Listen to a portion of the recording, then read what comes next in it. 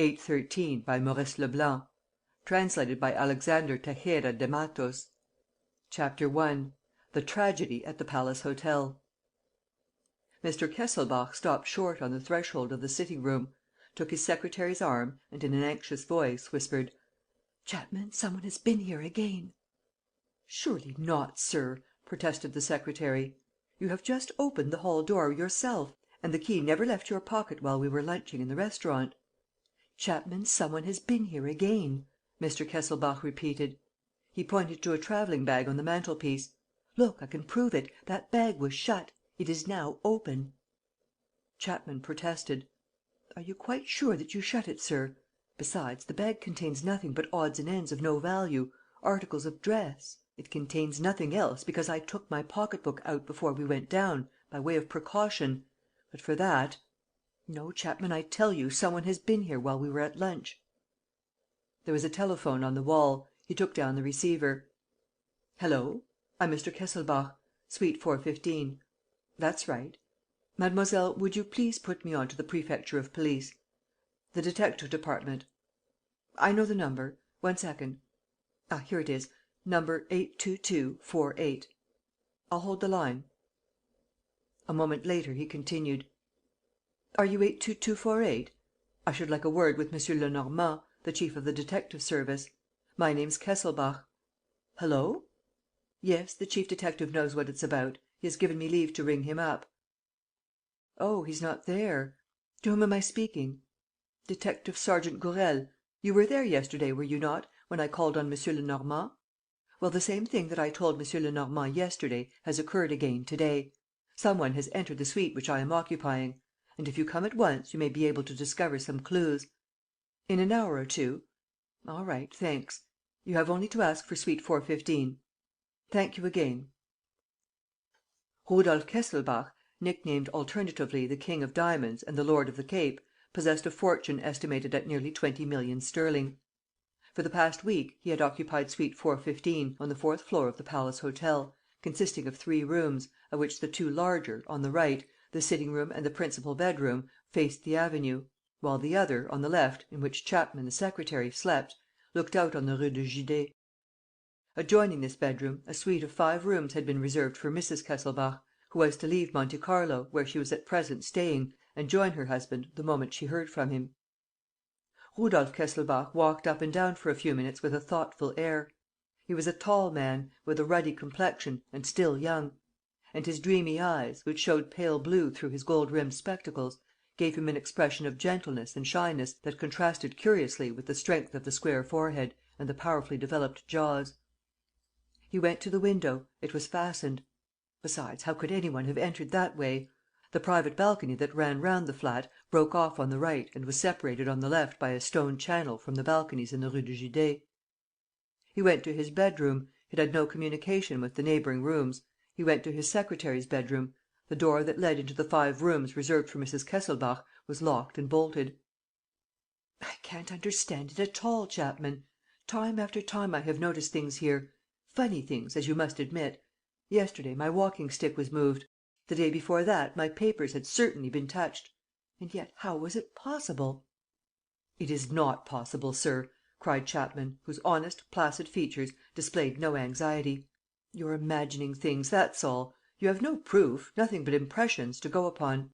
Besides, look here, there is no way into this suite except through the entrance lobby. Very well, you had a special key made on the day of our arrival; and your own man, Edwards, has the only duplicate. Do you trust him?" "Of course I do. He's been with me for 10 years. But Edwards goes to lunch at the same time that we do; and that's a mistake. He must not go down, in future, until we come back." Chapman gave a slight shrug of the shoulders. There was no doubt about it, the Lord of the Cape was becoming a trifle eccentric, with those incomprehensible fears of his. What risk can you run in a hotel, especially when you carry no valuables, no important sum of money on you or with you? They heard the hall door opening. It was Edwards. Mr. Kesselbach called him: "Are you dressed, Edwards? Ah, that's right. I'm expecting no visitors to day, Edwards. Or, rather, one visitor only, M. Gourel. Meantime, remain in the lobby and keep an eye on the door. Mr. Chapman and I have some serious work to do." The serious work lasted for a few minutes, during which Mr. Kesselbach went through his correspondence, read 3 or 4 letters and gave instructions how they were to be answered. But suddenly Chapman, waiting with pen poised, saw that Mr. Kesselbach was thinking of something quite different from his correspondence. He was holding between his fingers and attentively examining a pin, a black pin bent like a fish-hook. "Chapman," he said, "look what I've found on the table. This bent pin obviously means something. It's a proof, a material piece of evidence. You can't pretend now that no one has been in the room. For, after all, this pin did not come here of itself." "Certainly not," replied the secretary. "It came here through me." "What do you mean?" "Why, it's a pin which I used to fasten my tie to my collar. I took it out last night, while you were reading, and I twisted it mechanically." Mr. Kesselbach rose from his chair, with a great air of vexation, took a few steps and stopped. "You're laughing at me, Chapman. I feel you are. And you're quite right. I won't deny it. I have been rather odd, since my last journey to the Cape. It's because well, you don't know the new factor in my life, a tremendous plan, a huge thing. I can only see it as yet, in the haze of the future. But it's taking shape for all that.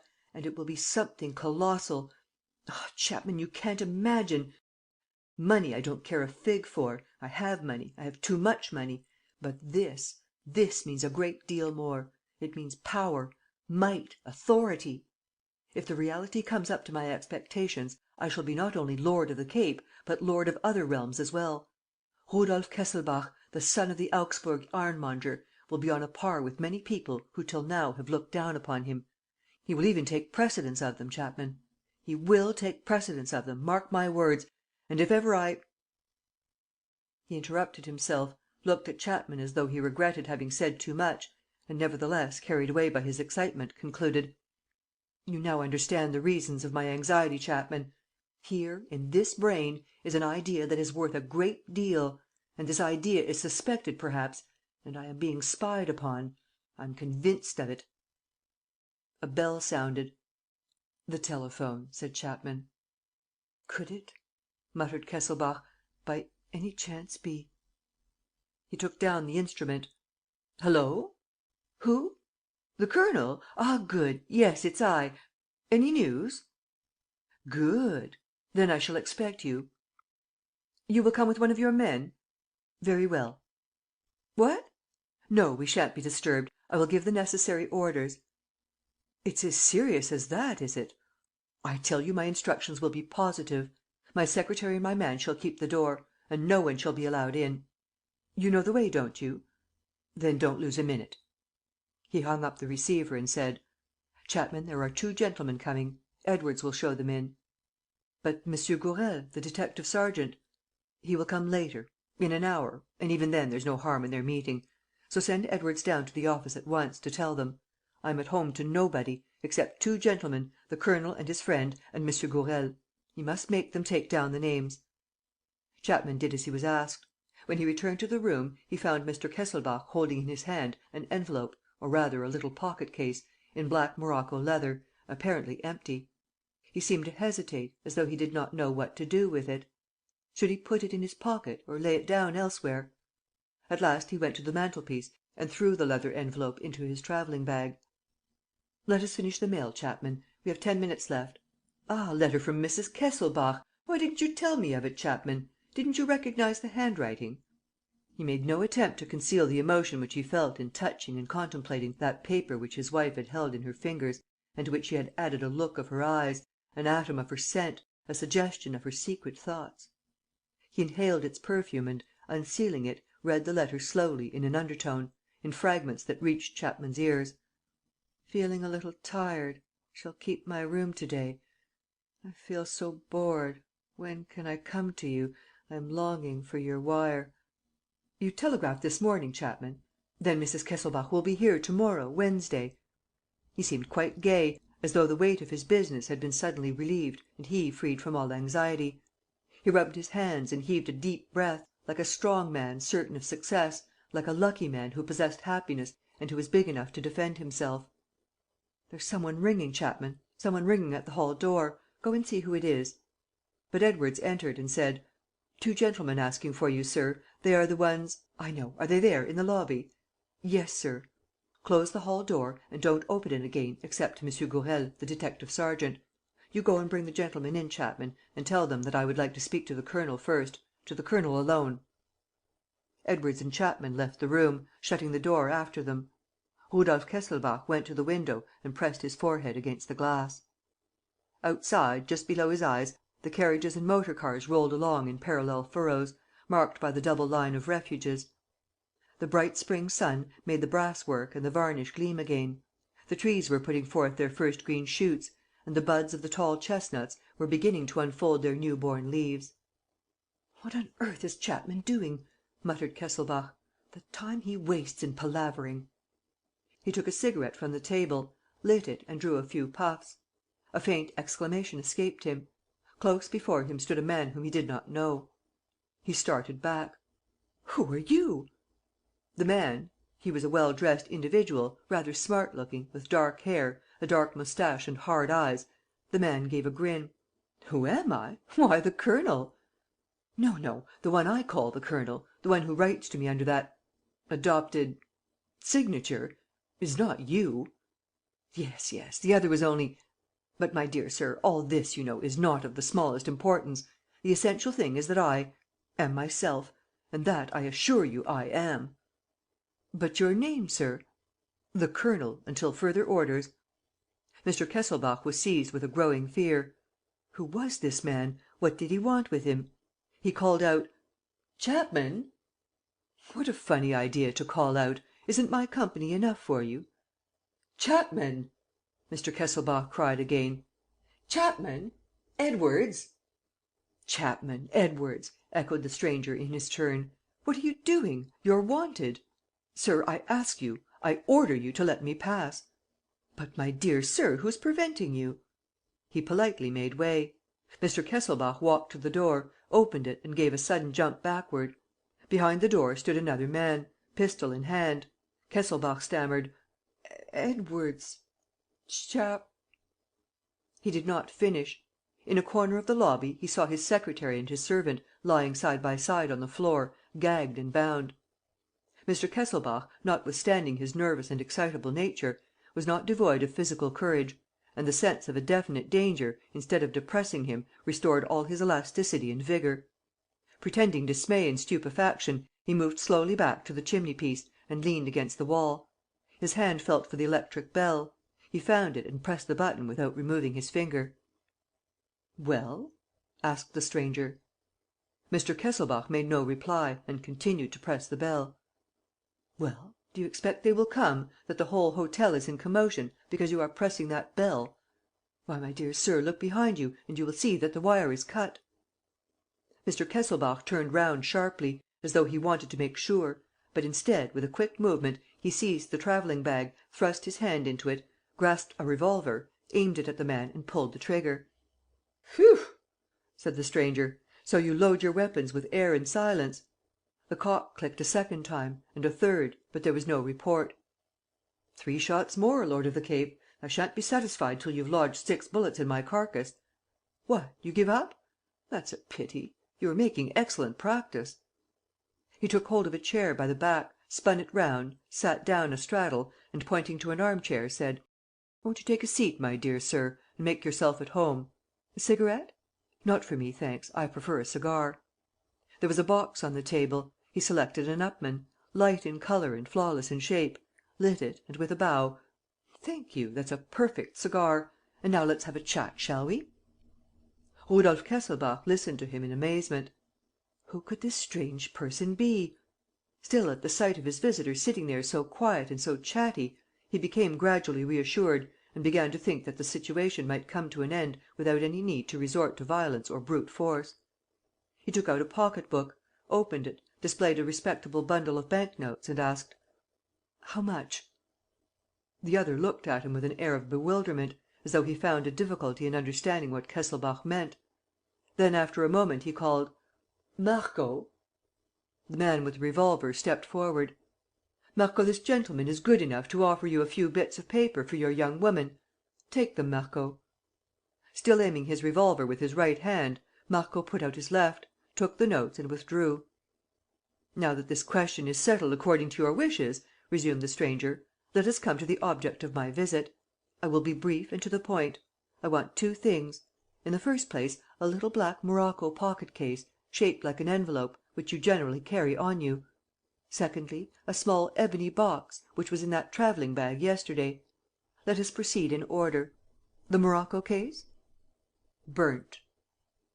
The stranger knit his brows. He must have had a vision of the good old days when there were peremptory methods of making the contumacious speak. "Very well. We shall see about that. And the ebony box?" "Burnt." "Ah!" he growled. "You're getting at me, my good man." He twisted the other's arm with a pitiless hand. "Yesterday, Rudolf Kesselbach, you walked into the Crédit Lyonnais, on the Boulevard des Italiens, hiding a parcel under your overcoat. You hired a safe, let us be exact, safe number 16, in recess number 9. After signing the book and paying your safe rent, you went down to the basement, and when you came up again, you no longer had your parcel with you. Is that correct?" "Quite." "Then the box and the pocket case are at the Crédit Lyonnais?" "No." "Give me the key of your safe." "No." "Marco!" Marco ran up. "Look sharp, Marco. The quadruple knot." Before he had even time to stand on the defensive, Rudolf Kesselbach was tied up in a network of cords that cut into his flesh at the least attempt which he made to struggle. His arms were fixed behind his back, his body fastened to the chair and his legs tied together like the legs of a mummy. "Search him, Marco." Marco searched him. 2 minutes after, he handed his chief a little flat, nickel-plated key, bearing the numbers 16 and 9. "Capital. No morocco pocket case?" "No, governor." "It is in the safe. Mr. Kesselbach, will you tell me the secret cipher that opens the lock?" "No." "You refuse?" "Yes." "Marco!" "Yes, governor." "Place the barrel of your revolver against the gentleman's temple." "It's there." "Now put your finger to the trigger." "Ready?" "Well, Kesselbach, old chap, do you intend to speak?" "No." "I'll give you 10 seconds and not one more. Marco?" "Yes, governor." "In 10 seconds, blow out the gentleman's brains." "Right you are, governor." "Kesselbach, I'm counting. 1, 2, 3, 4, 5, 6." Rudolf Kesselbach made a sign. "You want to speak?" "Yes." "You're just in time. Well, the cipher, the word for the lock?" "Dolor." "Dolor. Dolor. Mrs. Kesselbach's name is Dolores, I believe. You dear boy. Marco, go and do as I told you. No mistake, mind. I'll repeat it. Meet Jérôme at the omnibus office. Give him the key. Tell him the word Dolor. Then the two of you go to the Crédit Lyonnais. Jérôme is to walk in alone, sign the name book, go down to the basement and bring away everything in the safe. Do you quite understand?" "Yes, governor. But if the safe shouldn't open, if the word Dolor. Silence, Marco. When you come out of the Crédit Lyonnais, you must leave Jérôme. Go to your own place and telephone the result of the operation to me. Should the word Dolor by any chance fail to open the safe, my friend Rudolf Kesselbach and I will have one last interview. Kesselbach, you're quite sure you're not mistaken?" "Yes." "That means that you rely upon the futility of the search. We shall see. Be off, Marco." "What about you, governor?" "I shall stay. Oh, I'm not afraid. I've never been in less danger than at this moment. Your orders about the door were positive, Kesselbach, were they not? Yes?" "Dash it all, you seemed very eager to get that said. Can you have been trying to gain time? If so, I should be caught in a trap like a fool." He stopped to think, looked at his prisoner and concluded: "No, it's not possible. We shall not be disturbed." He had not finished speaking, when the door bell rang. He pressed his hand violently on Rudolf Kesselbach's mouth. "Oh, you old fox, you were expecting some one!" The captive's eyes gleamed with hope. He could be heard chuckling under the hand that stifled him. The stranger shook with rage. "Hold your tongue, or I'll strangle you! Here, Marco, gag him! Quick! That's it!" The bell rang again. He shouted, as though he himself were Kesselbach and as though Edwards were still there: "Why don't you open the door, Edwards?" Then he went softly into the lobby and, pointing to the secretary and the manservant, whispered: "Marco, help me shift these two into the bedroom. Over there, so that they can't be seen." He lifted the secretary. Marco carried the servant. "Good. Now go back to the sitting room." He followed him in and at once returned to the lobby and said, in a loud tone of astonishment: "Why, your man's not here, Mr. Kesselbach! No, don't move. Finish your letter. I'll go myself." And he quietly opened the hall door. "Mr. Kesselbach?" He found himself faced by a sort of jovial, bright eyed giant, who stood swinging from one foot to the other and twisting the brim of his hat between his fingers. He answered: "Yes, that's right. Who shall I say?" "Mr. Kesselbach telephoned. He expects me." "Oh, it's you. I'll tell him. Do you mind waiting a minute? Mr. Kesselbach will speak to you." He had the audacity to leave the visitor standing on the threshold of the little entrance hall, at a place from which he could see a portion of the sitting room through the open door, and slowly, without so much as turning round, he entered the room, went to his confederate by Mr. Kesselbach's side, and whispered: "We're done. It's Gourel, the detective." The other drew his knife. He caught him by the arm: "No nonsense. I have an idea. But, for God's sake, Marco, understand me and speak in your turn. Speak as if you were Kesselbach. You hear, Marco? You are Kesselbach." He expressed himself so coolly, so forcibly and with such authority that Marco understood, without further explanation, that he himself was to play the part of Kesselbach.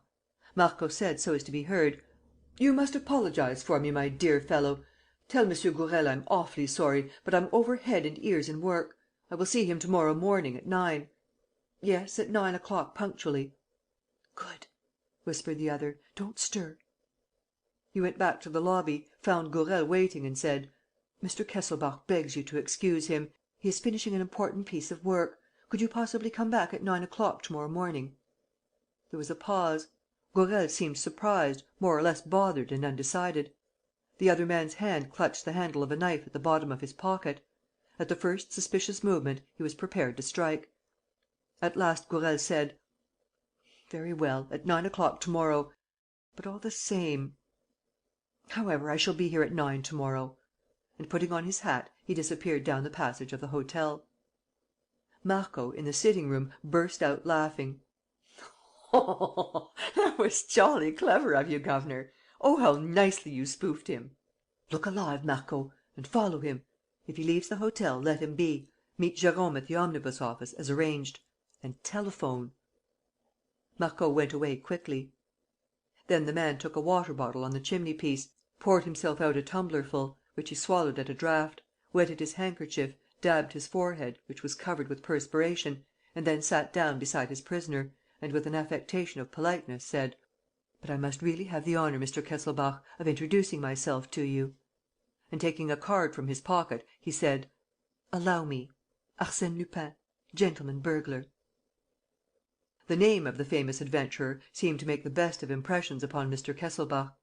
Lupin did not fail to observe the fact and exclaimed: "Aha, my dear sir, you breathe again! Arsène Lupin is a delicate, squeamish burglar. He loathes bloodshed. He has never committed a more serious crime than that of annexing other people's property. A mere peccadillo, eh? And what you're saying to yourself is that he is not going to burden his conscience with a useless murder. Quite so. But will your destruction be so useless as all that? Everything depends on the answer. And I assure you that I am not larking at present. Come on, old chap." He drew up his chair beside the arm-chair, removed the prisoner's gag and, speaking very plainly: "Mr. Kesselbach," he said, "on the day when you arrived in Paris, you entered into relations with one Barbareux, the manager of a confidential inquiry agency; and, as you were acting without the knowledge of your secretary, Chapman, it was arranged that the said Barbareux, when communicating with you by letter or telephone, should call himself 'the Colonel.' I hasten to tell you that Barbareux is a perfectly honest man. But I have the good fortune to number one of his clerks among my own particular friends. That is how I discovered the motive of your application to Barbareux and how I came to interest myself in you and to make a search or two here, with the assistance of a set of false keys, in the course of which search or two, I may as well tell you, I did not find what I was looking for." He lowered his voice and, with his eyes fixed on the eyes of his prisoner, watching his expression, searching his secret thoughts, he uttered these words: "Mr. Kesselbach, your instructions to Barbareux were that he should find a man hidden somewhere in the slums of Paris who bears, or used to bear, the name of Pierre Leduc. The man answers to this brief description: height, 5 feet 9 inches; hair and complexion fair; wears a moustache. Special mark: the tip of the little finger of the left hand is missing, as the result of a cut. Also, he has an almost imperceptible scar on the right cheek. You seem to attach enormous importance to this man's discovery, as though it might lead to some great advantage to yourself. Who is the man?" "I don't know." The answer was positive, absolute. Did he know or did he not know? It made little difference. The great thing was that he was determined not to speak. "Very well," said his adversary. "But you have fuller particulars about him than those with which you furnished Barbareux." "I have not." "You lie, Mr. Kesselbach. Twice, in Barbareux's presence, you consulted papers contained in the morocco case." "I did." "And the case?" "Burnt." Lupin quivered with rage. The thought of torture and of the facilities which it used to offer was evidently passing through his mind again. "Burnt? But the box? Come, own up. Confess that the box is at the Crédit Lyonnais." "Yes." "And what's inside it?" "The finest 200 diamonds in my private collection." This statement did not seem to displease the adventurer. "Aha! The finest 200 diamonds! But, I say, that's a fortune! Yes, that makes you smile. It's a trifle to you, no doubt; and your secret is worth more than that. To you, yes; but to me. ..." He took a cigar, lit a match, which he allowed to go out again mechanically, and sat for some time thinking, motionless. The minutes passed. He began to laugh: "I dare say you're hoping that the expedition will come to nothing and that they won't open the safe. Very likely, old chap; but in that case you'll have to pay me for my trouble. I did not come here to see what sort of figure you cut in an arm chair. The diamonds, since diamonds there appear to be, or else the morocco case: there's your dilemma." He looked at his watch. Half an hour.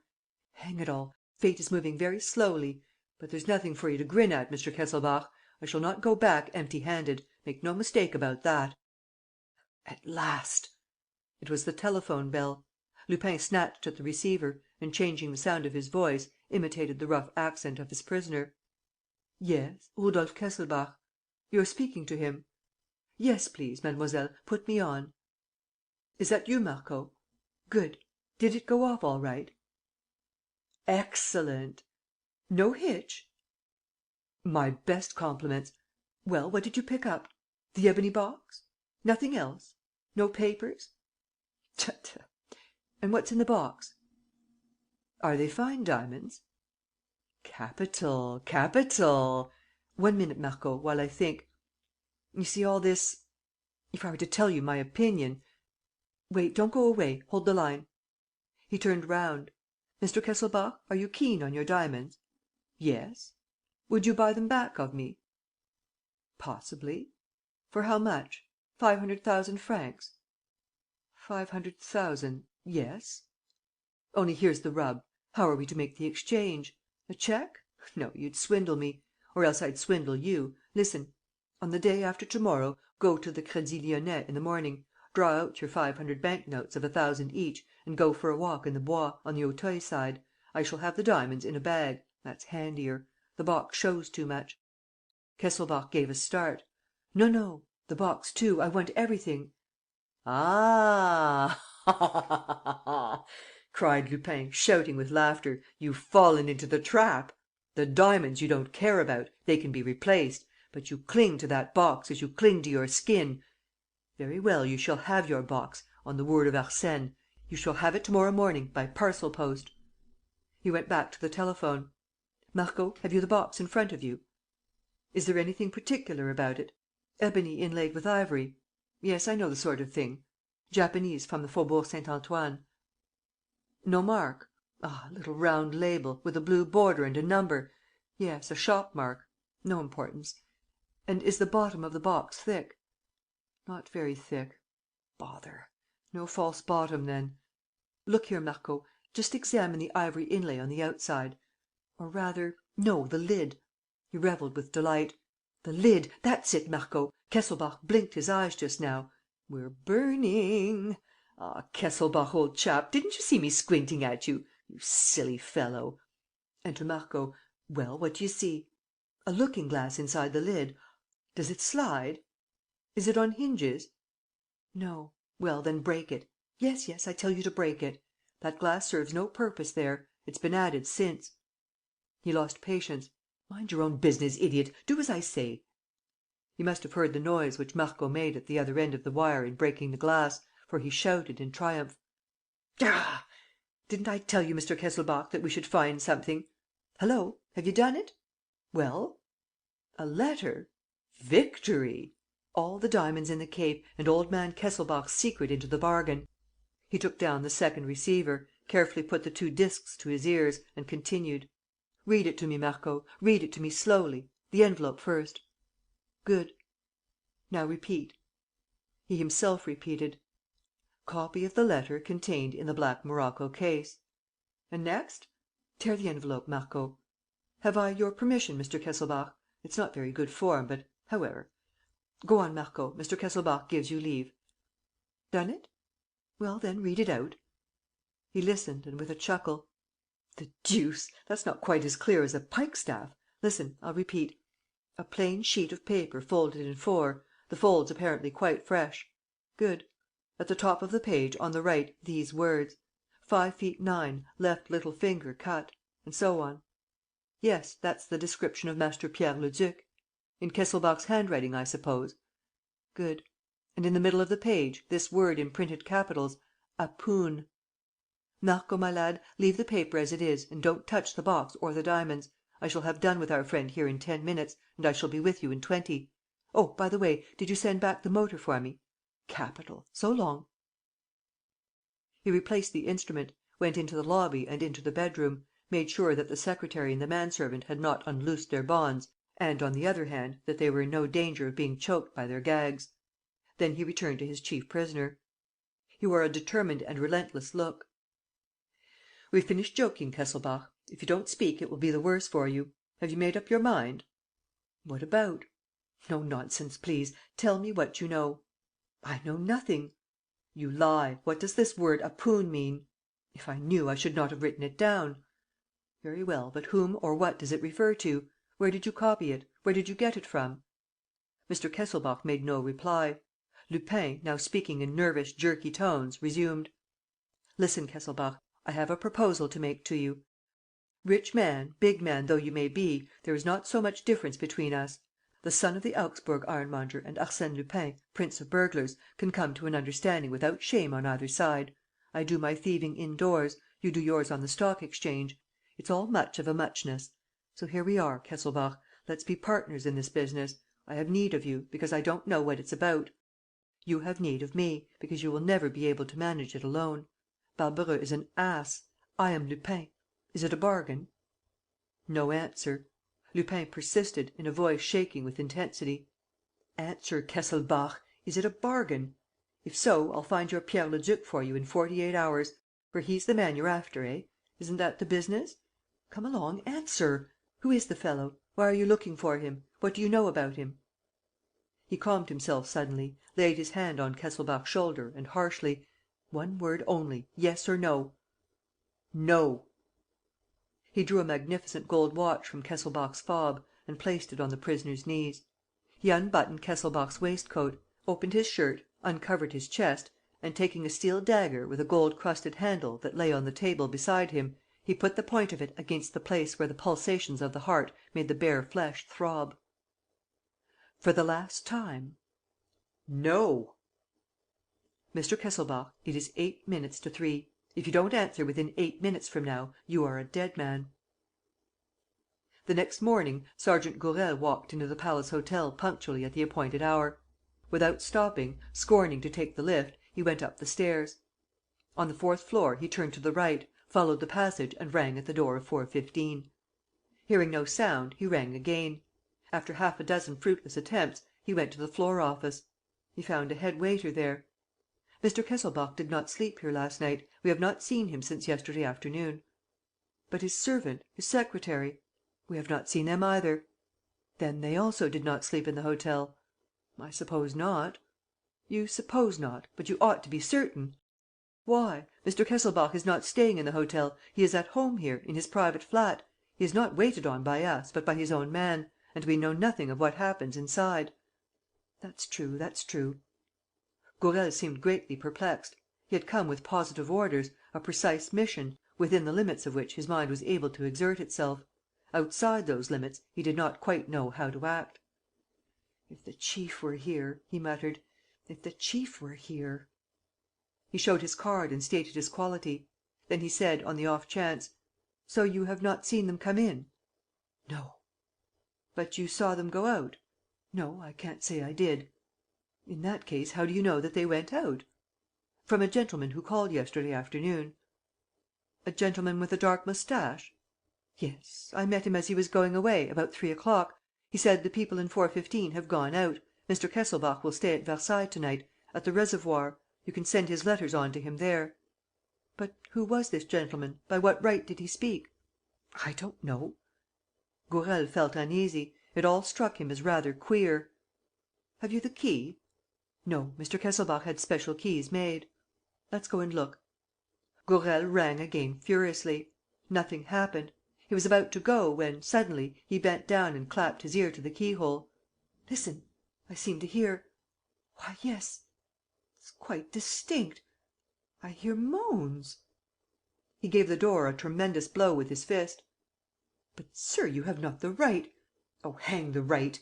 He struck the door with renewed force, but to so little purpose that he abandoned the attempt forthwith. "Quick, quick, a locksmith!" One of the waiters started off at a run. Gourel, blustering and undecided, walked to and fro. The servants from the other floors collected in groups. People from the office, from the manager's department, arrived. Gourel cried: "But why shouldn't we go in through the adjoining rooms? Do they communicate with this suite?" "Yes, but the communicating doors are always bolted on both sides." "Then I shall telephone to the detective office," said Gourel, to whose mind obviously there existed no salvation without his chief. "And to the commissary of police," observed some one. "Yes, if you like," he replied, in the tone of a gentleman who took little or no interest in that formality. When he returned from the telephone, the locksmith had nearly finished trying the keys. The last one worked the lock. Gourel walked briskly in. He at once hastened in the direction from which the moans came and hit against the bodies of Chapman the secretary and Edwards the manservant. One of them, Chapman, had succeeded, by dint of patience, in loosening his gag a little and was uttering short, stifled moans. The other seemed asleep. They were released. But Gourel was anxious. "Where's Mr. Kesselbach?" They went into the sitting room. Mr. Kesselbach was sitting strapped to the back of the arm chair, near the table. His head hung on his chest. "He has fainted," said Gourel, going up to him. "He must have exerted himself beyond his strength." Swiftly he cut the cords that fastened the shoulders. The body fell forward in an inert mass. Gourel caught it in his arms and started back with a cry of horror: "Why, he's dead! Feel! His hands are ice cold! And look at his eyes!" Some one ventured the opinion: "An apoplectic stroke, no doubt, or else heart failure." "True, there's no sign of a wound. It's a natural death." They laid the body on the sofa and unfastened the clothes. But red stains at once appeared on the white shirt; and, when they pushed it back, they saw that, near the heart, the chest bore a little scratch through which had trickled a thin stream of blood. And on the shirt was pinned a card. Gourel bent forward. It was Arsène Lupin's card, blood-stained like the rest. Then Gourel drew himself up, authoritatively and sharply: "Murdered! Arsène Lupin! Leave the flat, all of you. No one must stay here or in the bedroom. Let the two men be removed and seen to elsewhere. Leave the flat and don't touch a thing. The chief is on his way." Chapter 2. The blue-edged label. Arsène Lupin. Gourel repeated these two fateful words with an absolutely petrified air. They rang within him like a knell. Arsène Lupin. The great, the formidable Arsène Lupin. The burglar king, the mighty adventurer. Was it possible? "No, no," he muttered, "it's not possible, because he's dead." Only that was just it. Was he really dead? Arsène Lupin. Standing beside the corpse, he remained dull and stunned, turning the card over and over with a certain dread, as though he had been challenged by a ghost. Arsène Lupin. What ought he to do? Act? Take the field with his resources? No, no, better not act. He was bound to make mistakes if he entered the lists with an adversary of that stamp. Besides, the chief was on his way. The chief was on his way. All Gourel's intellectual philosophy was summed up in that short sentence. An able, persevering officer, full of courage and experience and endowed with herculean strength, he was one of those who go ahead only when obeying directions and who do good work only when ordered. And this lack of initiative had become still more marked since M. Lenormand had taken the place of M. Dudouis in the detective service. M. Lenormand was a chief indeed. With him one was sure of being on the right track. So sure, even, that Gourel stopped the moment that the chief's incentive was no longer behind him. But the chief was on his way. Gourel took out his watch and calculated the exact time when he would arrive. If only the commissary of police did not get there first! If only the examining magistrate, who was no doubt already appointed, or the divisional surgeon, did not come to make inopportune discoveries before the chief had time to fix the essential points of the case in his mind. "Well, Gourel, what are you dreaming about?" "The chief!" Lenormand was still a young man, if you took stock only of the expression of his face and his eyes gleaming through his spectacles. But he was almost an old man when you saw his bent back, his skin dry and yellow as wax, his grizzled hair and beard, his whole decrepit, hesitating, unhealthy appearance. He had spent his life laboriously in the colonies as government commissary, in the most dangerous posts. He had there acquired a series of fevers, an indomitable energy, notwithstanding his physical weariness, the habit of living alone, of talking little and acting in silence, a certain misanthropy, and suddenly, at the age of 55, in consequence of the famous case of the 3 Spaniards at Biskra, a great and well-earned notoriety. The injustice was then repaired, and he was straightway transferred to Bordeaux, was next appointed deputy in Paris, and lastly, on the death of M. Dudouis, chief of the detective service. And in each of these posts he displayed such a curious faculty of inventiveness in his proceedings, such resourcefulness, so many new and original qualities, and, above all, he achieved such correct results in the conduct of the last 4 or 5 cases with which public opinion had been stirred, that his name was quoted in the same breath with those of the most celebrated detectives. Gourel, for his part, had no hesitation. Himself a favorite of the chief, who liked him for his frankness and his passive obedience, he set the chief above them all. The chief to him was an idol, an infallible god. M. Lenormand seemed more tired than usual that day. He sat down wearily, parted the tails of his frock-coat, an old frock-coat, famous for its antiquated cut and its olive-green hue, untied his neckerchief, an equally famous maroon-coloured neckerchief, rested his 2 hands on his stick and said: "Speak." Gourel told all that he had seen, and all that he had learned, and told it briefly, according to the habit which the chief had taught him. But when he produced Lupin's card, M. Lenormand gave a start. "Lupin?" "Yes, Lupin. The brute's bobbed up again." "That's all right, that's all right," said M. Lenormand, after a moment's thought. "That's all right, of course," said Gourel, who loved to add a word of his own to the rare speeches of a superior whose only fault in his eyes was an undue reticence. "That's all right, for at last you will measure your strength with an adversary worthy of you. And Lupin will meet his master. Lupin will cease to exist. Lupin—" "Ferret!" said M. Lenormand, cutting him short. It was like an order given by a sportsman to his dog. And Gourel ferreted after the manner of a good dog, a lively and intelligent animal, working under his master's eyes. M. Lenormand pointed his stick to a corner, to an easy-chair, just as one points to a bush or a tuft of grass, and Gourel beat up the bush or the tuft of grass with conscientious thoroughness. "Nothing," said the sergeant, when he finished. "Nothing for you," grunted M. Lenormand. "That's what I meant to say. I know that, for you, chief, there are things that talk like human beings, real living witnesses. For all that, here is a murder well and duly added to our score against Master Lupin." "The first," observed M. Lenormand. "The first, yes. But it was bound to come. You can't lead that sort of life without, sooner or later, being driven by circumstances to serious crime. Mr. Kesselbach must have defended himself." "No, because he was bound." "That's true," owned Gourel, somewhat disconcertedly. "And it's rather curious too. Why kill an adversary who has practically ceased to exist? But no matter. If I had collared him yesterday, when we were face to face at the hall door. M. Lenormand had stepped out on the balcony. Then he went to Mr. Kesselbach's bedroom, on the right, and tried the fastenings of the windows and doors. "The windows of both rooms were shut when I came in," said Gourel. "Shut, or just pushed to?" "No one has touched them since, and they are shut, chief." A sound of voices brought them back to the sitting-room. Here they found the divisional surgeon, engaged in examining the body, and M. Formerie, the magistrate. M. Formerie exclaimed: Arsène Lupin, I am glad that at last a lucky chance has brought me into touch with that scoundrel again. I'll show the fellow the stuff I'm made of. And this time it's a murder. It's a fight between you and me now, Master Lupin." M. Formerie had not forgotten the strange adventure of the Princesse de Lamballe's diadem, nor the wonderful way in which Lupin had tricked him a few years before. The thing had remained famous in the annals of the law courts. People still laughed at it; and in M. Formerie it had left a just feeling of resentment combined with the longing for a striking revenge. "The nature of the crime is self-evident," he declared, with a great air of conviction, "and we shall have no difficulty in discovering the motive. So all is well. Monsieur Lenormand, how do you do? I am delighted to see you." M. Formerie was not in the least delighted. On the contrary, M. Lenormand's presence did not please him at all, seeing that the chief detective hardly took the trouble to disguise the contempt in which he held him. However, the magistrate drew himself up and, in his most solemn tones: "So, doctor, you consider that death took place about a dozen hours ago, perhaps more. That, in fact, was my own idea. We are quite agreed. And the instrument of the crime?"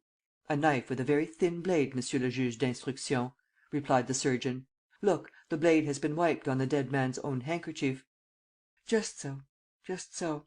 You can see the mark. And now let us go and question Mr. Kesselbach's secretary and manservant. I have no doubt that their examination will throw some more light on the case." Chapman, who together with Edwards had been moved to his own room, on the left of the sitting-room, had already recovered from his experiences. He described in detail the events of the previous day, Mr. Kesselbach's restlessness, the expected visit of the colonel, and, lastly, the attack of which they had been the victims. "Aha!" cried M. Formerie. "So there's an accomplice? And you heard his name? Marco, you say? This is very important. When we've got the accomplice, we shall be a good deal further advanced." "Yes, but we've not got him," M. Lenormand ventured to remark. "We shall see. One thing at a time. And then, Mr. Chapman, this Marco went away immediately after M. Gourel had rung the bell?" "Yes, we heard him go." "And, after he went, did you hear nothing else?" "Yes, from time to time, but vaguely. The door was shut." "And what sort of noises did you hear?" "Bursts of voices. The man call him by his name, Arsène Lupin." "Arsène Lupin must have telephoned." "Capital! We will examine the person of the hotel who has charge of the branch exchange communicating with the outside." "And, afterward, did you hear him go out too?" "He came in to see if we were still bound. And, a quarter of an hour later, he went away, closing the hall door after him." "Yes, as soon as his crime was committed. Good, good. It all fits in. And, after that?" "After that, we heard nothing more.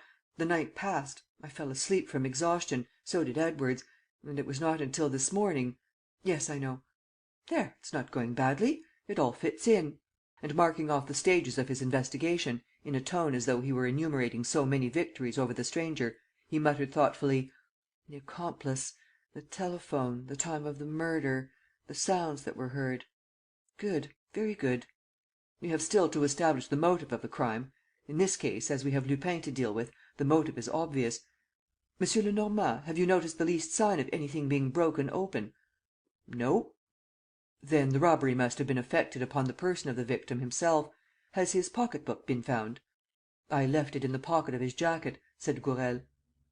They all went into the sitting-room, where M. Formerie discovered that the pocket-book contained nothing but visiting cards and papers establishing the murdered man's identity. "That's odd. Mr. Chapman, can you tell us if Mr. Kesselbach had any money on him?" "Yes. On the previous day, that is, on Monday, the day before yesterday, we went to the Crédit Lyonnais, where Mr. Kesselbach hired a safe." "A safe at the Crédit Lyonnais? Good. We must look into that." "And, before we left, Mr. Kesselbach opened an account and drew out 5,000 or 6,000 francs in bank notes." "Excellent. That tells us just what we want to know." Chapman continued: "There is another point, Monsieur le Juge d'Instruction. Mr. Kesselbach, who for some days had been very uneasy in his mind, I have told you the reason, a scheme to which he attached the utmost importance, Mr. Kesselbach seemed particularly anxious about two things. There was, first, a little ebony box, which he put away safely at the Crédit Lyonnais, and next a little black morocco note-case, in which he kept a few papers." "And where is that?" "Before Lupin's arrival, he put it, in my presence, into that travelling-bag." M. Formerie took the bag and felt about in it. The note case was not there. He rubbed his hands: "Ah, everything fits in. We know the culprit, the conditions and the motive of the crime. This case won't take long. Are we quite agreed upon everything, M. Lenormand?" "Upon not one single thing." There was a moment of stupefaction. The commissary of police had arrived; and behind him, in spite of the constables keeping the door, a troop of journalists and the hotel staff had forced their way in and were standing in the entrance lobby. Notorious though the old fellow was for his bluntness, a bluntness which was not without a certain discourtesy and which had already procured him an occasional reprimand in high quarters, the abruptness of this reply took every one aback; and M. Formerie in particular appeared utterly nonplussed. "Still," he said, "I can see nothing that isn't quite simple. Lupin is the thief." "Why did he commit the murder?" M. Lenormand flung at him. "In order to commit the theft." "I beg your pardon. The witness's story proves that the theft took place before the murder. Mr. Kesselbach was first bound and gagged, then robbed. Why should Lupin, who has never resorted to murder, choose this time to kill a man whom he had rendered helpless and whom he had already robbed?" The examining magistrate stroked his long, fair whiskers, with the gesture customary to him when a question seemed incapable of solution. He replied in a thoughtful tone: "There are several answers to that." "What are they?" "It depends. It depends upon a number of facts as yet unknown. And, moreover, the objection applies only to the nature of the motives. We are agreed as to the remainder." "No." This time again the denial was flat, blunt, almost impolite; so much so that the magistrate was absolutely nonplussed, dared not even raise a protest, and remained abashed in the presence of this strange collaborator. At last he said: "We all have our theories. I should like to know yours." "I have none." The chief detective rose and, leaning on his stick, took a few steps through the room. All the people around him were silent; and it was rather curious, in a group in which, after all, his position was only that of an auxiliary, a subordinate, to see this ailing, decrepit, elderly man dominate the others by the sheer force of an authority which they had to feel, even though they did not accept it. After a long pause, he said: "I should like to inspect the rooms which adjoin this suite." The manager showed him the plan of the hotel. The only way out of the right-hand bedroom, which was Mr. Kesselbach's, was through the little entrance hall of the suite. But the bedroom on the left, the room occupied by the secretary, communicated with another apartment. "Let us inspect it," said M. Lenormand. M. Formerie could not help shrugging his shoulders and growling: "But the communicating door is bolted and the window locked." "Let us inspect it," repeated M. Lenormand. He was taken into the apartment, which was the first of the 5 rooms reserved for Mrs. Kesselbach. Then, at his request, he was taken to the rooms leading out of it. All the communicating doors were bolted on both sides. "Are not any of these rooms occupied?" he asked. "No." "Where are the keys?" "The keys are always kept in the office." "Then no one can have got in?" "No one, except the floor waiter who airs and dusts the rooms." "Send for him, please." The man, whose name was Gustave Beudot, replied that he had closed the windows of 5 rooms on the previous day, in accordance with his general instructions. "At what time?" "At 6 o'clock in the evening." "And you noticed nothing?" "No, sir." "And this morning?" "This morning, I opened the windows at 8 o'clock exactly." "And you found nothing?" He hesitated. He was pressed with questions and ended by admitting: "Well, I picked up a cigarette case near the fireplace in 420. I intended to take it to the office this evening." "Have you it on you?" "No, it is in my room. It is a gun metal case. It has a space for tobacco and cigarette papers on one side and for matches on the other. There are 2 initials in gold, an L and an M." "What's that?" Chapman had stepped forward. He seemed greatly surprised and, questioning the servant: "A gun metal cigarette case, you say?" "Yes." "With 3 compartments, for tobacco, cigarette papers and matches? Russian tobacco, wasn't it, very fine and light?" "Yes." "Go and fetch it. I should like to see it for myself, to make sure." At a sign from the chief detective, Gustave Beudot left the room. M. Lenormand sat down and his keen eyes examined the carpet, the furniture and the curtains. He asked: "This is room 420, is it not?" "Yes." The magistrate grinned: "I should very much like to know what connection you establish between this incident and the tragedy. 5 locked doors separate us from the room in which Mr. Kesselbach was murdered." M. Lenormand did not condescend to reply. Time passed. Gustave did not return. "Where does he sleep?" asked the chief detective. "On the 6th floor," answered the manager. "The room is on the Rue de Judée side. Above this, therefore. It's curious that he's not back yet. Would you have the kindness to send some one to see?" The manager went himself, accompanied by Chapman. A few minutes after, he returned alone, running, with every mark of consternation on his face. "Well?" "Dead!" "Murdered?" "Yes." "Oh, by thunder, how clever these scoundrels are!" roared M. Lenormand. "Off with you, Gourel, and have the doors of the hotel locked. Watch every outlet. And you, Mr. Manager, please take us to Gustave Beudot's room." The manager led the way. But, as they left the room, M. Lenormand stooped and picked up a tiny little round piece of paper, on which his eyes had already fixed themselves. It was a label surrounded with a blue border and marked with the number 813.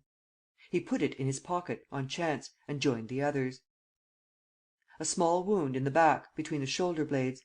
"Exactly the same wound as Mr. Kesselbach's," declared the doctor. "Yes," said M. Lenormand. "It was the same hand that struck the blow and the same weapon was used." Judging by the position of the body, the man had been surprised when on his knees before the bed, feeling under the mattress for the cigarette case which he had hidden there. His arm was still caught between the mattress and the bed, but the cigarette case was not to be found. "That cigarette case must have been devilish compromising," timidly suggested M. Formerie, who no longer dared put forward any definite opinion. "Well, of course," said the chief detective. "At any rate, we know the initials, an L and an M; and with that, together with what Mr. Chapman appears to know, we shall easily learn." M. Lenormand gave a start: "Chapman! But where is he?" They looked in the passage among the groups of people crowded together. Chapman was not there. "Mr. Chapman came with me," said the manager. "Yes, yes, I know, but he did not come back with you." "No, I left him with the corpse." "You left him? Alone?" "I said to him, 'Stay here. Don't move.'" "And was there no one about? Did you see no one?" "In the passage? No." "But in the other attics? Or else, look here, round that corner, was there no one hiding there?" M. Lenormand seemed greatly excited. He walked up and down, he opened the doors of the rooms; and, suddenly, he set off at a run, with an agility of which no one would have thought him capable. He rattled down the 6 storeys, followed at a distance by the manager and the examining magistrate. At the bottom, he found Gourel in front of the main door. "Has no one gone out?" "No, chief." "What about the other door, in the Rue Orvieto?" "I have posted Dieuzy there." "With firm orders?" "Yes, chief." The huge hall of the hotel was crowded with anxious visitors, all commenting on the more or less accurate versions that had reached them of the crime. All the servants had been summoned by telephone and were arriving, one by one. M. Lenormand questioned them without delay. None of them was able to supply the least information. But a fifth-floor chambermaid appeared. 10 minutes earlier, or thereabouts, she had passed 2 gentlemen who were coming down the servants' staircase between the 5th and the 4th floors. They came down very fast. The one in front was holding the other by the hand. I was surprised to see those 2 gentlemen on the servants' staircase.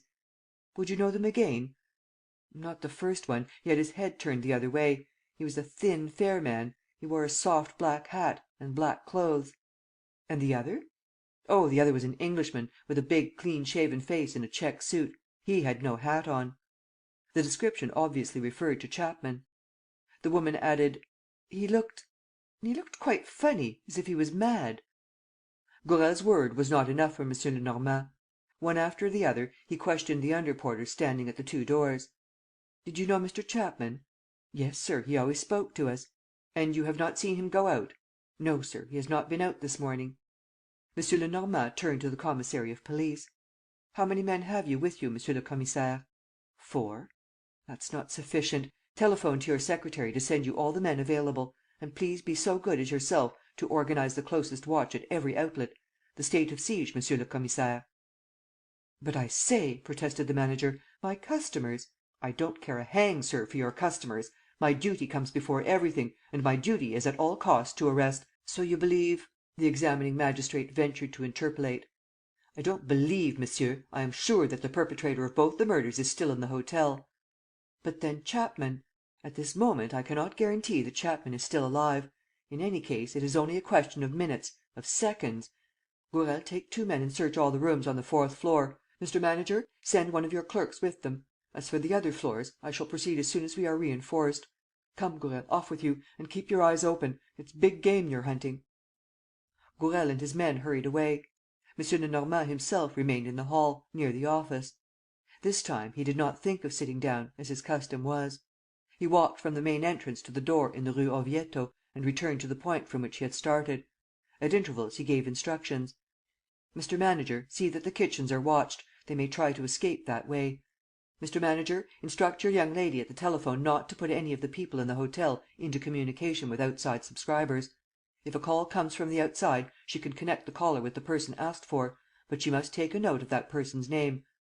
Mr. Manager, have a list made out of all your visitors whose name begins with an L or an M."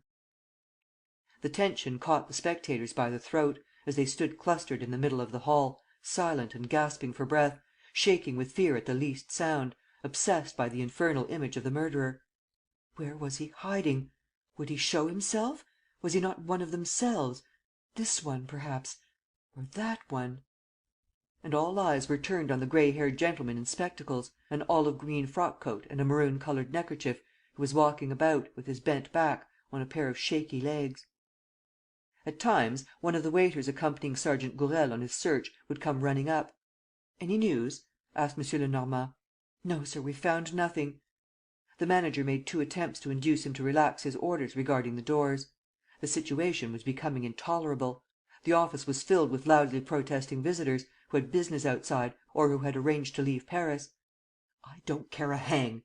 said M. Lenormand again. "But I know them all." "I congratulate you." "You are exceeding your powers." "I know." "The law will decide against you." "I'm convinced of that."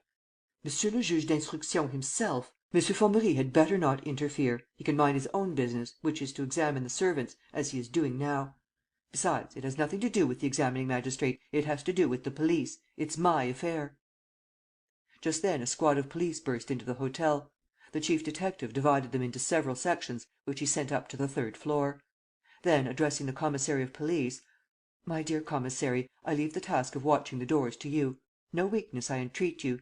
I will take the responsibility for anything that happens." And, turning to the lift, he had himself conveyed to the 2nd floor. It was a difficult business and a long one, for they had to open the doors of the 60 bedrooms, to inspect all the bathrooms, all the recesses, all the cupboards, every nook and corner. And it was also fruitless. An hour later, on the stroke of 12, M. Lenormand had just done the 2nd floor. The other parties had not yet finished the upper floors; and no discovery had been made. M. Lenormand hesitated. Had the murderer retreated to the attics? He was deciding, however, to go downstairs, when he was told that Mrs. Kesselbach had just arrived with her lady companion. Edwards, the old confidential manservant, had accepted the task of informing her of Mr. Kesselbach's death. M. Lenormand found her in one of the drawing-rooms, overcome by the unexpected shock, dry-eyed, but with her features wrung with grief and her body trembling all over, as though convulsed with fever. She was a rather tall, dark woman, and her black and exceedingly beautiful eyes were filled with gold, with little gold spots, like spangles gleaming in the dark. Her husband had met her in Holland, where Dolores was born of an old family of Spanish origin, the Amontis. He fell in love with her at first sight; and for 4 years the harmony between them, built up of mutual affection and devotion, had never been interrupted. M. Lenormand introduced himself. She looked at him without replying; and he was silent, for she did not appear, in her stupor, to understand what he said. Then, suddenly, she began to shed copious tears, and asked to be taken to her husband. In the hall, M. Lenormand found Gourel, who was looking for him and who rushed at him with a hat which he held in his hand: "I picked this up, chief. There's no doubt whom it belongs to, is there?" It was a soft black felt hat and resembled the description given. There was no lining or label inside it. "Where did you pick it up?" "On the 2nd floor landing of the servants' staircase." "Nothing on the other floors?" "Nothing. We've searched everywhere. There is only the 1st floor left; and this hat shows that the man went down so far. We're burning, chief." "I think so." At the foot of the stairs, M. Lenormand stopped. "Go back to the commissary and give him my orders. He must post 2 men at the foot of each of the 4 staircases, revolver in hand; and they are to fire, if necessary. Understand this, Gourel: if Chapman is not saved, and if the fellow escapes, it means my resignation. I've been wool gathering for over 2 hours." He went up the stairs. On the 1st floor he met 2 policemen leaving a bedroom, accompanied by a servant of the hotel. The passage was deserted. The hotel staff dared not venture into it. Some of the permanent visitors had locked themselves in their rooms; and the police had to knock for a long time and proclaim who they were before they could get the doors opened. Farther on, M. Lenormand saw another group of policemen searching the maids' pantry. And, at the end of a long passage, he saw some more men who were approaching the turning, that is to say, that part of the passage which contained the rooms overlooking the Rue de Judée. And, suddenly, he heard these men shouting and they disappeared at a run. He hurried after them. The policemen had stopped in the middle of the passage. At their feet, blocking their way, with its face on the carpet, lay a corpse.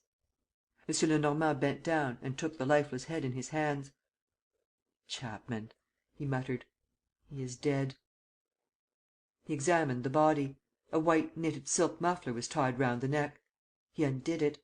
Red stains appeared; and he saw that the muffler held a thick wad of cotton wool in position against the nape of the neck. The wad was soaked with blood. Once again there was the same little wound, clean, frank and pitiless. M. Formerie and the commissary were at once told and came hastening up. "No one gone out?" asked the chief detective. "No surprise?" "No," said the commissary. "There are 2 men on guard at the foot of each staircase." "Perhaps he has gone up again," said M. Formerie. "No, no." "But some one must have met him." "No. This all happened quite a long time ago. The hands are cold. The murder must have been committed almost immediately after the other, as soon as the 2 men came here by the servants' staircase." "But the body would have been seen. Think, 50 people must have passed this spot during the last 2 hours." "The body was not here." "Then where was it?" "Why, how can I tell?" snapped the chief detective. "Do as I'm doing. Look for yourself. You can't find things by talking." He furiously patted the knob of his stick with a twitching hand; and he stood there, with his eyes fixed on the body, silent and thoughtful. At last he spoke: "Monsieur le Commissaire, be so good as to have the victim taken to an empty room. Let them fetch the doctor. Mr. Manager, would you mind opening the doors of all the rooms on this passage for me?" On the left were 3 bedrooms and 2 sitting rooms, forming an empty suite, which M. Lenormand inspected. On the right were 4 bedrooms. 2 were occupied, respectively, by a M. Reverdat and an Italian, Baron Giacomini, who were both then out. In the 3rd room, they found an elderly English maiden lady still in bed; and in the 4th, an Englishman who was placidly reading and smoking and who had not been in the least disturbed by the noises in the passage. His name was Major Parbury. No amount of searching or questioning led to any result. The old maid had heard nothing before the exclamations of the policeman: no noise of a struggle, no cry of pain, no sound of quarrelling; and Major Parbury neither. Moreover, there was no suspicious clue found, no trace of blood, nothing to lead them to suppose that the unfortunate Chapman had been in one of those rooms. "It's queer," muttered the examining magistrate. "It's all very queer." And he confessed, ingenuously: "I feel more and more at sea. There is a whole series of circumstances that are partly beyond me. What do you make of it, M. Lenormand?" M. Lenormand was on the point of letting off one of those pointed rejoinders in which he was wont to give vent to his chronic ill temper, when Gourel appeared upon the scene, all out of breath: "Chief," he panted, "they found this downstairs, in the office, on a chair." It was a parcel of moderate dimensions, wrapped up in a piece of black serge. "Did they open it?" asked the chief. "Yes, but when they saw what the parcel contained, they did it up again exactly as it was, fastened very tight, as you can see." "Untie it." Gourel removed the wrapper and disclosed a black diagonal jacket and trousers, which had evidently been packed up in a hurry, as the creases in the cloth showed. In the middle was a towel, covered with blood, which had been dipped in water, in order, no doubt, to destroy the marks of the hands that had been wiped on it. Inside the napkin was a steel dagger, with a handle encrusted with gold. This also was red with blood, the blood of 3 men stabbed within the space of a few hours by an invisible hand, amid the crowd of 300 people moving about in the huge hotel. Edwards, the manservant, at once identified the dagger as belonging to Mr. Kesselbach. He had seen it on the table on the previous day, before the assault committed by Lupin. "Mr. Manager," said the chief detective, "the restriction is over. Gourel, go and give orders to leave the doors free." "So you think that Lupin has succeeded in getting out?" asked M. Formerie. "No.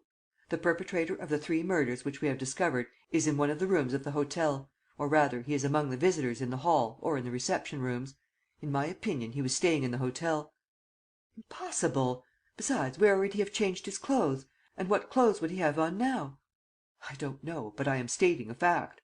"And you are letting him go? Why, he'll just walk out quietly, with his hands in his pockets." The The one who walks away like that, without his luggage, and who does not return, will be the criminal. Mr. Manager, please come with me to the office. I should like to make a close inspection of your visitors' book." In the office, M. Lenormand found a few letters addressed to Mr. Kesselbach.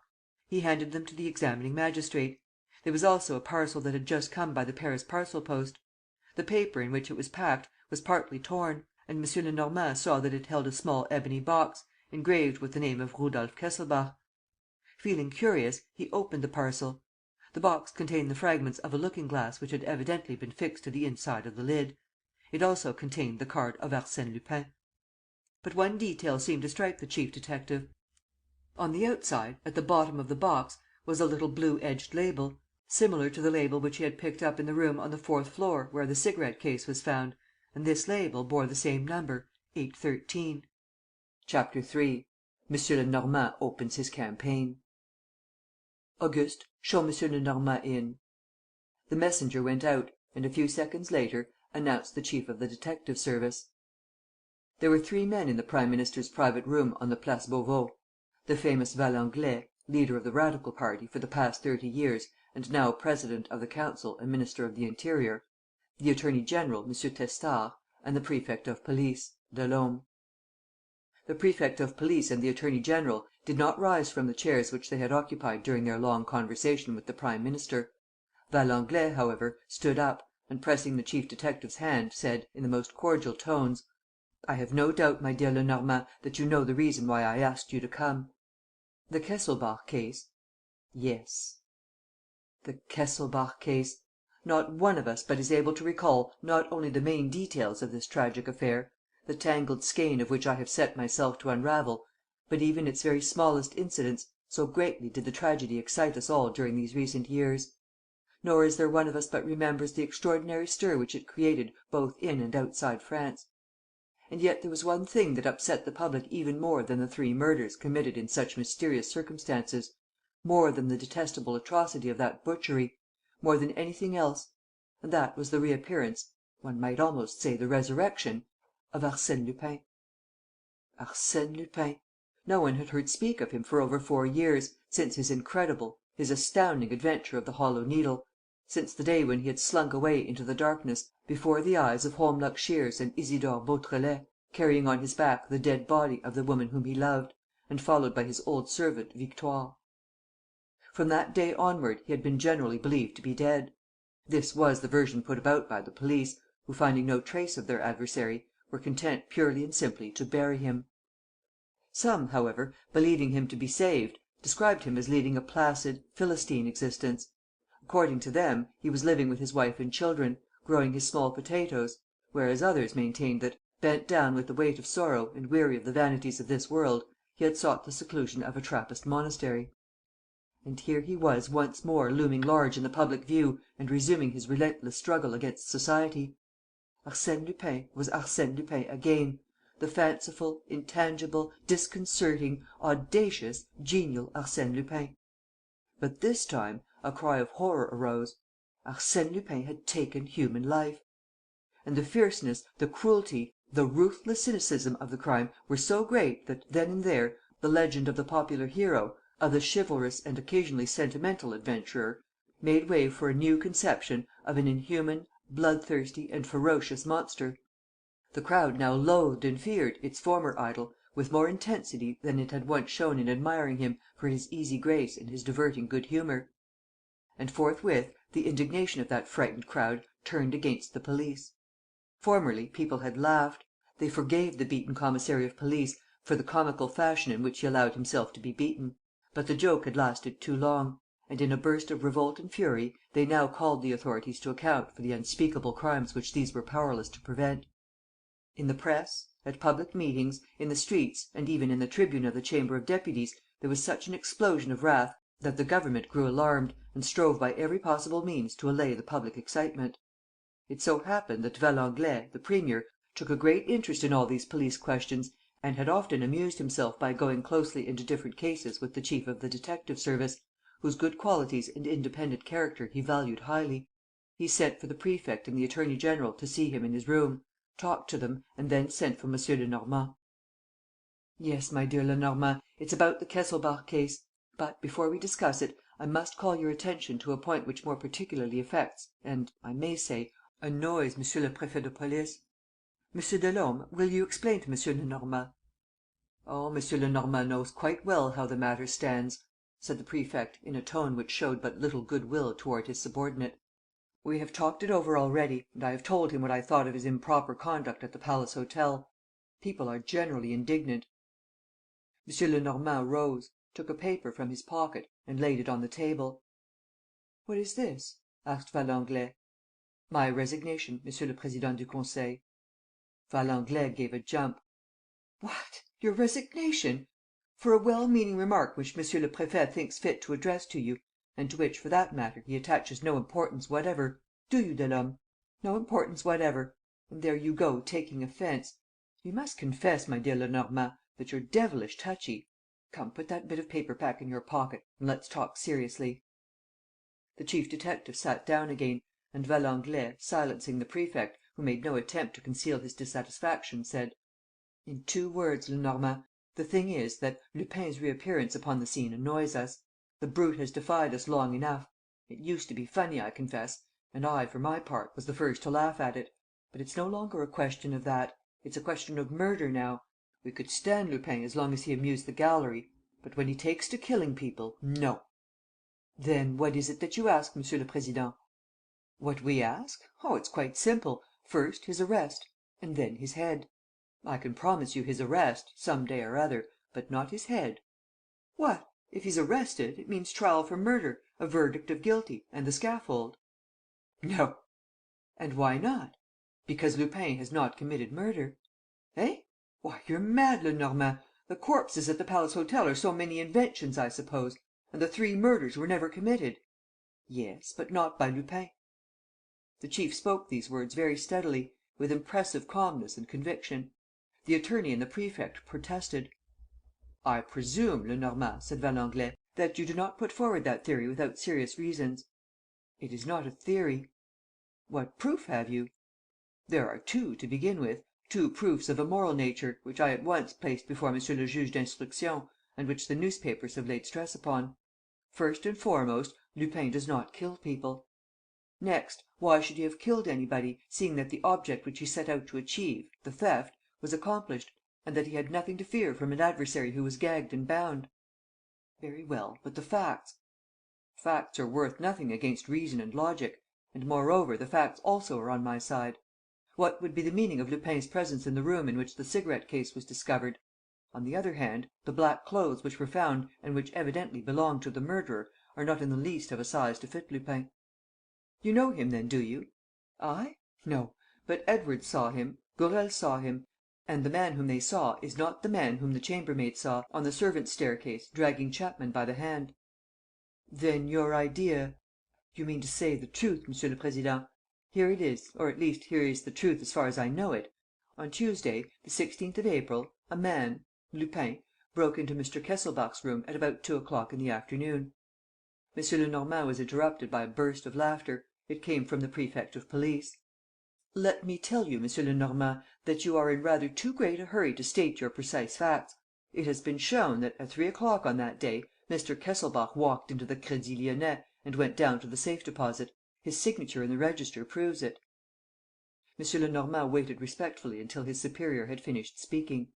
Then, without even troubling to reply directly to the attack, he continued: "At about 2 o'clock in the afternoon, Lupin, assisted by an accomplice, a man named Marco, bound Mr. Kesselbach hand and foot, robbed him of all the loose cash which he had upon him and compelled him to reveal the cipher of his safe at the Crédit Lyonnais.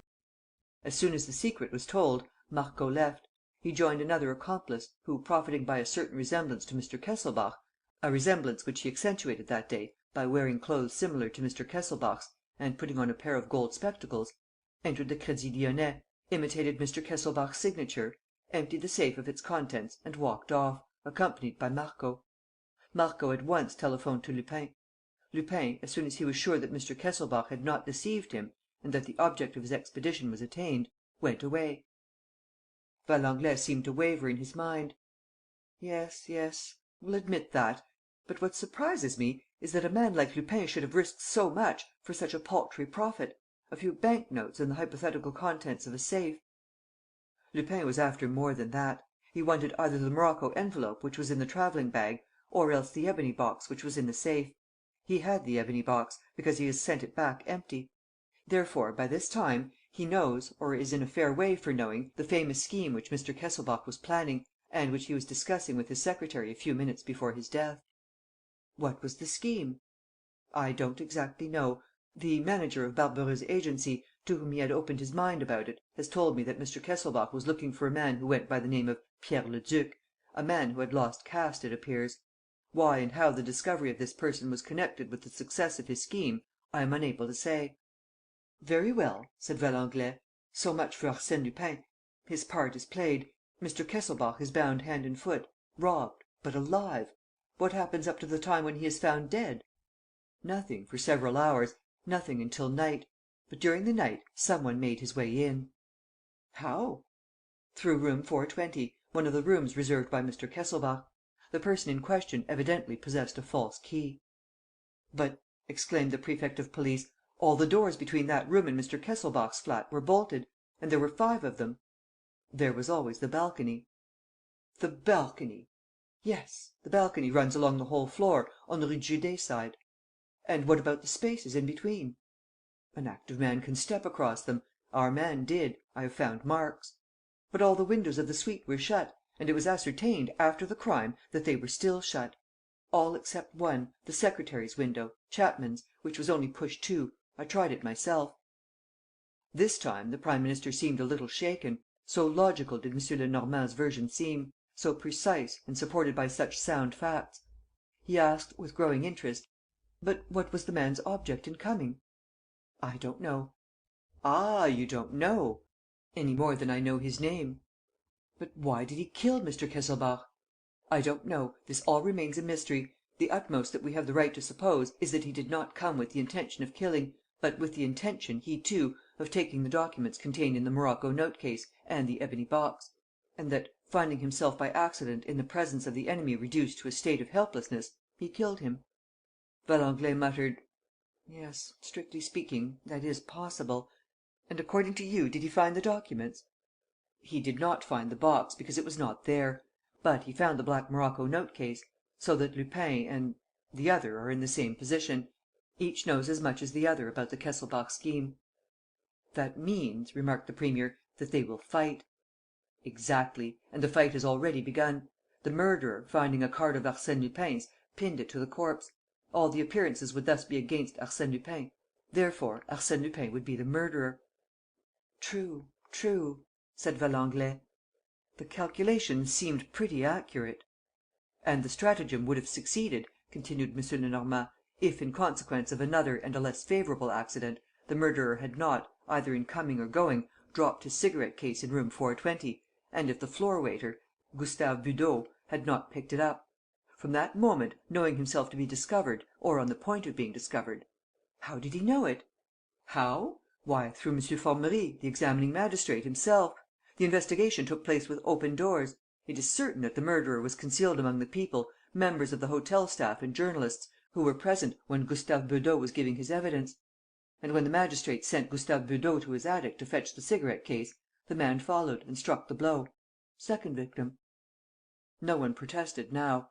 The tragedy was being reconstructed before their eyes with a realism and a probable accuracy which were equally striking. "And the third victim?" asked Valenglay. "He himself gave the ruffian his opportunity. When Beudot did not return, Chapman, curious to see the cigarette case for himself, went upstairs with the manager of the hotel. He was surprised by the murderer, dragged away by him, taken to one of the bedrooms and murdered in his turn." "But why did he allow himself to be dragged away like that and to be led by a man whom he knew to be the murderer of Mr. Kesselbach and of Gustave Beudot?" "I don't know, any more than I know the room in which the crime was committed, or the really miraculous way in which the criminal escaped." "Something has been said about 2 blue labels." "Yes, one was found on the box which Lupin sent back; and the other was found by me and doubtless came from the morocco note case stolen by the murderer." "Well?" "I don't think that they mean anything. What does mean something is the number 813, which Mr. Kesselbach wrote on each of them. His handwriting has been recognized." "And that number 813?" "It's a mystery." "Then I can only reply again that I don't know." "Have you no suspicions?" "None at all. Two of my men are occupying one of the rooms in the Palace Hotel, on the floor where Chapman's body was found. I have had all the people in the hotel watched by these two men. The criminal is not one of those who have left." "Did no one telephone while the murders were being committed?" "Yes, some one telephoned from the outside to Major Parbury, one of the four persons who occupied rooms on the first floor passage." "And this Major Parbury?" "I am having him watched by my men. So far, nothing has been discovered against him." "And in which direction do you intend to seek?" "Oh, in a very limited direction. In my opinion, the murderer must be numbered among the friends or connections of Mr. and Mrs. Kesselbach. He followed their scent, knew their habits, the reason of Mr. Kesselbach's presence in Paris; and he at least suspected the importance of Mr. Kesselbach's plans." "Then he was not a professional criminal?" "No, no, certainly not. The murder was committed with extraordinary cleverness and daring, but it was due to circumstances. I repeat, we shall have to look among the people forming the immediate circle of Mr. and Mrs. Kesselbach. And the proof is that Mr. Kesselbach's murderer killed Gustave Beudot for the sole reason that the waiter had the cigarette case in his possession, and Chapman for the sole reason that the secretary knew of its existence. Remember Chapman's excitement. At the mere description of the cigarette case, Chapman received a sudden insight into the tragedy. If he had seen the cigarette case, we should have been fully informed. The man, whoever he may be, was well aware of that, and he put an end to Chapman. And we know nothing, nothing but the initials L and M." He reflected for a moment and said: "There is another proof, which forms an answer to one of your questions, Monsieur le Président. Do you believe that Chapman would have accompanied that man along the passages and staircases of the hotel, if he did not already know him?" The facts were accumulating. The truth, or at least the probable truth, was gaining strength. Many of the points at issue, the most interesting perhaps, remained obscure. But what a light had been thrown upon the subject!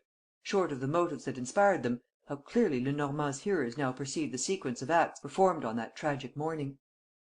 There was a pause. Every one was thinking, seeking for arguments, for objections.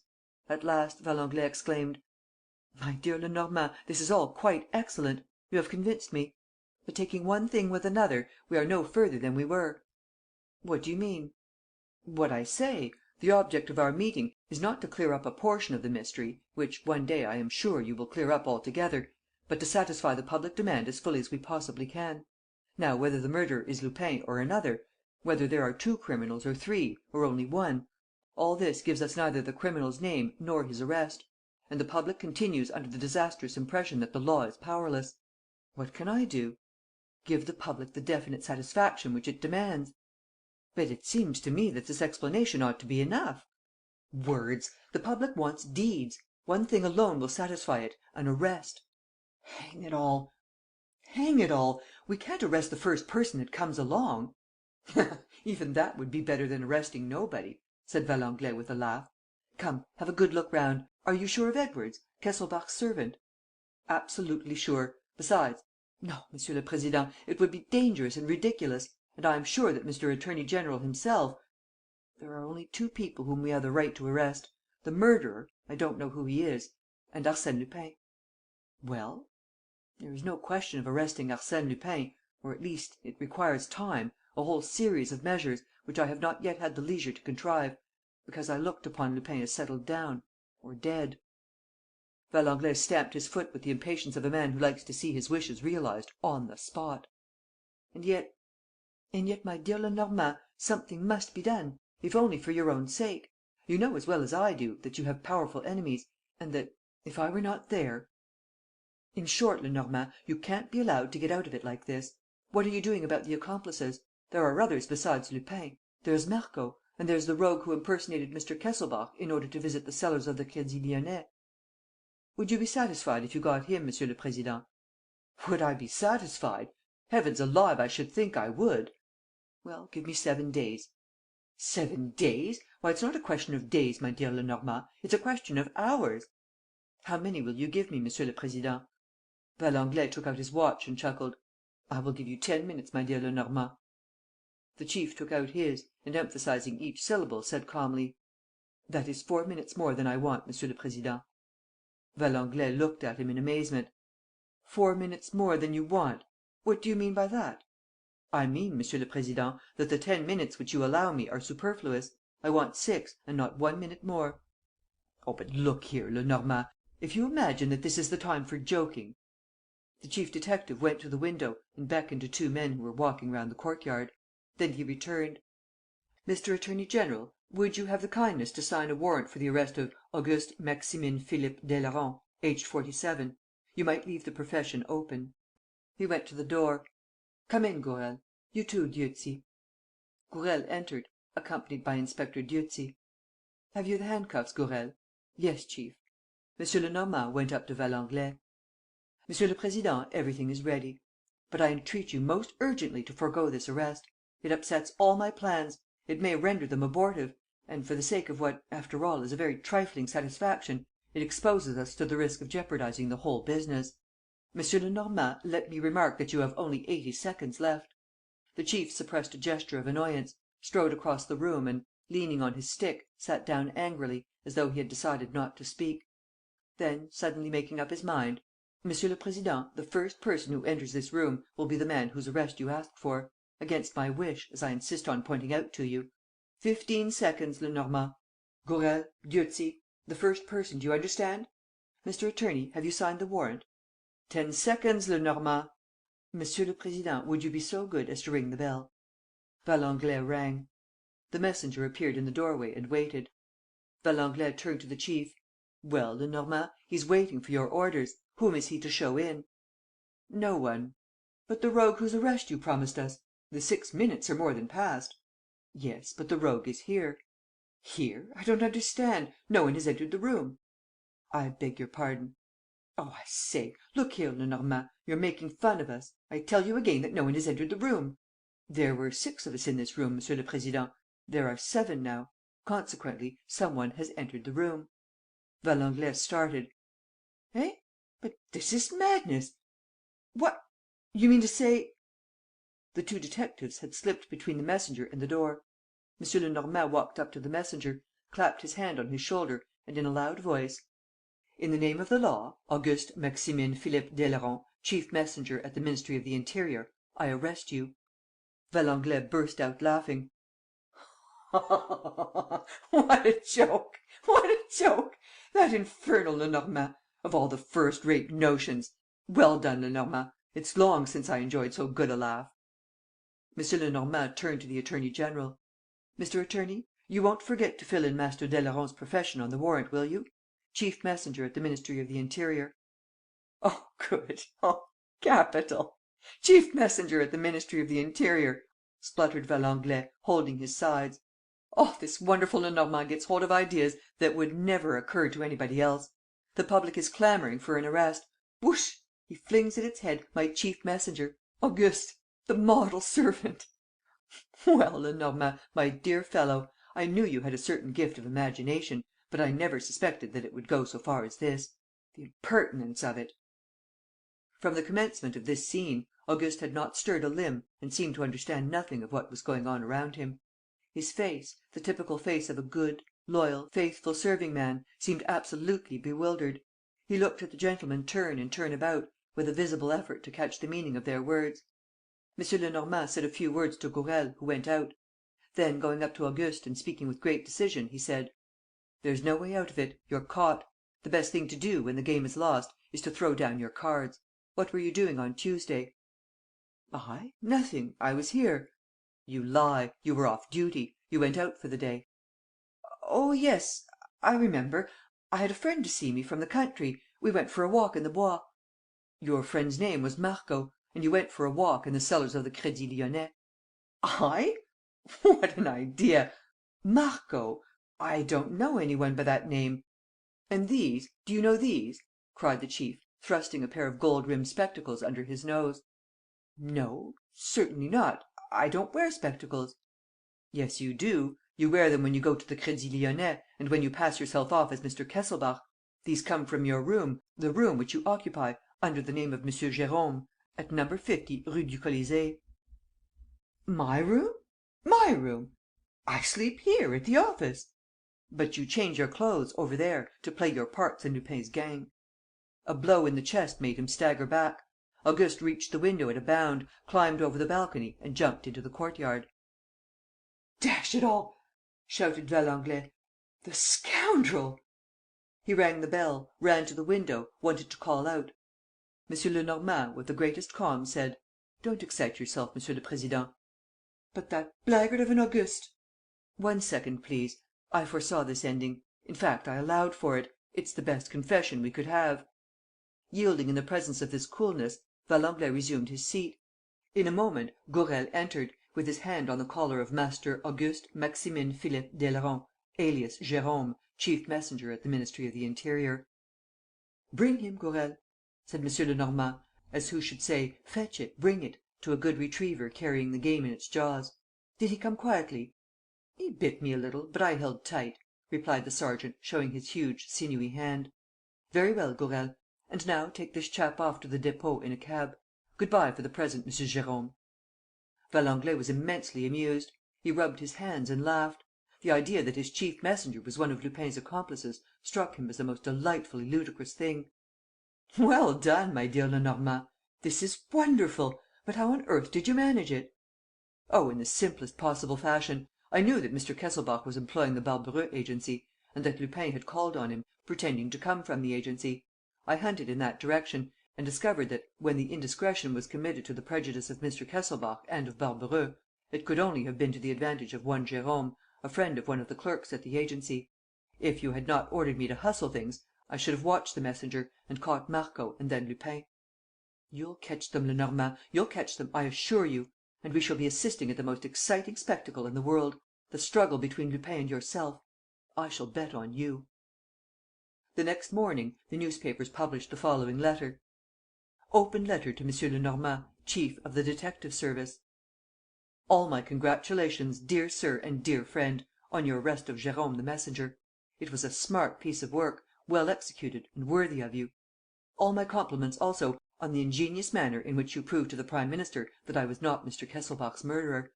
Your demonstration was clear, logical, irrefutable and, what is more, truthful. As you know, I do not kill people. Thank you for proving it on this occasion. The esteem of my contemporaries and of yourself, dear sir and dear friend, are indispensable to my happiness. In return, allow me to assist you in the pursuit of the monstrous assassin and to give you a hand with the Kesselbach case, a very interesting case, believe me, so interesting and so worthy of my attention that I have determined to issue from the retirement in which I have been living for the past 4 years, between my books and my good dog Sherlock, to beat all my comrades to arms and to throw myself once more into the fray. What unexpected turns life sometimes takes! Here am I, your fellow worker! Let me assure you, dear sir and dear friend, that I congratulate myself upon it and that I appreciate this favor of destiny at its true value. Arsène Lupin. P.S. One word more, of which I feel sure that you will approve. As it is not right and proper that a gentleman who has had the glorious privilege of fighting under my banner should languish on the straw of your prisons, I feel it my duty to give you fair warning that in 5 weeks' time, on Friday the 31st of May, I shall set at liberty Master Jérôme, promoted by me to the rank of chief messenger at the Ministry of the Interior. Don't forget the date: Friday the 31st of May. A.L. Chapter 4. Prince Sernine at work. A ground-floor flat, at the corner of the Boulevard Haussmann and the Rue de Courcelles. Here lived Prince Sernine. Prince Sernine, one of the most brilliant members of the Russian colony in Paris, whose name was constantly recurring in the arrivals and departures column in the newspapers. 11 o'clock in the morning. The prince entered his study. He was a man of 38 or 40 years of age, whose chestnut hair was mingled with a few silver threads on the temples. He had a fresh, healthy complexion and wore a large moustache and a pair of whiskers cut extremely short, so as to be hardly noticeable against the fresh skin of his cheeks. He was smartly dressed in a tight-fitting frock-coat and a white drill waistcoat, which showed above the opening. "Come on," he said, in an undertone. "I have a hard day's work before me, I expect." He opened a door leading into a large room where a few people sat waiting, and said: "Is Varnier there? Come in, Varnier." A man looking like a small tradesman, squat, solidly built, firmly set upon his legs, entered at the summons. The prince closed the door behind him. "Well, Varnier, how far are you?" "Everything's ready for this evening, governor." "Good. Tell me in a few words." "It's like this. After her husband's murder, Mrs. Kesselbach, on the strength of the prospectuses which you ordered to be sent to her, selected as her residence the establishment known as the Retreat for Gentlewomen, at Garches.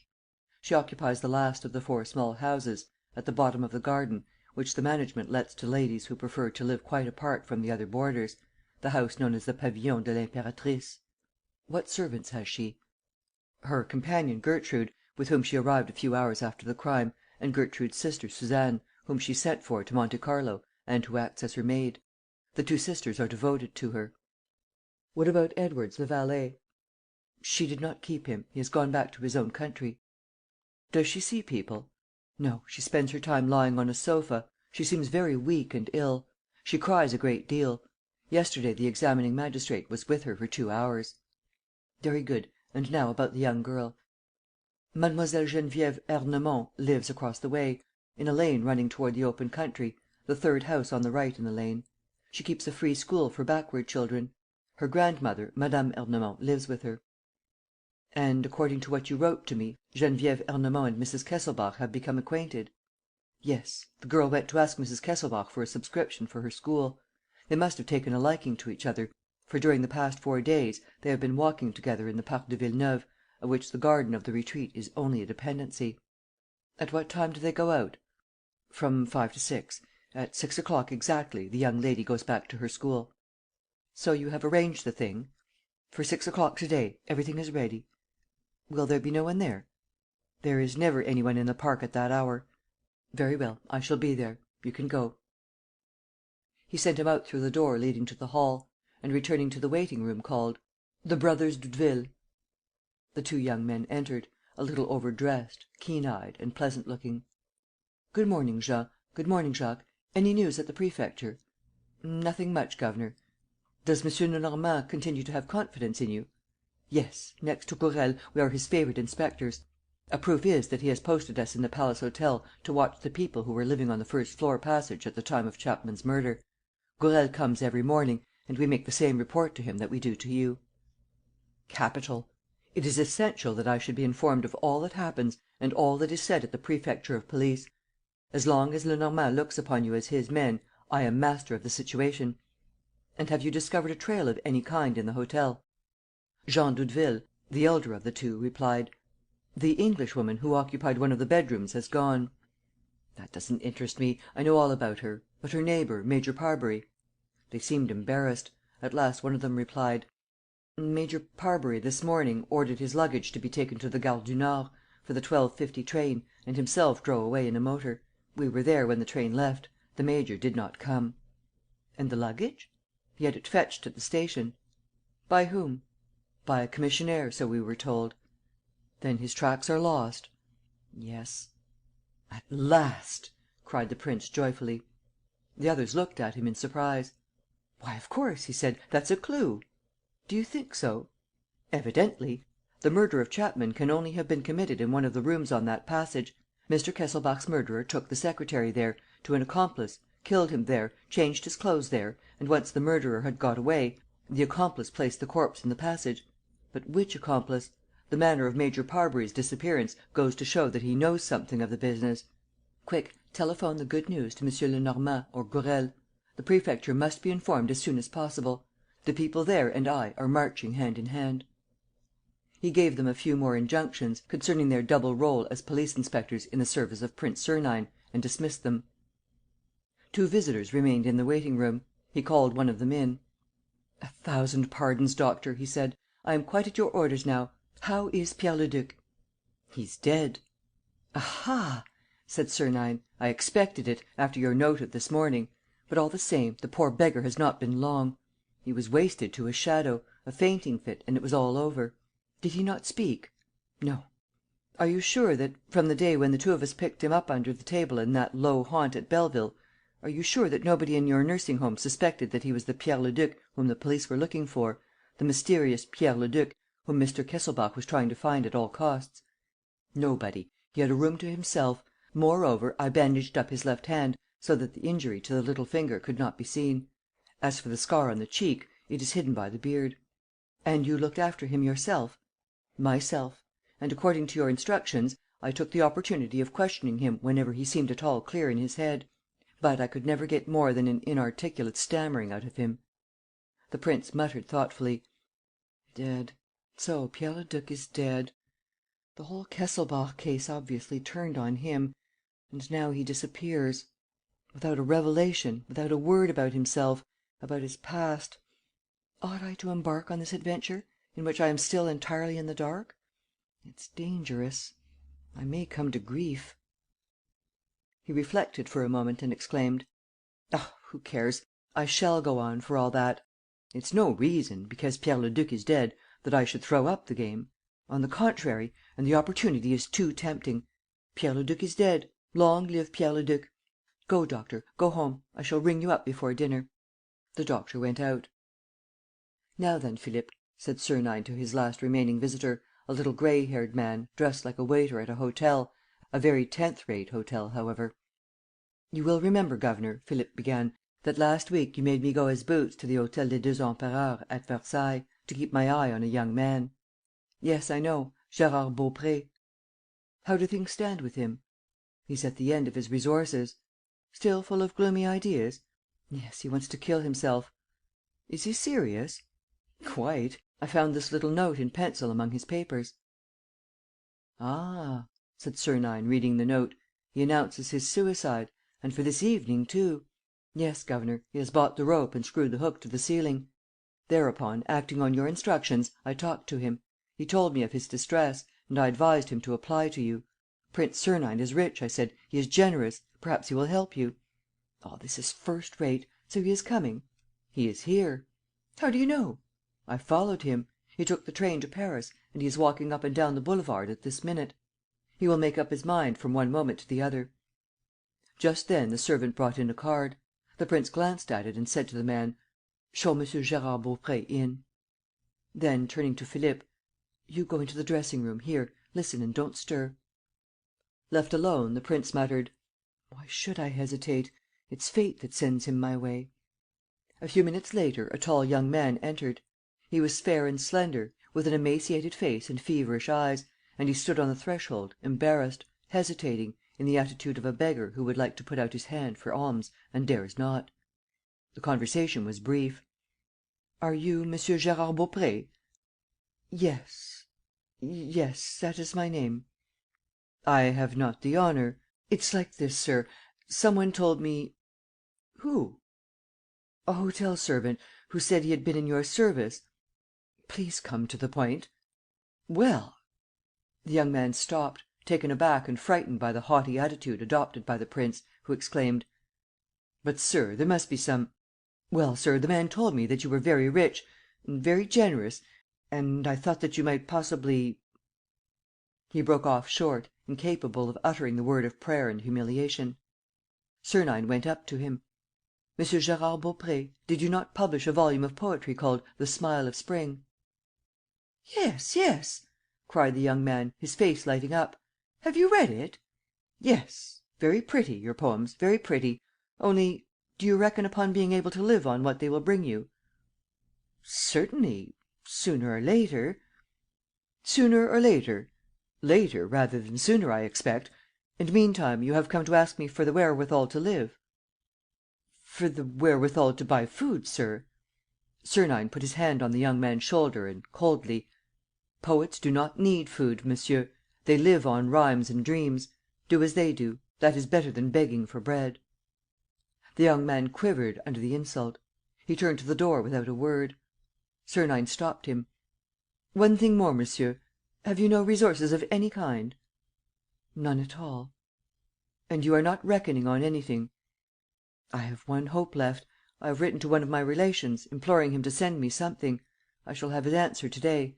It is my last chance." "And, if you have no answer, you have doubtless made up your mind, this very evening, to. ..." "Yes, sir." This was said quite plainly and simply. Sernine burst out laughing: "Bless my soul, what a queer young man you are! And full of artless conviction too! Come and see me again next year, will you? We will talk about all this. It's so curious, so interesting and, above all, so funny!" And, shaking with laughter, with affected bows and gestures, he showed him the door. "Philippe," he said, admitting the hotel servant, "did you hear?" "Yes, governor." Gérard Beaupré is expecting a telegram this afternoon, a promise of assistance. Yes, it's his last hope. He must not receive that telegram. If it comes, intercept it and tear it up." "Very well, governor." "Are you alone at your hotel?" "Yes, with the cook, who does not sleep in. The boss is away." "Good. So we are the masters. Till this evening at 11. Be off." Prince Sernine went to his room and rang for his servant. "My hat, gloves and stick. Is the car there?" "Yes, sir." He dressed, went out and sank into a large, comfortable limousine, which took him to the Bois de Boulogne, to the Marquis and Marquise de Gastyne's, where he was engaged for lunch. At 2:30 he took leave of his hosts, stopped in the Avenue Kléber, picked up two of his friends and a doctor, and at 3:05 arrived at the Parc des Princes. At 3 o'clock he fought a sword duel with the Italian Major Spinelli, cut his adversary's ear in the first bout, and at 3:45 took a bank at the Rue Cambon Club, from which he retired at 5:20 after winning 47,000 francs. And all this without hurrying, with a sort of haughty indifference, as though the feverish activity that sent his life whizzing through a whirl of tempestuous deeds and events were the ordinary rule of his most peaceful days. "Octave," he said to his chauffeur, "go to Garches." And at 6:10 he alighted outside the old walls of the Parc de Villeneuve. Although broken up nowadays and spoilt, the Villeneuve estate still retains something of the splendor which it knew at the time when the Empress Eugénie used to stay there. With its old trees, its lake and the leafy horizon of the woods of Saint Cloud, the landscape has a certain melancholy grace. An important part of the estate was made over to the Pasteur Institute. A smaller portion, separated from the other by the whole extent of the space reserved for the public, forms a property contained within the walls which is still fairly large, and which comprises the House of Retreat, with 4 isolated garden houses standing around it.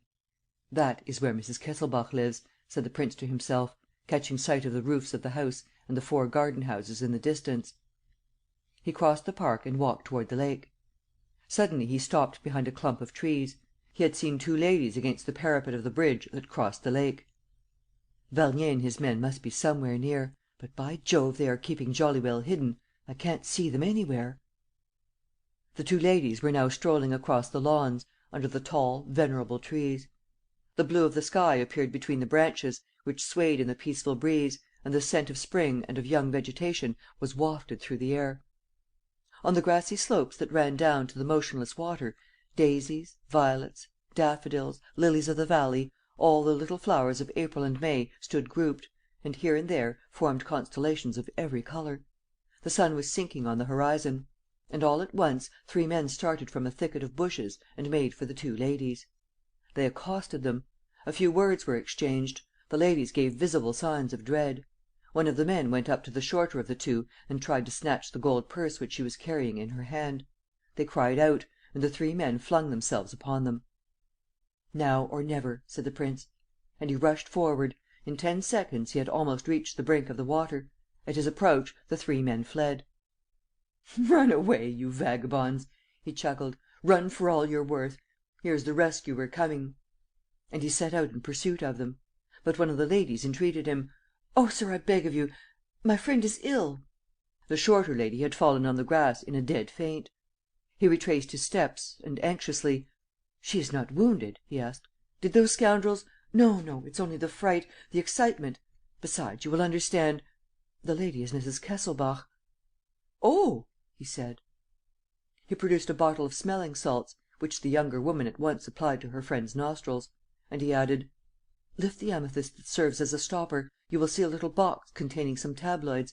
Give madame one of them. One, no more. They are very strong." He watched the young woman helping her friend. She was fair haired, very simply dressed; and her face was gentle and grave, with a smile that lit up her features even when she was not smiling. "That is Geneviève," he thought. And he repeated, with emotion: "Geneviève, Geneviève." Meanwhile Mrs. Kesselbach gradually recovered consciousness. She was astonished at first, seemed not to understand. Then, her memory returning, she thanked her deliverer with a movement of the head. He made a deep bow and said: "Allow me to introduce myself. I am Prince Sernine." She said, in a faint voice: "I do not know how to express my gratitude." "By not expressing it at all, madame. You must thank chance, the chance that turned my steps in this direction. May I offer you my arm?"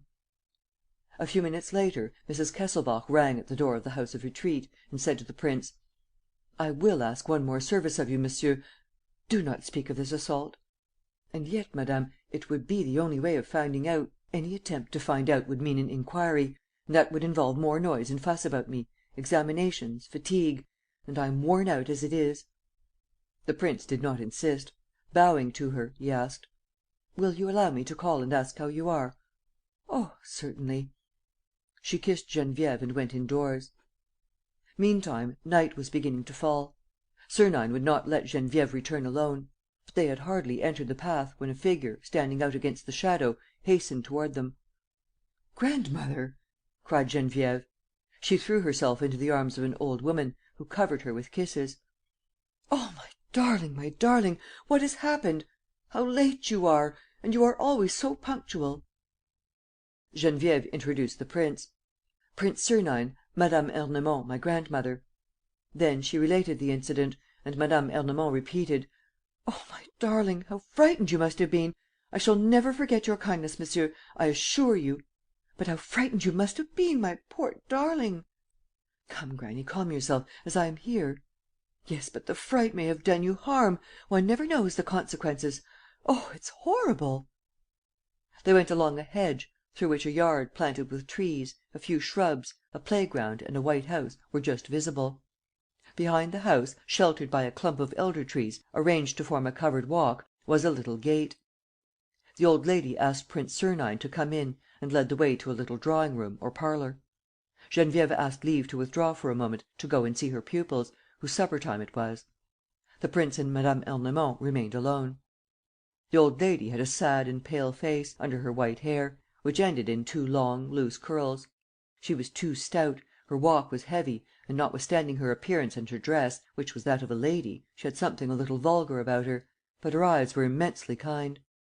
Prince Sernine went up to her, took her head in his two hands and kissed her on both cheeks. "Well, old one, and how are you?" She stood dumbfounded, wild-eyed, open-mouthed. The prince kissed her again, laughing. She spluttered: "You! It's you! Oh, Mother of God! Oh, Mother of God! Is it possible? Oh, Mother of God!" "My dear old Victoire!" "Don't call me that!" she cried, shuddering. "Victoire is dead. Your old servant no longer exists. I belong entirely to Geneviève." And, lowering her voice, "Oh, Mother of God! I saw your name in the papers. Then it's true that you have taken to your wicked life again?" "As you see." "And yet you swore to me that it was finished, that you were going away for good, that you wanted to become an honest man." "I tried. I have been trying for 4 years. You can't say that I have got myself talked about during those 4 years." "Well?" "Well, it bores me." She gave a sigh and asked: "Always the same. You haven't changed. Oh, it's settled, you never will change. So you are in the Kesselbach case?" "Why, of course! But for that, would I have taken the trouble to arrange for an attack on Mrs. Kesselbach at 6 o'clock, so that I might have the opportunity of delivering her from the clutches of my own men at 5 minutes past? Looking upon me as her rescuer, she is obliged to receive me. I am now in the heart of the citadel and, while protecting the widow, can keep a lookout all round. Ah, you see, the sort of life which I lead does not permit me to lounge about and waste my time on little questions of politeness and such outside matters. I have to go straight to the point, violently, brutally, dramatically."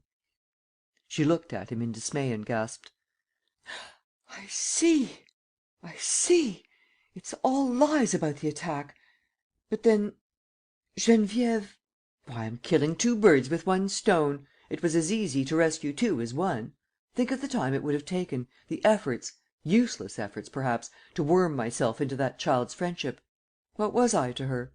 What should I be now? An unknown person, a stranger. Whereas now I am the rescuer. In an hour I shall be the friend." She began to tremble.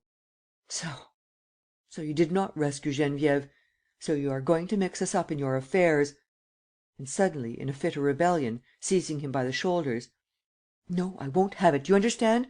You brought the child to me one day, saying, 'Here, I entrust her to you. Her father and mother are dead. Take her under your protection.'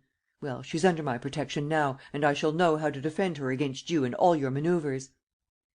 Standing straight upright, in a very determined attitude, Mme. Ernemont seemed ready for all emergencies. Slowly and deliberately, Sernine loosened the two hands, one after the other, that held him, and in his turn took the old lady by the shoulders, forced her into an arm-chair, stooped over and, in a very calm voice, said: "Rot." She began to cry and, clasping her hands together, implored him: "I beseech you, leave us in peace. We were so happy! I thought that you had forgotten us and I blessed Heaven every time a day had passed. Why, yes, I love you just the same. But Geneviève, you see, there's nothing that I wouldn't do for that child. She has taken your place in my heart." "So I perceive," said he, laughing. "You would send me to the devil with pleasure. Come, enough of this nonsense. I have no time to waste. I must talk to Geneviève." "You're going to talk to her?"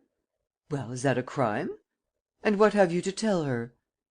"A secret, a very grave secret and a very touching one."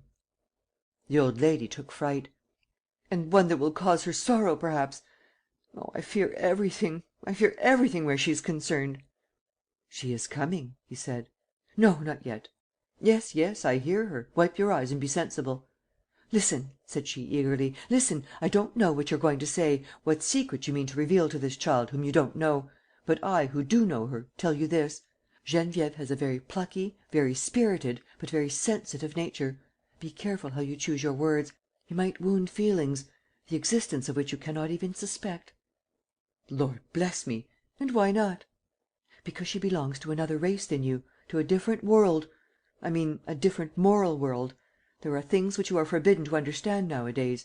Between you and her, the obstacle is insurmountable. Geneviève has the most unblemished and upright conscience. And you." "And I?" "And you are not an honest man." Geneviève entered, bright and charming. "All my babies have gone to bed. I have 10 minutes to spare. Why, grandmother, what's the matter? You look quite upset. Is it still that business with the—" "No, mademoiselle," said Sernine.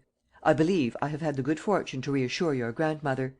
Only, we were talking of you, of your childhood, and that is a subject, it seems, which your grandmother cannot touch upon without emotion." "Of my childhood?" said Geneviève, reddening. "Oh, grandmother!" "Don't scold her, mademoiselle. The conversation turned in that direction by accident. It so happens that I have often passed through the little village where you were brought up." "Aspremont?" "Yes, Aspremont, near Nice. You used to live in a new house, white all over." "Yes," she said, "white all over, with a touch of blue paint round the windows. I was only 7 years old when I left Aspremont, but I remember the least things of that period, and I have not forgotten the glare of the sun on the white front of the house, nor the shade of the eucalyptus tree at the bottom of the garden." "At the bottom of the garden, mademoiselle, was a field of olive trees, and under one of those olive trees stood a table at which your mother used to work on hot days." "That's true, that's true!" she said, quite excitedly. "I used to play by her side." "And it was there," said he, "that I saw your mother several times. I recognized her image the moment I set eyes on you. But it was a brighter, happier image. Yes, my poor mother was not happy. My father died on the very day of my birth, and nothing was ever able to console her. She used to cry a great deal. I still possess a little handkerchief with which I used to dry her tears at that time. A little handkerchief with a pink pattern." "What!" she exclaimed, seized with surprise. "You know—" "I was there one day when you were comforting her, and you comforted her so prettily that the scene remained impressed on my memory." She gave him a penetrating glance and murmured, almost to herself: "Yes, yes, I seem to... the impression of your eyes ... and then the sound of your voice." She lowered her eyelids for a moment and reflected as if she were vainly trying to bring back a recollection that escaped her. And she continued: "Then you knew her?" "I had some friends living near Aspremont and used to meet her at their house. The last time I saw her, she seemed to me sadder still, paler. And when I came back again—" "It was all over, was it not?" said Geneviève. "Yes, she went very quickly, in a few weeks, and I was left alone, with neighbours who sat up with her. And one morning they took her away.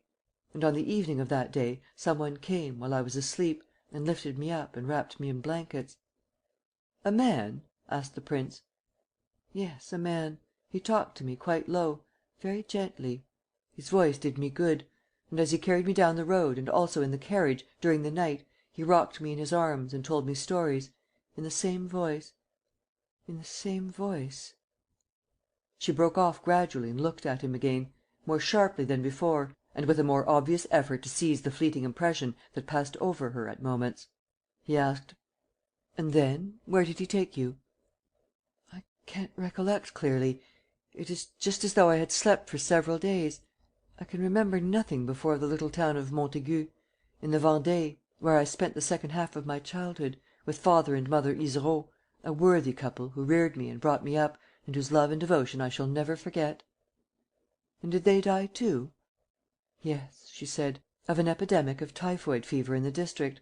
But I did not know that until later. As soon as they fell ill, I was carried off, as on the first occasion and under the same conditions, at night, by some one who also wrapped me up in blankets.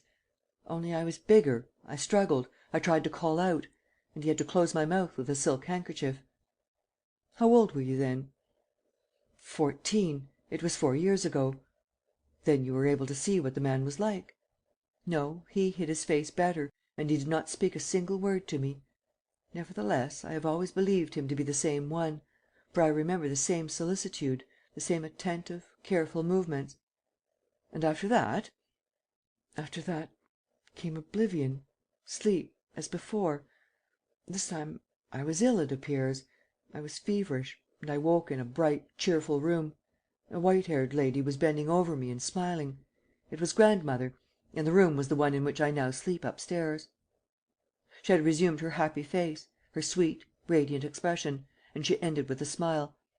"That was how she became my grandmother and how, after a few trials, the little Aspremont girl now knows the delights of a peaceful life and teaches grammar and arithmetic to little girls who are either naughty or lazy, but who are all fond of her." She spoke cheerfully, in a tone at once thoughtful and gay; and it was obvious that she possessed a reasonable, well-balanced mind. Sernine listened to her with growing surprise and without trying to conceal his agitation. "Have you never heard speak of that man since?" he asked. "Never." "And would you be glad to see him again?" "Oh, very glad!" "Well, then, mademoiselle?" Geneviève gave a start. "You know something ... the truth, perhaps?" "No, no. Only ..." He rose and walked up and down the room. From time to time, his eyes fell upon Geneviève; and it looked as though he were on the point of giving a more precise answer to the question which she had put to him. Would he speak? Mme. Ernemont awaited with anguish the revelation of the secret upon which the girl's future peace might depend. He sat down beside Geneviève, appeared to hesitate, and said at last: "No, no. Just now, an idea occurred to me, a recollection." "A recollection? And ..."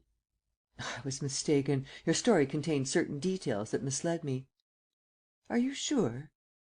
He hesitated and then declared: "Absolutely sure."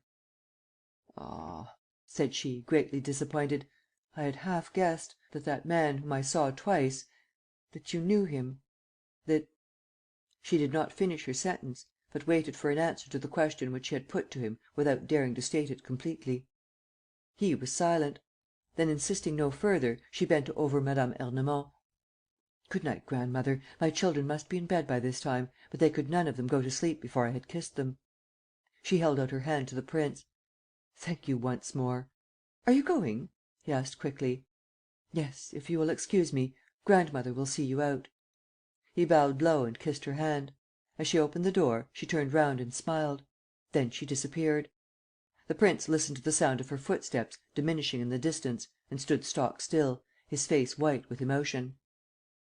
"Well," said the old lady, "so you did not speak?" "No." "That secret. Later. To day, oddly enough, I was not able to." "Was it so difficult? Did not she herself feel that you were the stranger who took her away twice? A word would have been enough. Later, later," he repeated, recovering all his assurance.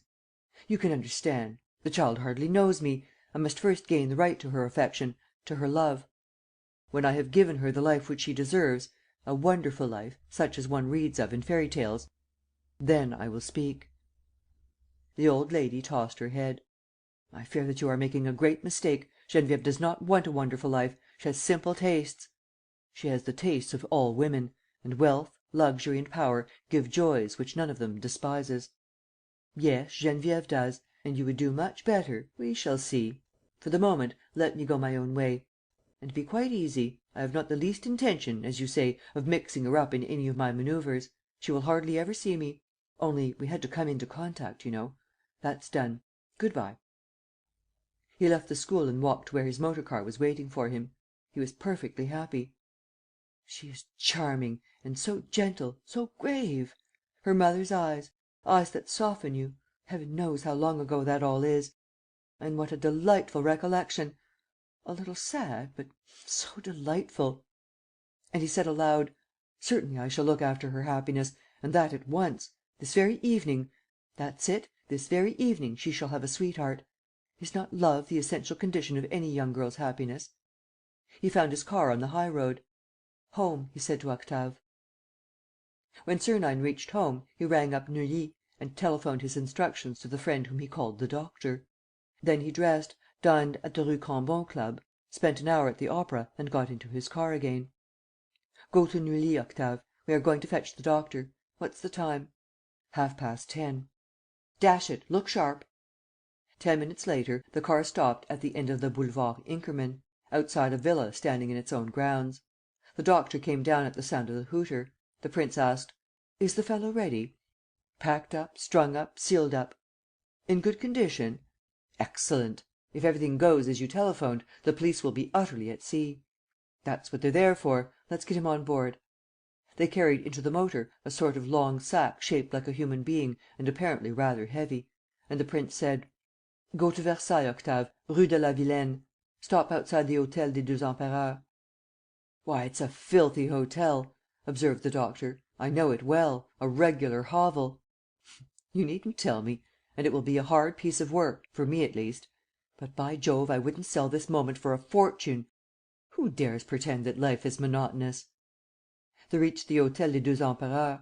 A muddy alley, 2 steps down, and they entered a passage lit by a flickering lamp. Sernine knocked with his fist against a little door. A waiter appeared, Philippe, the man to whom Sernine had given orders, that morning, concerning Gérard Baupré. "Is he here still?" asked the prince. "Yes." "The rope?" "The knot is made." "He has not received the telegram he was hoping for?" "I intercepted it. Here it is." Sernine took the blue paper and read it. "Gad," he said, "it was high time! This is to promise him 1,000 francs for to morrow. Come, fortune is on my side. 11:45. In a quarter of an hour, the poor devil will take a leap into eternity. Show me the way, Philippe. You stay here, doctor." The waiter took the candle. They climbed to the 3rd floor, and, walking on tiptoe, went along a low and evil-smelling corridor, lined with garrets and ending in a wooden staircase covered with the musty remnants of a carpet. "Can no one hear me?" asked Sernine. "No, the 2 rooms are quite detached. But you must be careful not to make a mistake. He is in the room on the left." "Very good. Now go downstairs. At 12 o'clock, the doctor, Octave and you are to carry the fellow up here, to where we now stand, and wait till I call you." The wooden staircase had 10 treads, which the prince climbed with definite caution. At the top was a landing with 2 doors. It took Sernine quite 5 minutes to open the one of the right without breaking the silence with the least sound of a creaking hinge. A light gleamed through the darkness of the room. Feeling his way, so as not to knock against one of the chairs, he made for that light. It came from the next room and filtered through a glazed door covered with a tattered hanging. The prince pulled the threadbare stuff aside.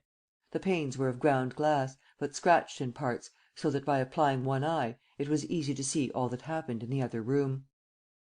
Sernine saw a man seated at a table facing him. It was the poet, Gérard Baupré. He was writing by the light of a candle. Above his head hung a rope, which was fastened to a hook fixed in the ceiling. At the end of the rope was a slip knot. A faint stroke sounded from a clock in the street. 5 minutes to 12, thought Sernine. 5 minutes more. The young man was still writing. After a moment, he put down his pen, collected the 10 or 12 sheets of paper which he had covered and began to read them over. What he read did not seem to please him, for an expression of discontent passed across his face. He tore up his manuscript and burnt the pieces in the flame of the candle. Then, with a fevered hand, he wrote a few words on a clean sheet, signed it savagely and rose from his chair. But, seeing the rope at 10 inches above his head, he sat down again suddenly, with a great shudder of alarm. Sernine distinctly saw his pale features, his lean cheeks, against which he pressed his clenched fists. A tear trickled slowly down his face, a single, disconsolate tear. His eyes gazed into space, eyes terrifying in their unutterable sadness, eyes that already seemed to behold the dread unknown. And it was so young a face, cheeks still so smooth, with not a blemish, not a wrinkle, and blue eyes, blue like an eastern sky. Midnight. The 12 tragic strokes of midnight, to which so many a despairing man has hitched the last second of his existence. At the 12th stroke, he stood up again and, bravely this time, without trembling, looked at the sinister rope. He even tried to give a smile, a poor smile, the pitiful grimace of the doomed man whom death has already seized for its own. Swiftly he climbed the chair and took the rope in one hand. For a moment he stood there, motionless. Not that he was hesitating or lacking in courage, but this was the supreme moment, the one minute of grace which a man allows himself before the fatal deed. He gazed at the squalid room to which his evil destiny had brought him, the hideous paper on the walls, the wretched bed. On the table, not a book. All were sold. Not a photograph, not a letter. He had no father, no mother, no relations. What was there to make him cling to life? With a sudden movement, he put his head into the slip knot and pulled at the rope until the noose gripped his neck. And, kicking the chair from him with both feet, he leapt into space. 10 seconds, 15 seconds passed, 20 formidable, eternal seconds. The body gave 2 or 3 jerks. The feet had instinctively felt for a resting place. Then nothing moved. A few seconds more. The little glazed door opened. Sernine entered. Without the least haste, he took the sheet of paper to which the young man had set his signature and read: "Tired of living. Ill, penniless, hopeless, I am taking my own life. Let no one be accused of my death. Gérard Baupré. 30 April." He put back the paper on the table where it could be seen, picked up the chair and placed it under the young man's feet. He himself climbed up on the table and, holding the body close to him, lifted it up, loosened the slip knot and passed the head through it. The body sank into his arms. He let it slide along the table and, jumping to the floor, laid it on the bed. Then, with the same coolness, he opened the door on the passage. "Are you there, all 3 of you?" he whispered. Some one answered from the foot of the wooden staircase near him. "We are here. Are we to hoist up our bundle?" "Yes, come along." He took the candle and showed them a light. The 3 men trudged up the stairs, carrying the sack in which the "fellow" was tied up. "Put him here," he said, pointing to the table. With a pocket knife, he cut the cords round the sack. A white sheet appeared, which he flung back. In the sheet was a corpse: the corpse of Pierre Leduc. "Poor Pierre Leduc!" said Sernine. "You will never know that you lost by dying so young. I should have helped you to go far, old chap. However, we must do without your services. Now then, Philippe, get up on the table. And you, Octave, on the chair. Lift up his head and fasten the slip knot." 2 minutes later, Pierre Leduc's body was swinging at the end of the rope. "Capital! That was quite simple. Now you can all of you go. You, doctor, will call back here to morrow morning. You will hear of the suicide of a certain Gérard Baupré. You understand, Gérard Baupré. Here is his farewell letter. You will send for the divisional surgeon and the commissary. You will arrange that neither of them notices that the deceased has a cut finger or a scar on one cheek." "That's easy." "And you will manage so as to have the report written then and there, to your dictation." "That's easy." "Lastly, avoid having the body sent to the Morgue and make them give permission for an immediate burial." "That's not so easy." "Try. Have you examined the other one?" He pointed to the young man lying lifeless on the bed. "Yes," said the doctor, "the breathing is becoming normal. But it was a big risk to run. The carotid artery might have—" "Nothing venture, nothing have." "How soon will he recover consciousness?" "In a few minutes." "Very well. Oh, by the way, don't go yet, doctor. Wait for me downstairs. There is more for you to do." The prince, when he found himself alone, lit a cigarette and puffed at it quietly, sending little blue rings of smoke floating up to the ceiling. A sigh roused him from his thoughts. He went to the bed. The young man was beginning to move. and his chest rose and fell violently, like that of a sleeper under the influence of a nightmare. He put his hands to his throat, as though he felt a pain there; and this action suddenly made him sit up, terrified, panting. Then he saw Sernine in front of him. "You ... he whispered, without understanding. "You ..." He gazed at him stupidly, as though he had seen a ghost. He again touched his throat, felt round his neck; and suddenly he gave a hoarse cry. A mad terror dilated his eyes, made his hair stand on end, shook him from head to foot like an aspen leaf. The prince had moved aside; and he saw the man's corpse hanging from the rope. He flung himself back against the wall. That man, that hanged man was himself! He was dead and he was looking at his own dead body. Was this a hideous dream that follows upon death? A hallucination that comes to those who are no more and whose distracted brain still quivers with the last flickering gleam of life? His arm struck at the air. For a moment, he seemed to be defending himself against the squalid vision. Then, exhausted, he fainted away for the second time. "First rate," said the prince, with a grin. "A sensitive, impressionable nature. At present, the brain is out of gear. Come, this is a propitious moment. But, if I don't get the business done in 20 minutes, he'll escape me." He pushed open the door between the two garrets, came back to the bed, lifted the young man and carried him to the bed in the other room. Then he bathed his temples with cold water and made him sniff at some salts. This time, the swoon did not last long. Gérard timidly opened his eyes and raised them to the ceiling. The vision was gone. But the arrangement of the furniture, the position of the table and the fireplace and certain other details all surprised him. And then came the remembrance of his act, the pain which he felt at his throat. He said to the prince: "I've had a dream, have I not?" "No." "How do you mean, no?" And, suddenly recollecting: "Oh, that's true, I remember. I meant to kill myself. And I even ..." Bending forward anxiously: "But the rest, the vision ..." "What vision?" "The man ... the rope ...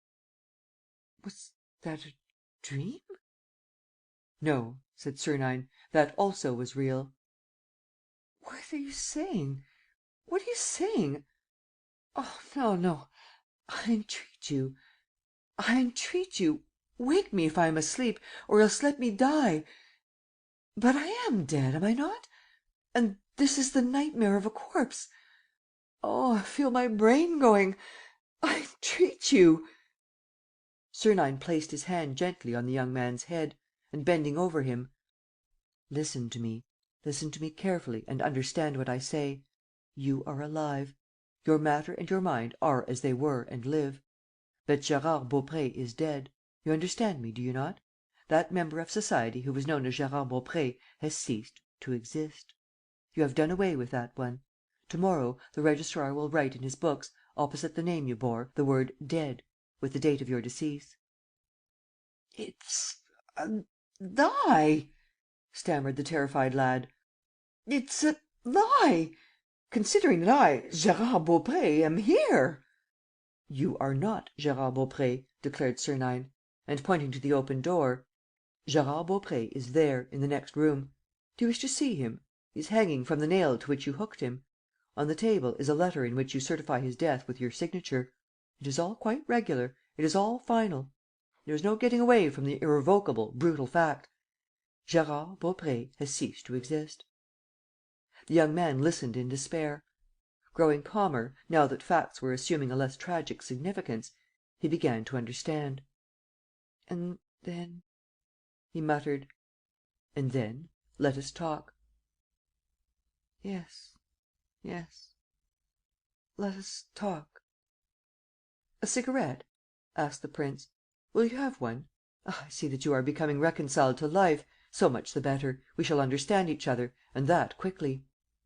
He lit the young man's cigarette and his own and, at once, in a few words uttered in a hard voice, explained himself: "You, the late Gérard Baupré, were weary of life, ill, penniless, hopeless. Would you like to be well, rich and powerful?" "I don't follow you." "It is quite simple. Accident has placed you on my path.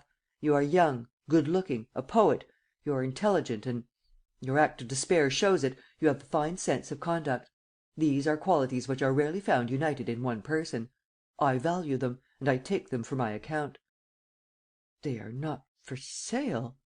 "Idiot! Who talks of buying or selling? Keep your conscience. It is too precious a jewel for me to relieve you of it." "Then what do you ask of me?" "Your life." And, pointing to the bruises on the young man's throat, "Your life, which you have not known how to employ.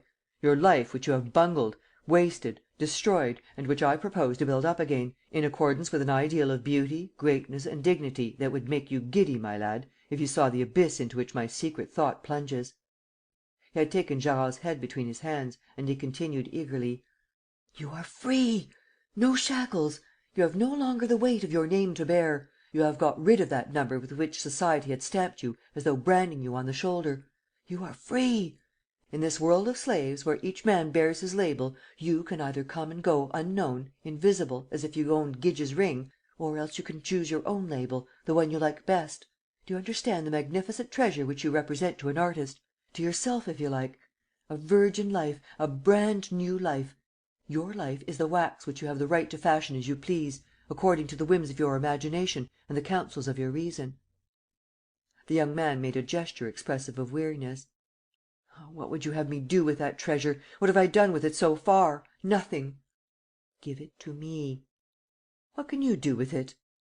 "Everything. If you are not an artist, I am. And an enthusiastic artist, inexhaustible, indomitable, exuberant. If you have not the Promethean fire, I have. Where you have failed, I shall succeed. Give me your life." "Words, promises!" cried the young man, whose features began to glow with animation. "Empty dreams! I know my own worthlessness. I know my cowardice, my despondency, my efforts that come to nothing, all my wretchedness. To begin life anew, I should need a will which I do not possess." "I possess mine." "Friends." "You shall have them." "Means." "I am providing you with means, and such means! You will only have to dip, as one would dip into a magic coffer." "But who are you?" cried the young man, wildly. "To others, Prince Sernine. To you. What does it matter? I am more than a prince, more than a king, more than an emperor. Who are you? Who are you?" stammered Baupré. "The master. He who will and can. He who acts. There are no bounds to my will, there is none to my power. I am richer than the richest man alive, for his fortune is mine.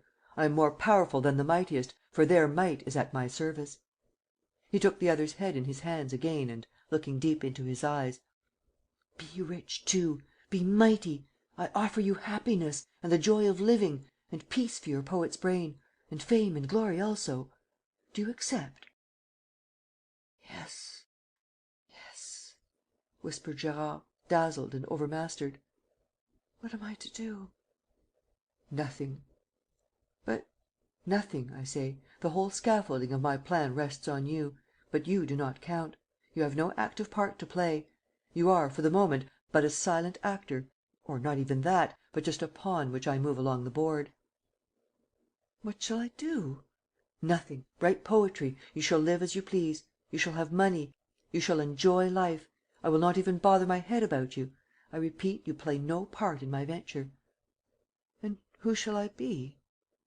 Sernine stretched out his arm and pointed to the next room.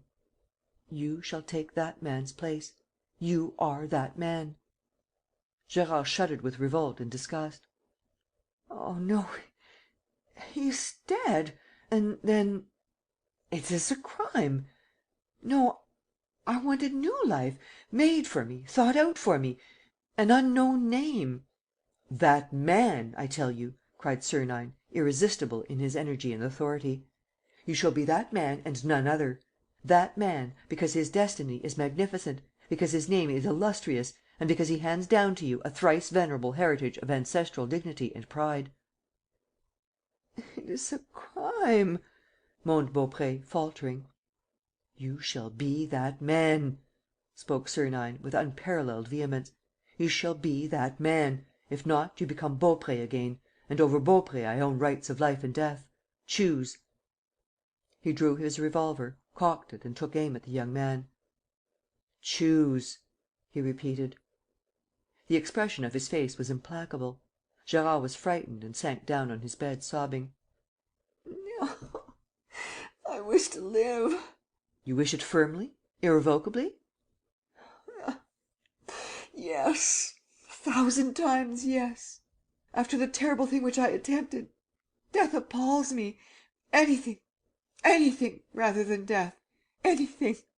Pain, hunger, illness, every torture, every shame, crime itself if need be. But not death."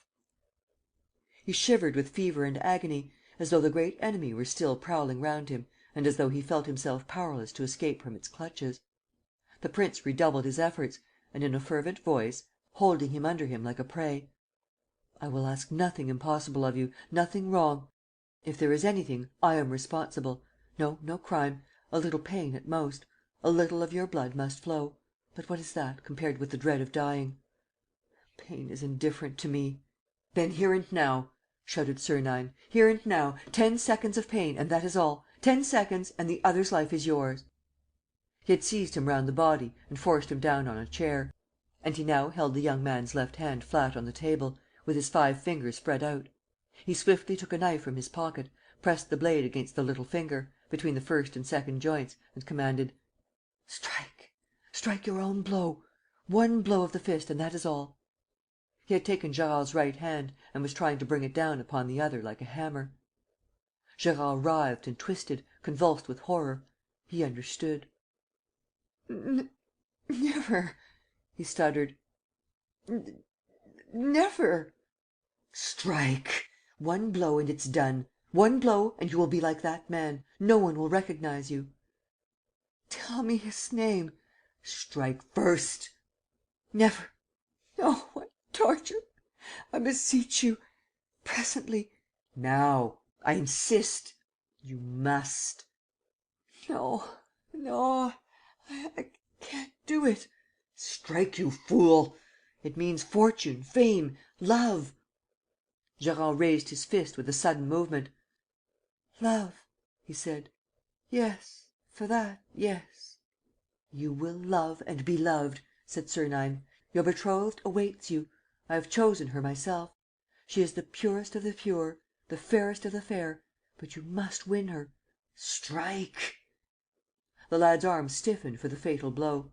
But the instinct of self-preservation was too strong for him. His body was wrung with a superhuman effort. He suddenly released himself from Sernine's hold and fled. He rushed like a madman to the other room. A yell of terror escaped him, at the sight of the abominable vision, and he came back and fell on his knees before Sernine, beside the table. "Strike!" said the prince, again spreading out the lad's fingers and fixing the blade of the knife. What followed was done mechanically. With an automatic movement, with haggard eyes and a livid face, the young man raised his fist and struck. "Oh!" he cried, with a moan of pain. A small piece of flesh was separated from the little finger. Blood flowed. For the third time, Gérard fainted. Sernine looked at him for a second or two and said gently: "Poor little chap. There, I'll reward you for what you've done. And 100 times over. I always pay generously." He went downstairs and found the doctor waiting below. "It's done. Go upstairs, you, and make a little cut in his right cheek, similar to Pierre Leduc's. The 2 scars must be exactly alike. I shall come back for you in an hour." "Where are you going?" "To take the air. My heart feels anyhow." Outside, he drew a long breath and lit another cigarette. "A good day's work," he muttered. "A little overcrowded, a little tiring, but fruitful, really fruitful. I am Dolores Kesselbach's friend. I am Geneviève's friend. I have manufactured a new Pierre Leduc, a very presentable one and entirely at my disposal. Lastly, I have found Geneviève a husband of the sort that you don't find by the dozen. Now my task is done. I have only to gather the fruit of my efforts. It's your turn to work, M. Lenormand. I, for my part, am ready." And he added, thinking of the poor mutilated lad whom he had dazzled with his promises, "Only for there is an only I have not the slightest notion who this Pierre Leduc was, whose place I have magnanimously awarded to that good young man. And that's very annoying, for, when all is said, there's nothing to prove to me that Pierre Leduc was not the son of a pork butcher." Chapter 5. M. Lenormand at work. On the morning of the 31st of May, all the newspapers reminded their readers that Lupin, in a letter addressed to M. Lenormand, had announced the escape of the messenger Jérôme for that date. And one of them summed up the situation, as it then stood, in very able terms: "The horrible carnage at the Palace Hotel took place as far back as the 17th of April. What has been discovered since? Nothing. There were three clues: the cigarette case, the initials L and M, and the parcel of clothes left behind in the office of the hotel. What advantage has been taken of these clues? None. It appears that the police suspect one of the visitors who was staying on the first floor and who disappeared in a doubtful manner. Have they found him? Have they established his identity? No. The tragedy, therefore, remains as mysterious as at the beginning. The gloom is impenetrable. To complete the picture, we are told that dissension prevails between the prefect of police and his subordinate, M. Lenormand, and that the latter, finding himself less vigorously supported by the prime minister, virtually sent in his resignation several days ago. According to our information, the conduct of the Kesselbach case is now in the hands of the deputy chief of the detective service, M. Weber, a personal enemy of M. Lenormand's. In short, disorder and confusion reign; and this in the face of Lupin, who stands for method, energy and steadfastness of mind. What conclusion do we draw from these facts? Briefly, this: Lupin will release his accomplice to day, the 31st of May, as he foretold. This conclusion, which was echoed in all the other newspapers, was also the conclusion at which the general public had arrived. And we must take it that the threat was not considered devoid of importance in high places, for the prefect of police and, in the absence of M. Lenormand, who was said to be unwell, the deputy chief of the detective service, M. Weber, had adopted the most stringent measures, both at the Palais de Justice and at the Santé Prison, where the prisoner was confined. They did not dare, for sheer reasons of shame, to suspend on that particular day the examinations conducted daily by M. Formerie. But, from the prison to the Boulevard du Palais, a regular mobilization of police forces guarded the streets along the line. To the intense astonishment of one and all, the 31st of May passed and the threatened escape did not take place. One thing did happen, an attempt to execute the plan, as was betrayed by a block of tramway cars, omnibuses and drays along the road taken by the prison van and the unaccountable breaking of one of the wheels of the van itself.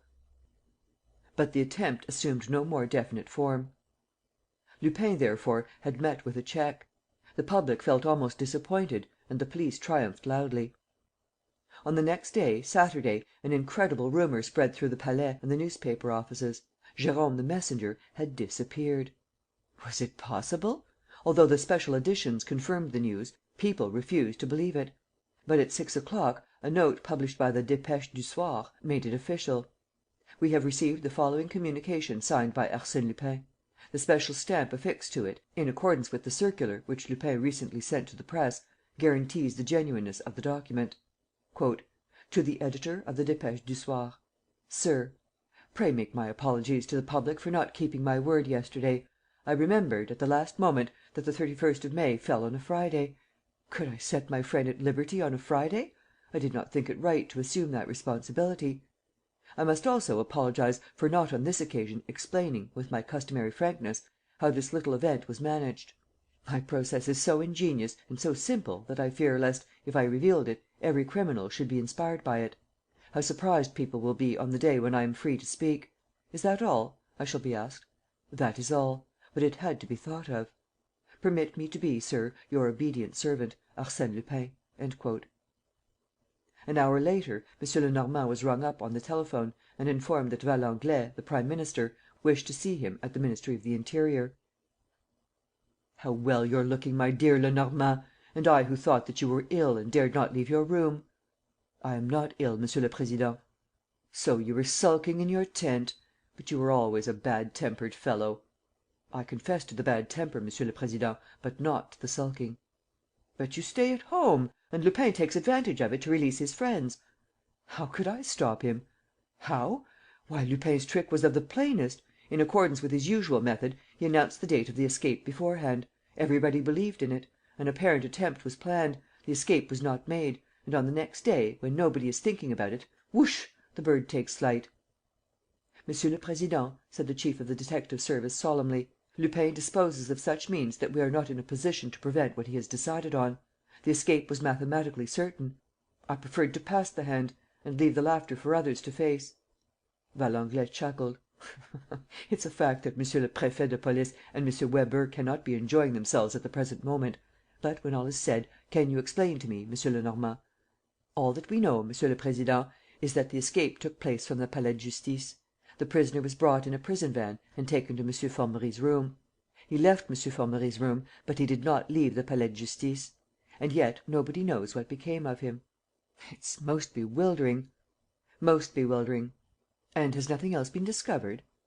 "Yes, the inner corridor leading to the examining magistrate's rooms was blocked by an absolutely unprecedented crowd of prisoners, warders, counsel and doorkeepers; and it was discovered that all those people had received forged notices to appear at the same hour. On the other hand, not one of the examining magistrates who were supposed to have summoned them sat in his room that day; and this because of forged notices from the public prosecutor's office sending them to every part of Paris and of the outskirts." "Is that all?" "No. 2 municipal guards and a prisoner were seen to cross the courtyards. A cab was waiting for them outside and all three stepped in." "And your supposition, Lenormand? Your opinion?" "My supposition, Monsieur le Président, is that the 2 municipal guards were accomplices who, profiting by the disorder in the corridor, took the place of the 3 warders. And my opinion is that this escape succeeded only through such special circumstances and so strange a combination of facts that we must look upon the most unlikely cases of complicity as absolutely certain. Lupin, for that matter, has connections at the Palais that balk all our calculations. He has agents in your ministry. He has agents at the Prefecture of Police. He has agents around me.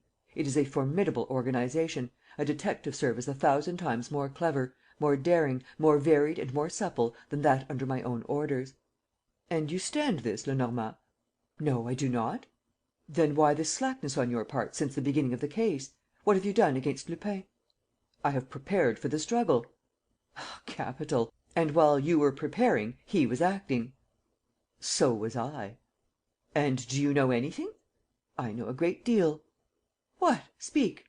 Leaning on his stick, M. Lenormand took a little contemplative walk across the spacious room.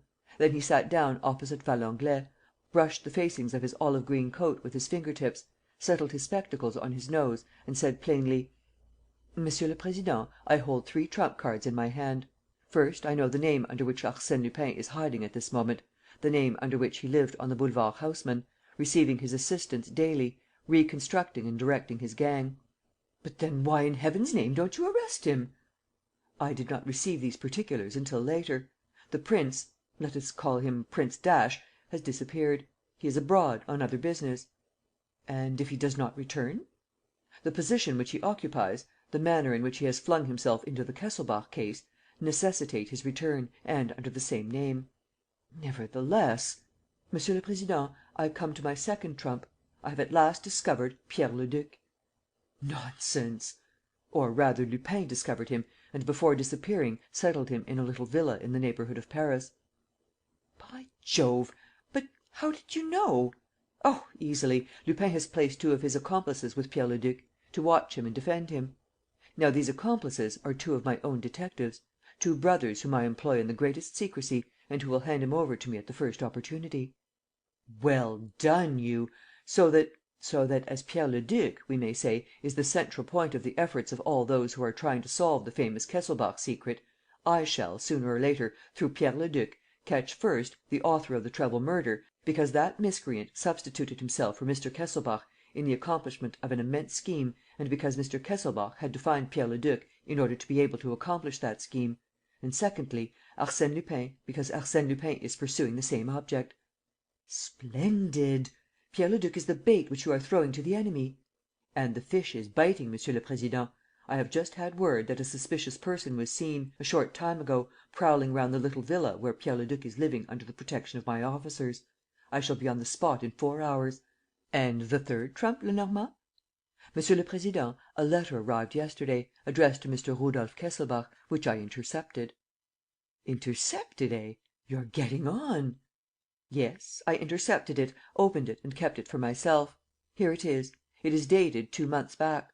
It bears the Cape Town postmark and contains these words: 'My dear Rudolf, I shall be in Paris on the 1st of June and in just as wretched a plight as when you came to my assistance.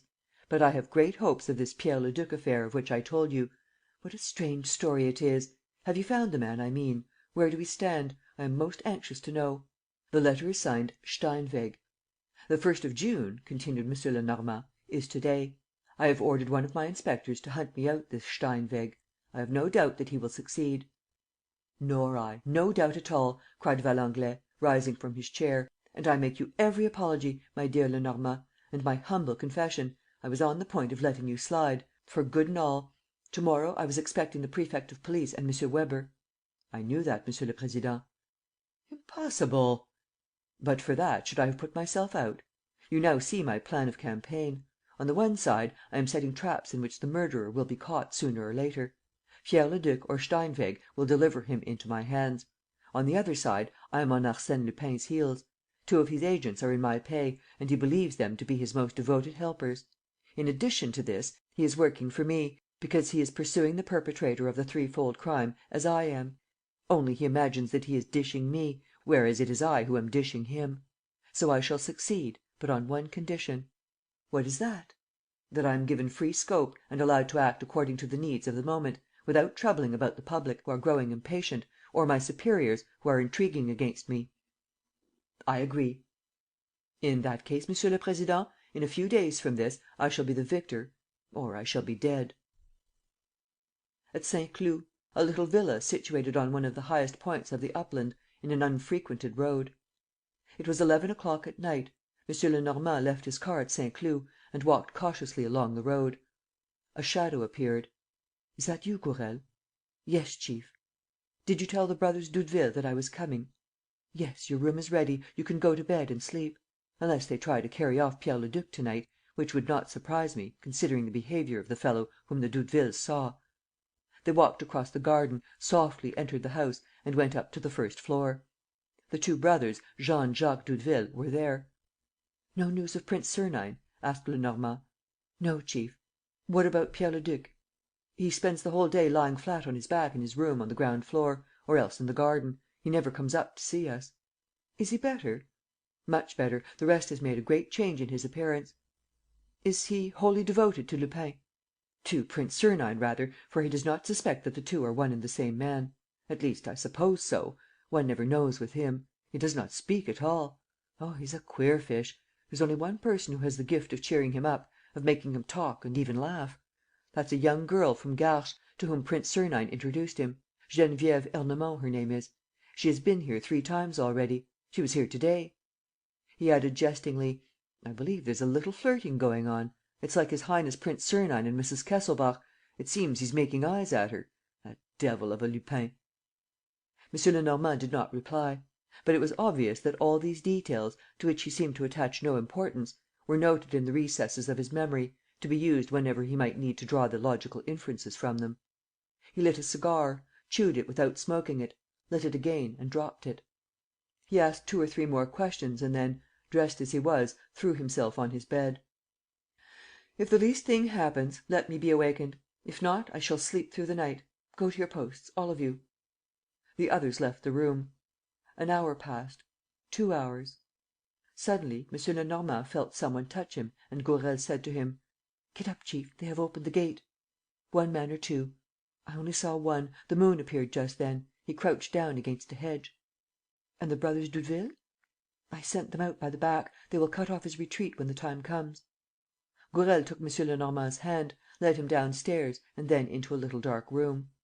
"Don't stir, chief. We are in Pierre Leduc's dressing room. I am opening the door of the recess in which his bed stands. Don't be afraid. He has taken his veronal, as he does every evening. Nothing can wake him.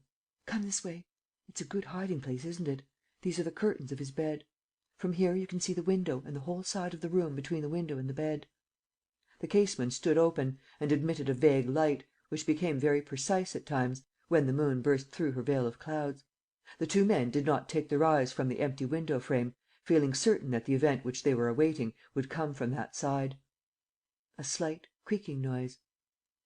"He is climbing the trellis," whispered Gourel. "Is it high?" "6 feet or so." The creaking became more distinct. "Go, Gourel," muttered M. Lenormand. "Find the Doudevilles. Bring them back to the foot of the wall and bar the road to any one who tries to get down this way." Gourel went. At the same moment, a head appeared at the level of the window. Then a leg was flung over the balcony. M. Lenormand distinguished a slenderly built man, below the middle height, dressed in dark colours and without a hat. The man turned and, leaning over the balcony, looked for a few seconds into space, as though to make sure that no danger threatened him. Then he stooped down and lay at full length on the floor. He appeared motionless. But soon M. Lenormand realized that the still blacker shadow which he formed against the surrounding darkness was coming forward, nearer. It reached the bed. M. Lenormand had an impression that he could hear the man's breathing and, at the same time, that he could just see his eyes, keen, glittering eyes which pierced the darkness like shafts of fire and which themselves could see through that same darkness. Pierre Leduc gave a deep sigh and turned over. A fresh silence. The man had glided along the bed with imperceptible movements and his dark outline now stood out against the whiteness of the sheets that hung down to the floor. M. Lenormand could have touched him by putting out his arm. This time, he clearly distinguished the breathing, which alternated with that of the sleeper, and he had the illusion that he also heard the sound of a heart beating. Suddenly, a flash of light, the man had pressed the spring of an electric lantern, and Pierre Leduc was lit full in the face, but the man remained in the shade, so that M. Lenormand was unable to see his features. All that he saw was something that shone in the bright space, and he shuddered. It was the blade of a knife; and that thin, tapering knife, more like a stiletto than a dagger, seemed to him identical with the weapon which he had picked up by the body of Chapman, Mr. Kesselbach's secretary. He put forth all his will power to restrain himself from springing upon the man. He wanted first to know what the man had come to do. The hand was raised. Was he going to strike? M. Lenormand calculated the distance in order to stop the blow. But no, it was not a murderous gesture, but one of caution. The hand would only fall if Pierre Leduc stirred or tried to call out. And the man bent over the sleeper, as though he were examining something. "The right cheek," thought M. Lenormand. "The scar on the right cheek. He wants to make sure that it is really Pierre Leduc." The man had turned a little to one side, so that only his shoulders were visible. But his clothes, his overcoat, were so near that they brushed against the curtains behind which M. Lenormand was hiding. "One movement on his part," thought the chief detective, "a thrill of alarm, and I shall collar him." But the man, entirely absorbed in his examination, did not stir. At last, after shifting the dagger to the hand that held the lantern, he raised the sheet, at first hardly at all, then a little more, then more still, until the sleeper's left arm was uncovered and the hand laid bare. The flash of the lantern shone upon the hand. The fingers lay outspread. The little finger was cut on the second joint. Again Pierre Leduc made a movement. The light was immediately put out; and, for an instant, the man remained beside the bed, motionless, standing straight up. Would he make up his mind to strike? M. Lenormand underwent the agony of the crime which he could so easily prevent, but which he did not want to forestall before the very last second. A very long silence. Suddenly, he saw, or rather fancied that he saw, an arm uplifted. Instinctively he moved, stretching his hand above the sleeper. In making this gesture, he hit against the man. A dull cry. The fellow struck out at space, defended himself at random and fled toward the window. But M. Lenormand had leapt upon him and had his two arms around the man's shoulders. He at once felt him yielding and, as the weaker of the two, powerless in Lenormand's hands, trying to avoid the struggle and to slip from between his arms. Lenormand, exerting all his strength, held him flat against his chest, bent him in two and stretched him on his back on the floor. "I've got him! I've got him!" he muttered triumphantly. And he felt a singular elation at imprisoning that terrifying criminal, that unspeakable monster, in his irresistible grip.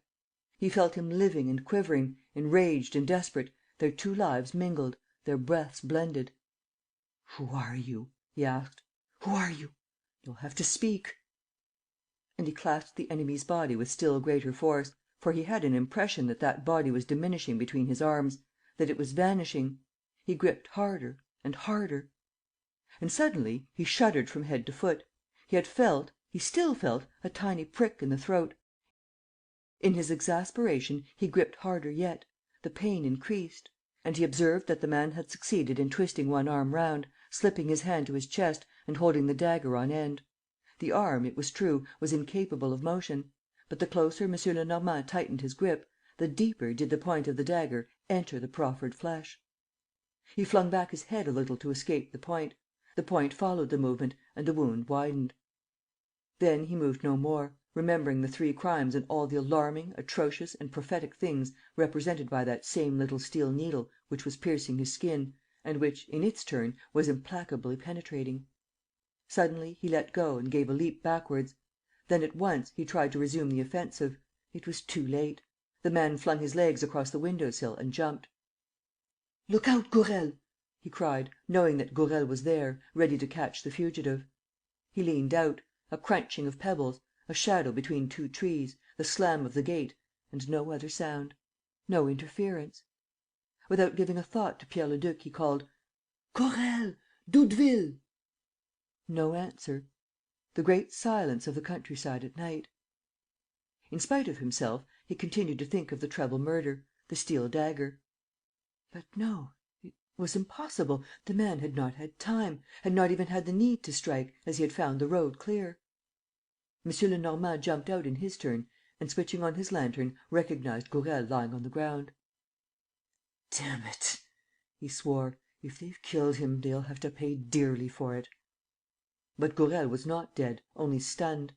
And, a few minutes later, he came to himself and growled: "Only a blow of the fist, chief, just a blow of the fist which caught me full in the chest. But what a fellow!" "There were two of them, then?" "Yes, a little one who went up and another who took me unawares while I was watching." "And the Doudevilles?" "Haven't seen them."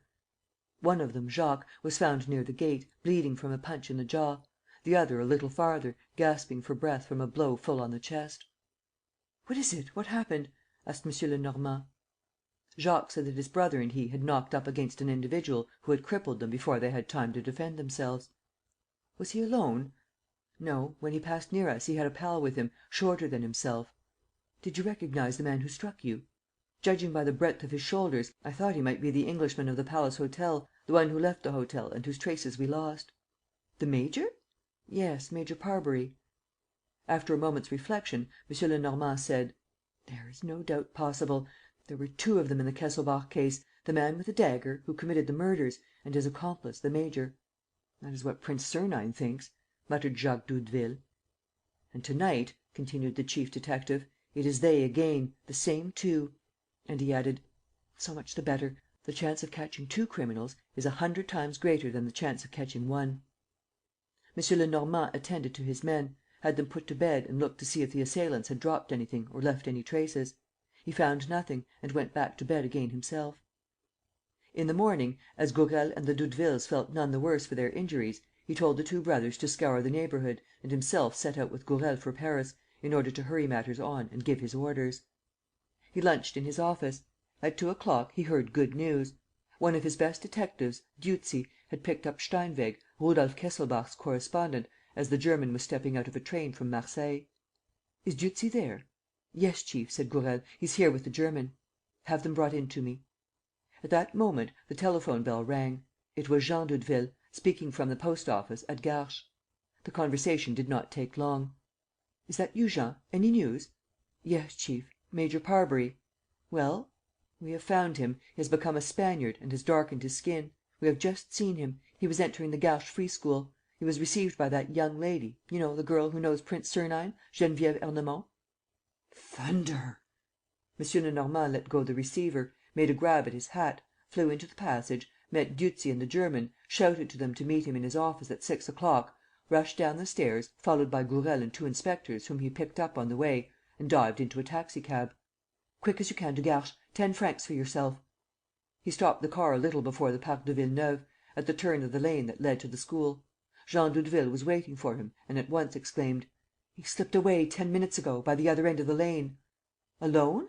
"No, with the girl." M. Lenormand took Doudeville by the collar: "Wretch, you let him go! But you ought to have. My brother is on his track."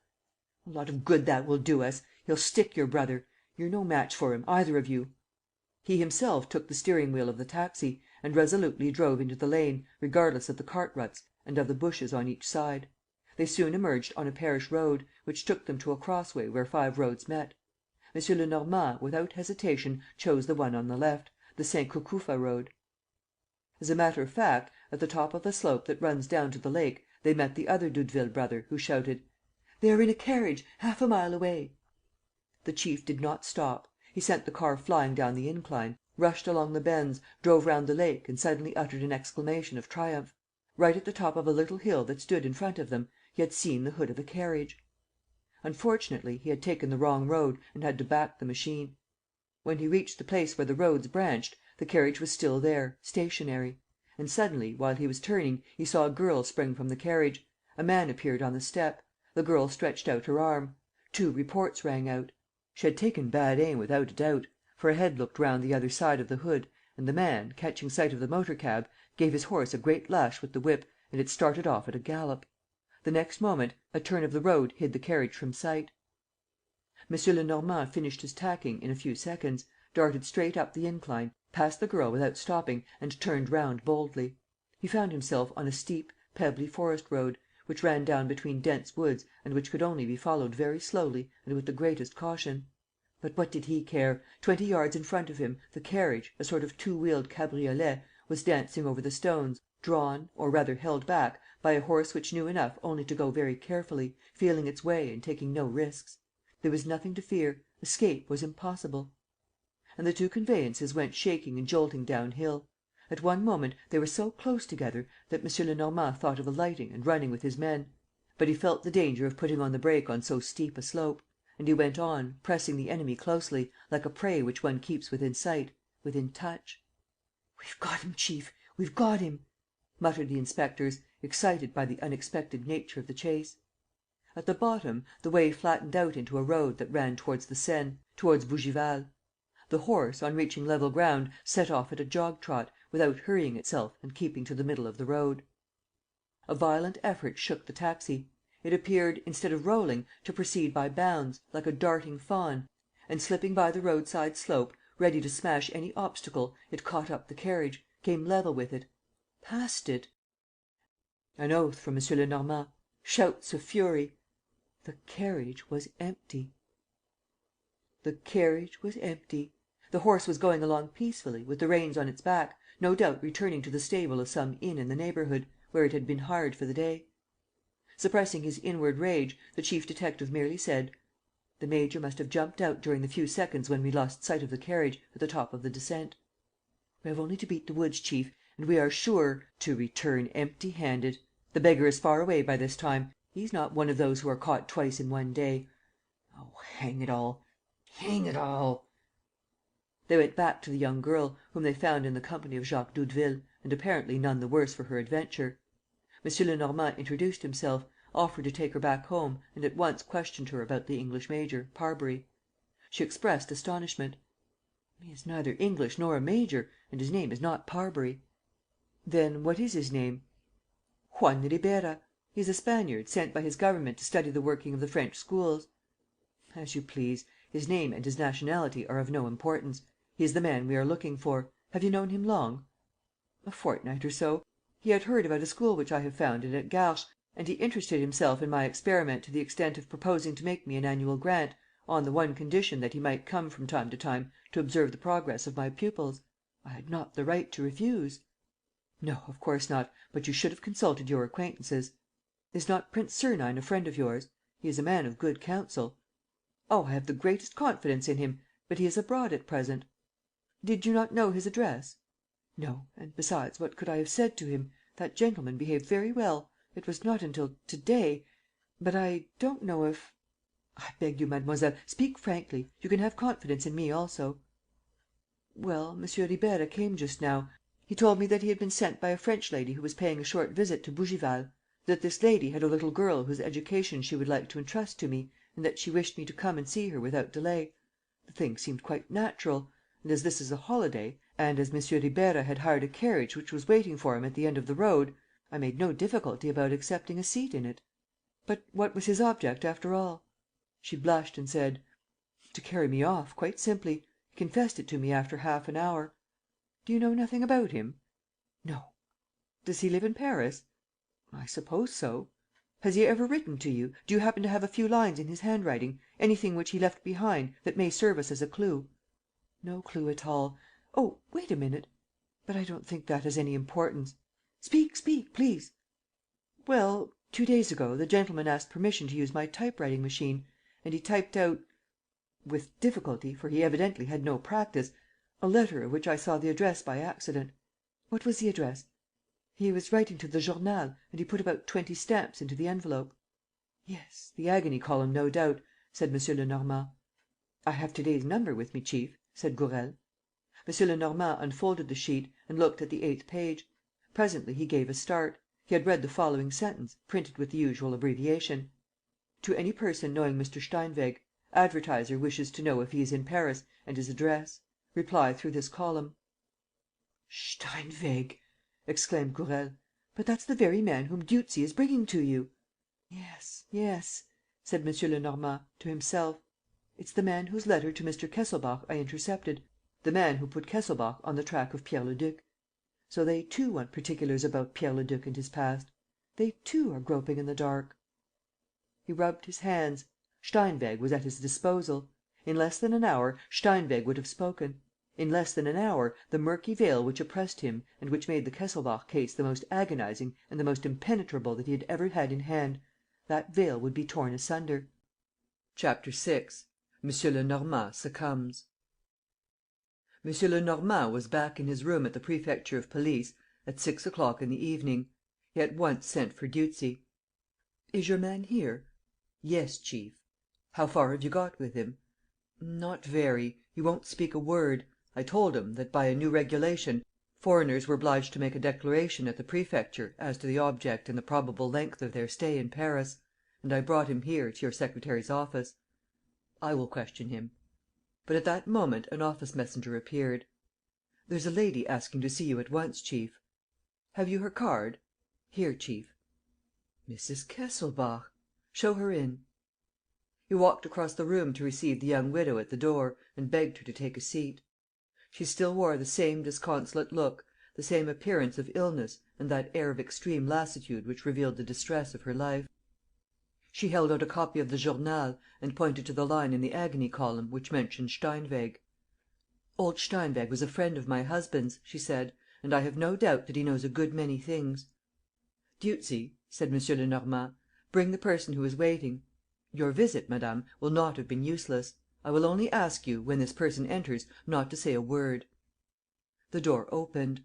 A man appeared, an old man with white whiskers meeting under his chin and a face furrowed with deep wrinkles, poorly clad and wearing the hunted look of those wretches who roam about the world in search of their daily pittance. He stood on the threshold, blinking his eyelids, stared at M. Lenormand, seemed confused by the silence that greeted him on his entrance and turned his hat in his hands with embarrassment. But suddenly he appeared stupefied, his eyes opened wide and he stammered: Mrs. Kesselbach." He had seen the young widow; and, recovering his serenity, smiling, losing his shyness, he went up to her and, in a strong German accent: "Oh, I am glad! At last! I thought I should never. I was so surprised to receive no news down there, no telegrams. And how is our dear Rudolf Kesselbach?" The lady staggered back, as though she had been struck in the face, and at once fell into a chair and began to sob. "What's the matter? What's the matter?" asked Steinweg. M. Lenormand interposed: "I see, sir, that you know nothing about certain events that have taken place recently. Have you been long travelling?" "Yes, 3 months. I had been up to the Rand, then I went back to Cape Town and wrote to Rudolf from there. But on my way home by the East Coast route, I accepted some work at Port Said. Rudolf has had my letter, I suppose?" "He is away. I will explain the reason of his absence. But first there is a point on which we should be glad of some information. It has to do with a person whom you knew and to whom you used to refer, in your intercourse with Mr. Kesselbach, by the name of Pierre Leduc." "Pierre Leduc? What? Who told you?" The old man was utterly taken aback. He spluttered out again: "Who told you? Who disclosed to you?" "Mr. Kesselbach." "Never! It was a secret which I confided to him, and Rudolf keeps his secrets, especially this one." "Nevertheless, it is absolutely necessary that you should reply to our questions. We are at this moment engaged on an inquiry about Pierre Leduc which must come to a head without delay; and you alone can enlighten us, as Mr. Kesselbach is no longer here." "Well, then," cried Steinweg, apparently making up his mind, "what do you want?" "Do you know Pierre Leduc?" "I have never seen him, but I have long been the possessor of a secret which concerns him. Through a number of incidents which I need not relate, and thanks to a series of chances, I ended by acquiring the certainty that the man in whose discovery I was interested was leading a dissolute life in Paris and that he was calling himself Pierre Leduc, which is not his real name." "But does he know his real name himself?" "I presume so." "And you?" "Yes, I know it." "Well, tell it to us." He hesitated, then vehemently: "I can't," he said. "No, I can't." "But why not?" "I have no right to. The whole secret lies there. When I revealed the secret to Rudolf, he attached so much importance to it that he gave me a large sum of money to purchase my silence, and he promised me a fortune, a real fortune, on the day when he should succeed, first, in finding Pierre Leduc, and next, in turning the secret to account." He smiled bitterly: "The large sum of money is already lost. I came to see how my fortune was getting on." "Mr. Kesselbach is dead," said the chief detective. Steinweg gave a bound: "Dead? Is it possible? No, it's a trap. Mrs. Kesselbach, is it true?" She bowed her head. He seemed crushed by this unexpected revelation; and, at the same time, it must have been infinitely painful to him, for he began to cry: "My poor Rudolf! I knew him when he was a little boy. He used to come and play at my house at Augsburg. I was very fond of him." And, calling Mrs. Kesselbach to witness: "And he of me, was he not, Mrs. Kesselbach? He must have told you. His old daddy Steinweg used to call me." M. Lenormand went up to him and, in his clearest voice: "Listen to me," he said. "Mr. Kesselbach died murdered. Come, be calm. Exclamations are of no use. He died murdered, I say, and all the circumstances of the crime prove that the culprit knew about the scheme in question. Was there anything in the nature of that scheme that would enable you to guess?"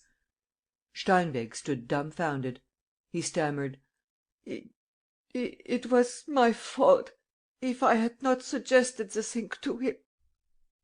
Mrs. Kesselbach went up to him, entreating him: "Do you think, have you any idea? Oh, Steinweg, I implore you." "I have no idea. I have not reflected," he muttered. "I must have time to reflect." "Cast about in Mr. Kesselbach's surroundings," said M. Lenormand. "Did nobody take part in your interviews at that time? Was there nobody in whom he himself could have confided?" "No." "Think well." Both the others, Dolores and M. Lenormand, leant toward him, anxiously awaiting his answer. "No," he said, "I don't see." "Think well," repeated the chief detective. "The murderer's Christian name and surname begin with an L and an M." "An L," he echoed. "I don't see. An L. An M."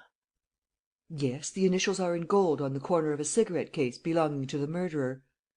"A cigarette case?" asked Steinweg, making an effort of memory. "A gun metal case, and one of the compartments is divided into two spaces, the smaller for cigarette papers, the other for tobacco."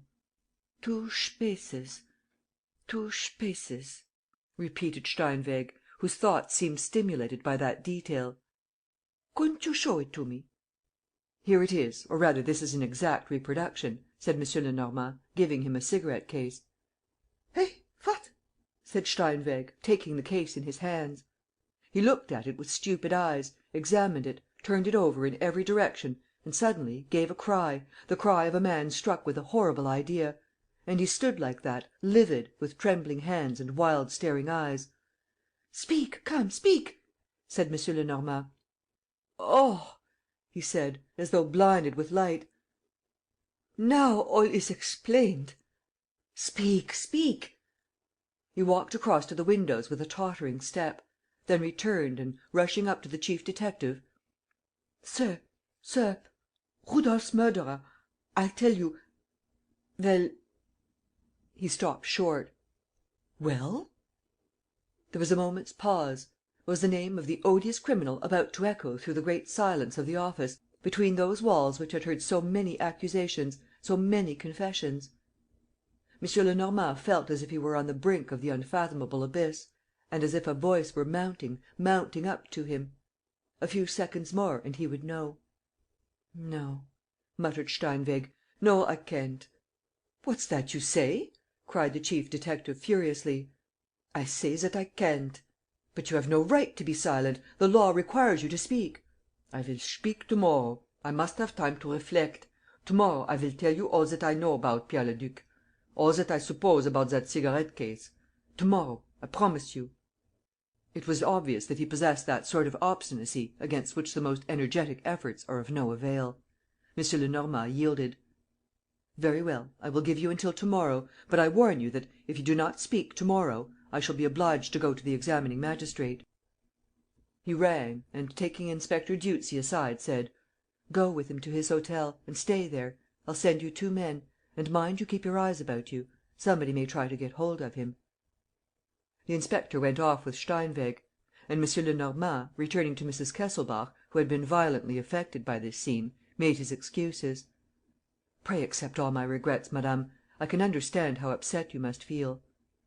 He questioned her as to the period at which Mr. Kesselbach renewed his relations with old Steinweg and as to the length of time for which those relations lasted. But she was so much worn out that he did not insist. "Am I to come back to morrow?" she asked. "No, it's not necessary. I will let you know all that Steinweg says. May I see you down to your carriage? These 3 flights are rather steep." He opened the door and stood back to let her pass. At that moment shouts were heard in the passage and people came running up, inspectors on duty, office messengers, clerks. "Chief! Chief!" "What's the matter?" "Dieuzy!" "But he's just left here." "He's been found on the staircase." "Not dead?" "No, stunned, fainting." "But the man who was with him, old Steinweg?" "He's disappeared." "Damn it!" He rushed along the passage and down the stairs, where he found Dieuzy lying on the first floor landing, surrounded by people who were attending to him. He saw Gourel coming up again. "Oh, Gourel, have you been downstairs? Did you come across anybody?" "No, chief." But Dieuzy was recovering consciousness and, almost before he had opened his eyes, mumbled: "Here, on the landing, the little door." "Oh, hang it, the door of Court 7!" shouted the chief detective. "Didn't I say that it was to be kept locked? It was certain that, sooner or later ..." He seized the door handle. "Oh, of course! The door is bolted on the other side now." The door was partly glazed. He smashed a pane with the butt end of his revolver, drew the bolt and said to Gourel: "Run through this way to the exit on the Place Dauphine." He went back to Dieuzy: "Come, Dieuzy, tell me about it. How did you come to let yourself be put into this state?" "A blow in the pit of the stomach, chief." "A blow? From that old chap? Why, he can hardly stand on his legs!" "Not the old man, chief, but another, who was walking up and down the passage, while Steinweg was with you, and who followed us as though he were going out too. When we got as far as this, he asked me for a light. I looked for my matches. Then he caught me a punch in the stomach. I fell down and, as I fell, I thought I saw him open that door and drag the old man with him." "Would you know him again?" "Oh, yes, chief. A powerful fellow, very dark skinned, a southerner of sorts, that's certain." "Ribeira!" snarled M. Lenormand. "Always Ribeira! Ribeira alias Parbury! Oh, the impudence of the scoundrel! He was afraid of what old Steinweg might say and came to fetch him away under my very nose." And, stamping his foot with anger: "But, dash it, how did he know that Steinweg was here, the blackguard? It's only 4 hours since I was chasing him in the Saint Cucufa woods; and now he's here. How did he know? One would think he lived inside my skin." He was seized with one of those fits of dreaming in which he seemed to hear nothing and see nothing. Mrs. Kesselbach, who passed at that moment, bowed without his replying. But a sound of footsteps in the corridor roused him from his lethargy. "At last! Is that you, Gourel?" "I found out how it was, chief," said Gourel, panting for breath. "There were 2 of them. They went this way and out of the Place Dauphine. There was a motor car waiting for them. There were 2 people inside. One was a man dressed in black, with a soft hat pulled over his eyes." "That's he," muttered M. Lenormand. "That's the murderer, the accomplice of Ribeira, Parbury. And who was the other?" "A woman without a hat, a servant girl, it might be, and good looking, I'm told, with red hair." "Eh? What? You say she had red hair?" "Yes." M. Lenormand turned round with a bound, ran down the stairs 4 steps at a time, hurried across the courtyard and came out on the Quai des Orfèvres. "Stop!" he shouted. A victoria and pair was driving off. It was Mrs. Kesselbach's carriage. The coachman heard and pulled up his horses. M. Lenormand sprang on the step. "I beg 1,000 pardons, madame, but I cannot do without your assistance. I will ask you to let me go with you. But we must act swiftly. Gourel, where's my taxi?" "I've sent it away, chief." "Well, then, get another. Quick!" The men all ran in different directions. But 10 minutes elapsed before one of them returned with a motor cab. M. Lenormand was boiling with impatience. Mrs. Kesselbach, standing on the pavement, swayed from side to side, with her smelling salts in her hand. At last they were seated. "Gourel, get up beside the driver and go straight to Garches." "To my house?" asked Dolores, astounded. He did not reply. He leant out of the window, waved his pass, explained who he was to the policeman regulating the traffic in the streets. At last, when they reached the Cours la Reine, he sat down again and said: "I beseech you, madame, to give me plain answers to my questions. Did you see Mlle. Geneviève Ernemont just now, at about 4 o'clock?" "Geneviève? Yes. I was dressing to go out." "Did she tell you of the advertisement about Steinweg in the Journal?" "She did." "And it was that which made you come to see me?" "Yes." "Were you alone during Mlle. Ernemont's visit?" "Upon my word, I can't say. Why?" "Recollect, was one of your servants present?" "Probably, as I was dressing." "What are their names?" "Suzanne and Gertrude." "One of them has red hair, has she not?" "Yes, Gertrude." "Have you known her long?" "Her sister has always been with me. And so has Gertrude, for years. She is devotion and honesty personified." "In short, you will answer for her?" "Oh, absolutely." "Very well, very well." It was 7:30 and the daylight was beginning to wane when the taxi cab reached the House of Retreat. Without troubling about his companion, the chief detective rushed into the porter's lodge. "Mrs. Kesselbach's maid has just come in, has she not?" "Whom do you mean, the maid?" "Why, Gertrude, one of the two sisters." "But Gertrude can't have been out, sir. We haven't seen her go out." "Still, some one has just come in." "No, sir, we haven't opened the door to anybody since, let me see, 6 o'clock this evening." "Is there no other way out than this gate?" "No. The walls surround the estate on every side; and they are very high." "Mrs. Kesselbach, we will go to your house, please." They all three went. Mrs. Kesselbach, who had no key, rang. The door was answered by Suzanne, the other sister. "Is Gertrude in?" asked Mrs. Kesselbach. "Yes, ma'am, in her room." "Send her down, please," said the chief detective. After a moment Gertrude came downstairs, looking very attractive and engaging in her white embroidered apron. She had, in point of fact, a rather pretty face, crowned with red hair. M. Lenormand looked at her for a long time without speaking, as though he were trying to read what lay behind those innocent eyes. He asked her no questions. After a minute, he simply said: "That will do, thank you. Come, Gourel." He went out with the sergeant and, at once, as they followed the darkling paths of the garden, said: "That's the one." "Do you think so, chief? She looked so placid." "Much too placid. Another would have been astonished, would have wanted to know why I sent for her. Not this one. Nothing but the concentrated effort of a face that is determined to smile at all costs. Only, I saw a drop of perspiration trickle from her temple along her ear." "So that?" "So that everything becomes plain. Gertrude is in league with the two ruffians who are conspiring round the Kesselbach case, in order either to discover and carry out the famous scheme, or to capture the widow's millions. No doubt, the other sister is in the plot as well.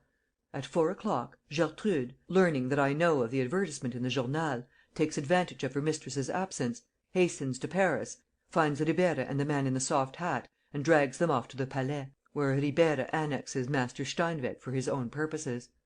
He reflected and continued: "All this proves, first, the importance which they attach to Steinweg and their fear of what he may reveal.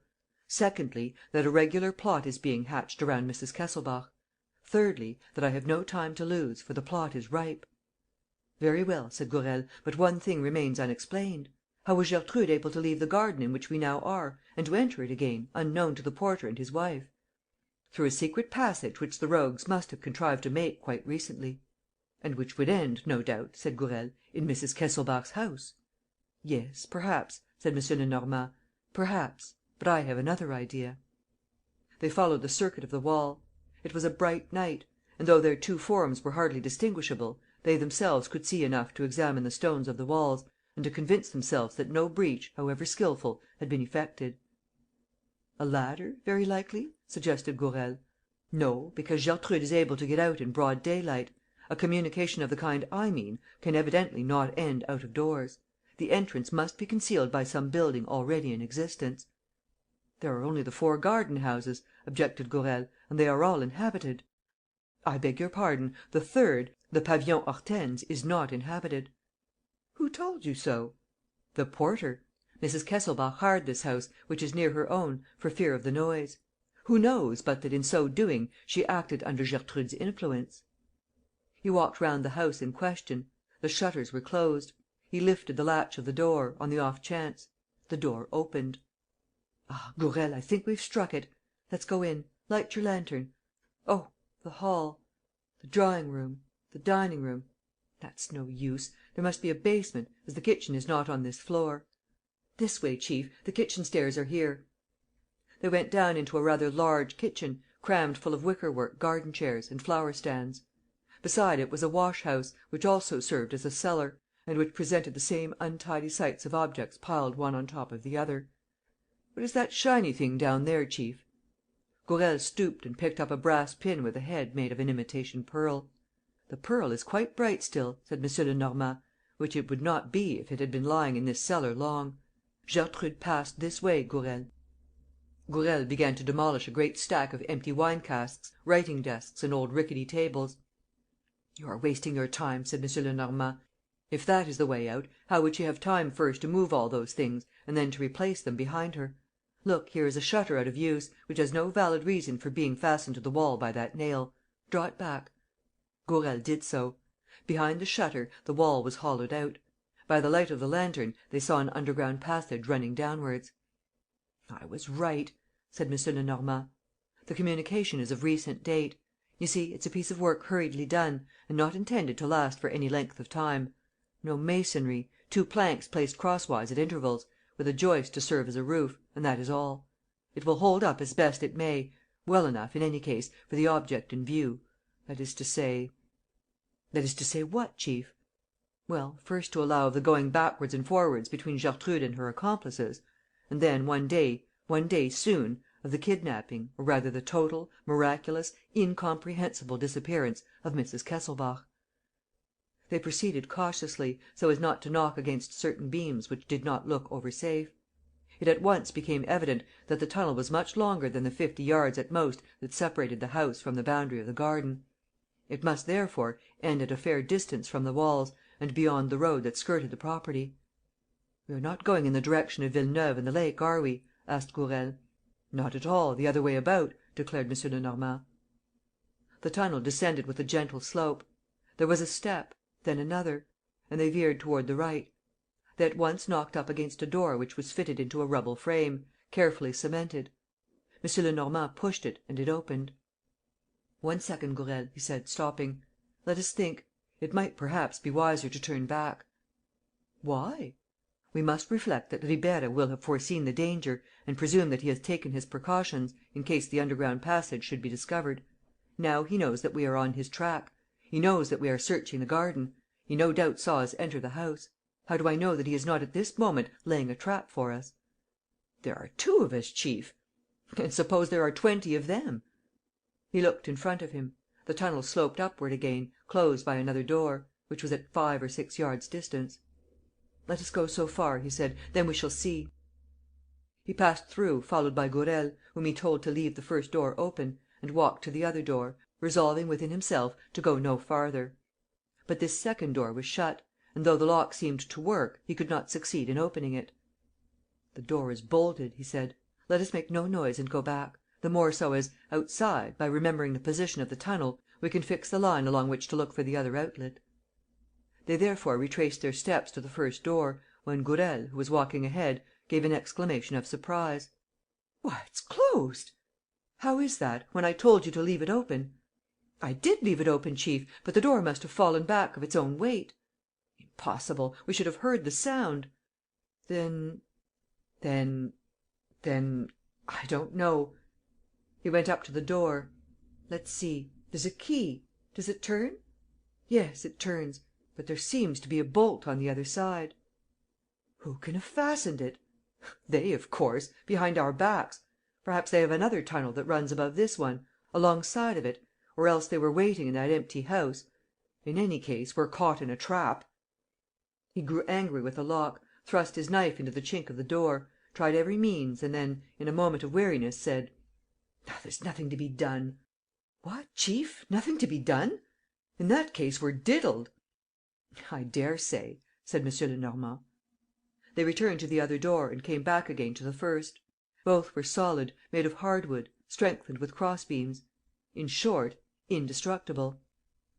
"We should want a hatchet," said the chief of the detective service, "or at the very least a serious implement, a knife even, with which we might try to cut away the place where the bolt is most likely to be. And we have nothing." He was seized with a sudden fit of rage and flung himself upon the obstacle, as though he hoped to do away with it. Then, powerless, beaten, he said to Gourel: "Listen, we'll look into this in an hour or two. I am tired out. I am going to sleep. Keep watch so long. And if they come and attack us?" "Ah, if they come, we shall be saved, chief!" cried Gourel, who would have been relieved by a fight, however great the odds. M. Lenormand lay down on the ground. In a minute, he was asleep. When he woke up, he remained for some seconds undecided, not understanding. And he also asked himself what sort of pain it was that was tormenting him. "Gourel!" he called. "Come, Gourel!" Obtaining no reply, he pressed the spring of his lantern and saw Gourel lying beside him sound asleep. "What on earth can this pain be?" he thought. "Regular twitchings. Oh, why, of course, I am hungry, that's all. I'm starving. What can the time be?" His watch marked 20 minutes past 7, but he remembered that he had not wound it up. Gourel's watch was not going either. Gourel had awoke under the action of the same inward pangs, which made them think that the breakfast hour must be long past and that they had already slept for a part of the day. "My legs are quite numbed," said Gourel, "and my feet feel as if they were on ice. What a funny sensation!" He bent down to rub them and went on: "Why, it's not on ice that my feet were, but in water! Look, chief, there's a regular pool near the first door." "Soaked through," M. Lenormand replied. "We'll go back to the second door. You can dry yourself. But what are you doing, chief? Do you think I am going to allow myself to be buried alive in this vault? Not if I know it. I haven't reached the age. As the two doors are closed, let us try to pass through the walls." One by one, he loosened the stones that stood out at the height of his hand, in the hope of contriving another gallery that would slope upwards to the level of the soil.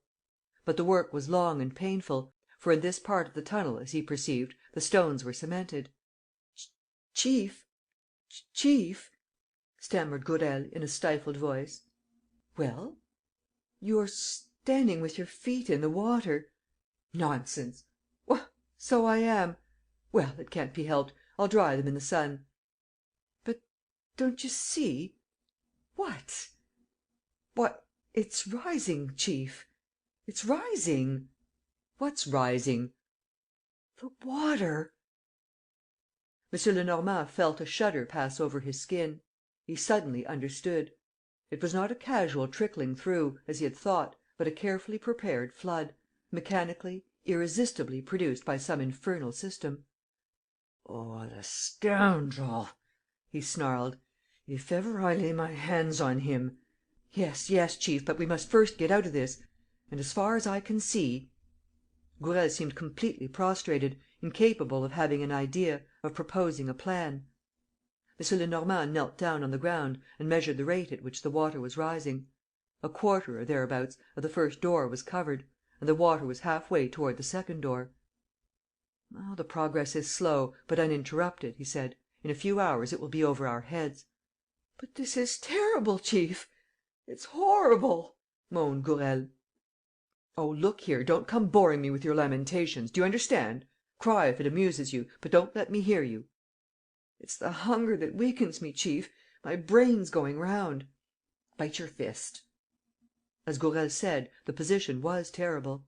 And if M. Lenormand had had less energy, he would have abandoned the vain struggle. What was to be done? It was no use hoping that Ribeira would have the charity to let them out. It was no use, either, hoping that the brothers Doudeville would rescue them, for the inspectors did not know of the existence of the tunnel. So no hope remained, no hope but that of an impossible miracle. "Come, come," said M. Lenormand, "this is too silly. We are not going to kick the bucket here. Hang it all, there must be something. Show me a light, Gourel."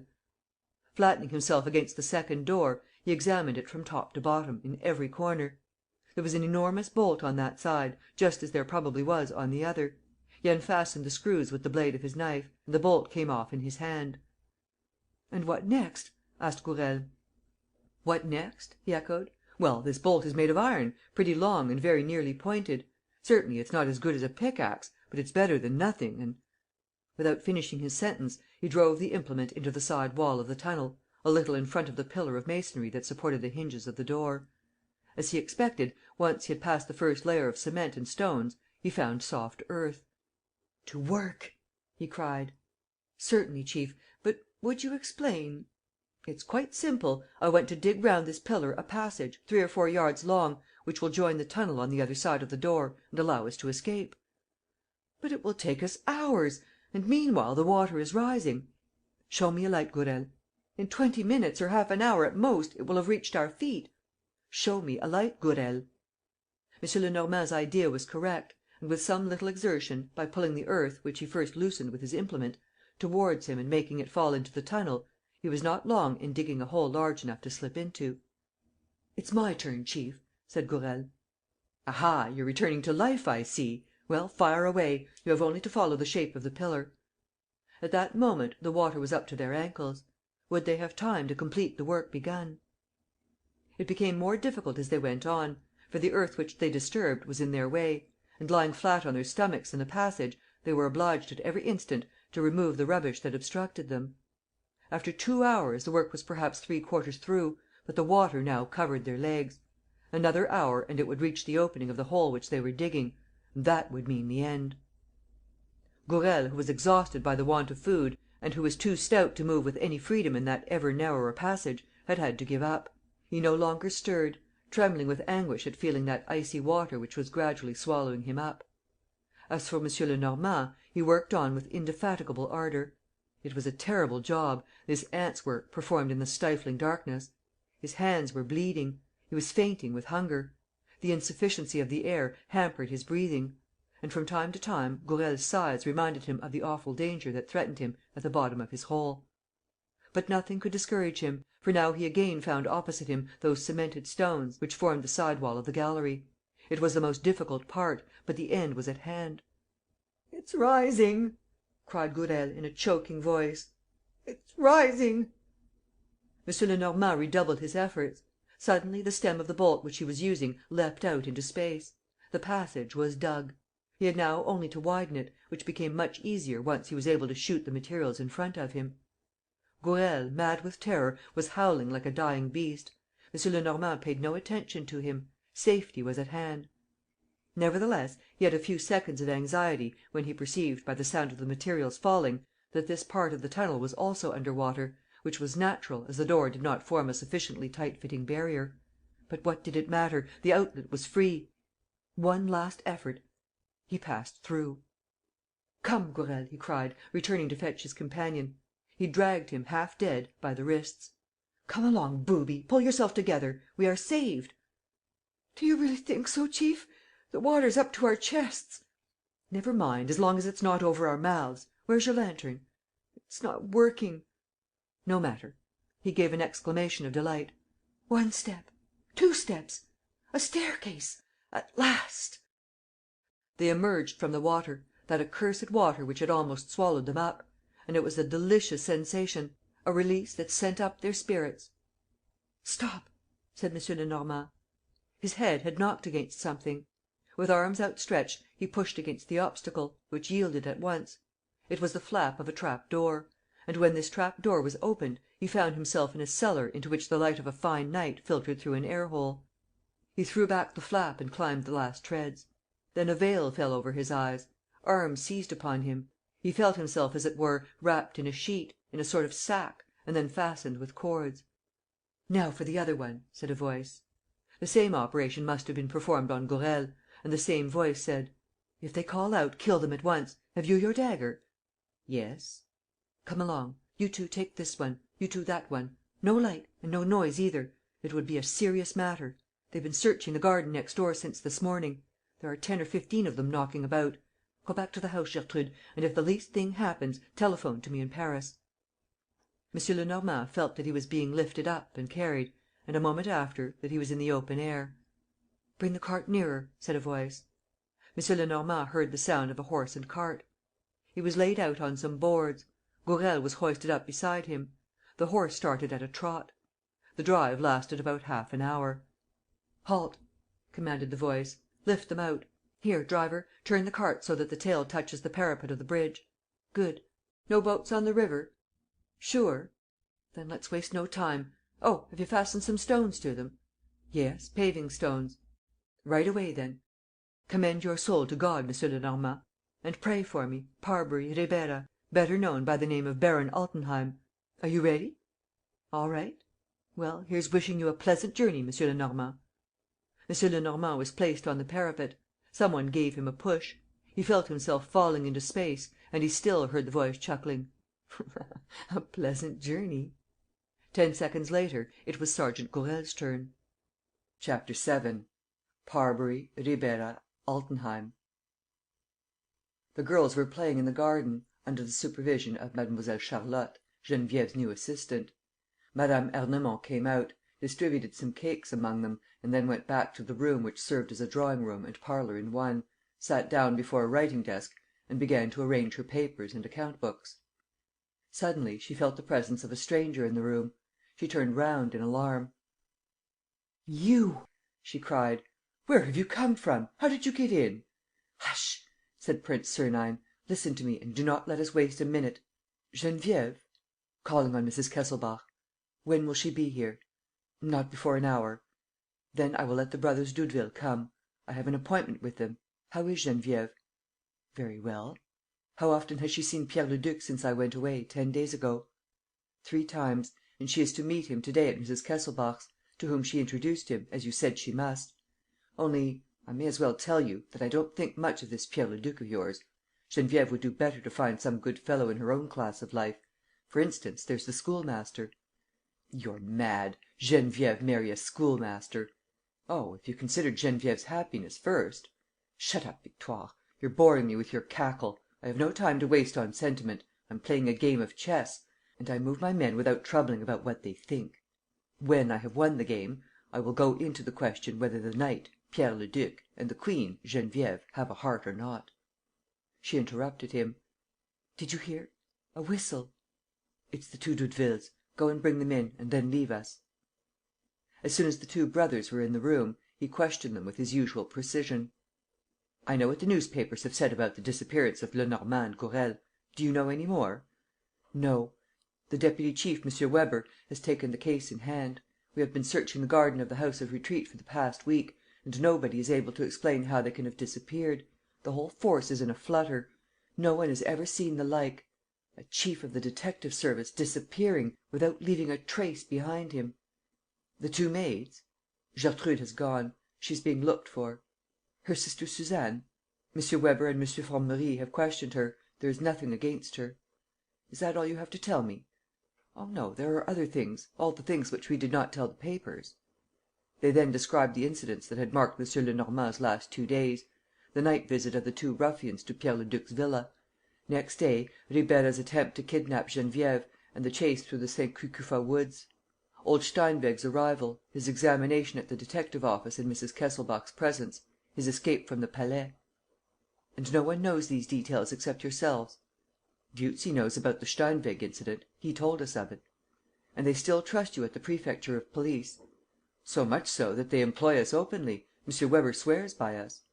"Come," said the prince, "all is not lost. If M. Lenormand has committed an imprudence that has cost him his life, as I suppose he did, at any rate he performed some good work first. And we have only to continue it. The enemy has the start of us, but we will catch him up." "It won't be an easy job, governor." "Why not? It is only a matter of finding old Steinweg again, for the answer to the riddle is in his hands." "Yes, but where has Ribera got old Steinweg tucked away?" "At his own place, of course." "Then we should have to know where Ribera hangs out." "Well, of course!" He dismissed them and went to the House of Retreat. Motor cars were awaiting outside the door, and 2 men were walking up and down, as though mounting guard. In the garden, near Mrs. Kesselbach's house, he saw Geneviève sitting on a bench with Pierre Leduc and and a thick-set gentleman wearing a single eyeglass. The three were talking, and none of them saw him. But several people came out of the house: M. Formerie, M. Weber, a magistrate's clerk, and two inspectors. Geneviève went indoors, and the gentleman with the eyeglass went up and spoke to the examining magistrate and the deputy chief of the detective service, and walked away with them slowly. Sernine came beside the bench where Pierre Leduc was sitting and whispered: "Don't move, Pierre Leduc. It's I." "You? You?" It was the third time that the young man saw Sernine since the awful night at Versailles, and each time it upset him. "Tell me, who is the fellow with the eyeglass?" Pierre Leduc turned pale and jabbered. Sernine pinched his arm: "Answer me, confound it! Who is he?" "Baron Altenheim." "Where does he come from?" "He was a friend of Mr. Kesselbach's. He arrived from Austria 6 days ago and placed himself at Mrs. Kesselbach's disposal." The police authorities had, meanwhile, gone out of the garden. Baron Altenheim also. The prince rose and, turning towards the Pavillon de l'Impératrice, continued: "Has the baron asked you many questions?" "Yes, a great many. He is interested in my case. He wants to help me find my family. He appealed to my childhood memories." "And what did you say?" "Nothing, because I know nothing. What memories have I? You put me in another's place and I don't even know who that other is." "No more do I," chuckled the prince. "And that's just what makes your case so quaint." "Oh, it's all very well for you to laugh. You're always laughing. But I'm beginning to have enough of it. I'm mixed up in a heap of nasty matters, to say nothing of the danger which I run in pretending to be somebody that I am not." "What do you mean, that you are not? You're quite as much a duke as I am a prince, perhaps even more so. Besides, if you're not a duke, hurry up and become one, hang it all! Geneviève can't marry any one but a duke. Look at her: isn't she worth selling your soul for?" He did not even look at Leduc, not caring what he thought. They had reached the house by this time, and Geneviève appeared at the foot of the steps, comely and smiling. "So you have returned?" she said to the prince. "Ah, that's a good thing! I am so glad! Do you want to see Dolores?" After a moment she showed him into Mrs. Kesselbach's room. The prince was taken aback. Dolores was paler still and thinner than on the day when he saw her last. Lying on a sofa, wrapped up in white stuffs, she looked like one of those sick people who have ceased to struggle against death. As for her, she had ceased to struggle against life, against the fate that was overwhelming her with its blows. Sernine gazed at her with deep pity and with an emotion which he did not strive to conceal. She thanked him for the sympathy which he showed her. She also spoke of Baron Altenheim in friendly terms. "Did you know him before?" he asked. "Yes, by name, and through his intimacy with my husband." "I have met an Altenheim who lives in the Rue de Rivoli. Do you think it's the same?" "Oh, no, this one lives in—" "As a matter of fact, I don't quite know. He gave me his address, but I can't say that I remember it." After a few minutes' conversation, Sernine took his leave. Geneviève was waiting for him in the hall. "I want to speak to you," she said eagerly, "on a serious matter." "Did you see him?" "Whom?" "Baron Altenheim, but that's not his name. Or, at least, he has another. I recognized him. He does not know it." She dragged him out of doors and walked on in great excitement. "Calm yourself, Geneviève." "He's the man who tried to carry me off. But for that poor M. Lenormand, I should have been done for. Come, you must know, for you know everything." "Then his real name is—" "Ribeira." "Are you sure?" "It was no use his changing his appearance, his accent, his manner. I knew him at once, by the horror with which he inspires me. But I said nothing, until you returned." "You said nothing to Mrs. Kesselbach either?" "No, she seemed so happy at meeting a friend of her husband's. But you will speak to her about it, will you not? You will protect her? I don't know what he is preparing against her, against myself. Now that M. Lenormand is no longer there, he has nothing to fear. He does as he pleases. Who can unmask him?" "I can. I will be responsible for everything. But not a word to anybody." They had reached the porter's lodge. The gate was opened. The prince said: "Good bye, Geneviève, and be quite easy in your mind. I am there." He shut the gate, turned round and gave a slight start. Opposite him stood the man with the eyeglass, Baron Altenheim, with his head held well up, his broad shoulders, his powerful frame. They looked at each other for 2 or 3 seconds, in silence. The baron smiled. Then the baron said: "I was waiting for you, Lupin." For all his self-mastery, Sernine felt a thrill pass over him. He had come to unmask his adversary; and his adversary had unmasked him at the first onset. And at the same time the adversary was accepting the contest boldly, brazenly, as though he felt sure of victory. It was a swaggering thing to do, and gave evidence of no small amount of pluck. The two men, violently hostile one to the other, took each other's measure with their eyes. "And what then?" asked Sernine. "What then? Don't you think we have occasion for a meeting?" "Why?" "I want to talk to you." "What day will suit you?" "To morrow. Let us lunch together at a restaurant." "Why not at your place?" "You don't know my address." "Yes, I do." With a swift movement, the prince pulled out a newspaper protruding from Altenheim's pocket, a paper still in its addressed wrapper, and said: "No. 29, Villa Dupont." "Well played!" said the other. "Then we'll say to morrow, at my place." "To morrow, at your place. At what time?" "1 o'clock." "I shall be there. Good bye." They were about to walk away. Altenheim stopped. "Oh, one more word, prince. Bring a weapon with you." "Why?" "I keep 4 men servants, and you will be alone." "I have my fists," said Sernine. "We shall be on even terms." He turned his back on him and then, calling him back: "Oh, one word more, baron. Engage 4 more servants." "Why?" "I have thought it over. I shall bring my whip." At 1 o'clock the next day, precisely, a horseman rode through the gate of the so called Villa Dupont, a peaceful, countrified private road, the only entrance to which is in the Rue Pergolèse, close to the Avenue du Bois. It is lined with gardens and handsome private houses, and, right at the end, it is closed by a sort of little park containing a large old house, behind which runs the Paris Circular Railway. It was here, at No. 29, that Baron Altenheim lived. Sernine flung the reins of his horse to a groom whom he had sent on ahead and said: "Bring him back at 2:30." He rang the bell. The garden gate opened, and he walked to the front door steps, where he was awaited by 2 tall men in livery, who rushed him into an immense, cold, stone hall, devoid of any ornament. The door closed behind him with a heavy thud; and, great and indomitable as his courage was, he nevertheless underwent an unpleasant sensation at feeling himself alone, surrounded by enemies, in that isolated prison. "Say Prince Sernine." The drawing room was near, and he was shown straight in. "Ah, there you are, my dear prince!" said the baron, coming toward him. "Well, will you believe? Dominique, lunch in 20 minutes. Until then, don't let us be interrupted. Will you believe, my dear prince, that I hardly expected to see you?" "Oh, really? Why?" "Well, your declaration of war, this morning, is so plain that an interview becomes superfluous." "My declaration of war?"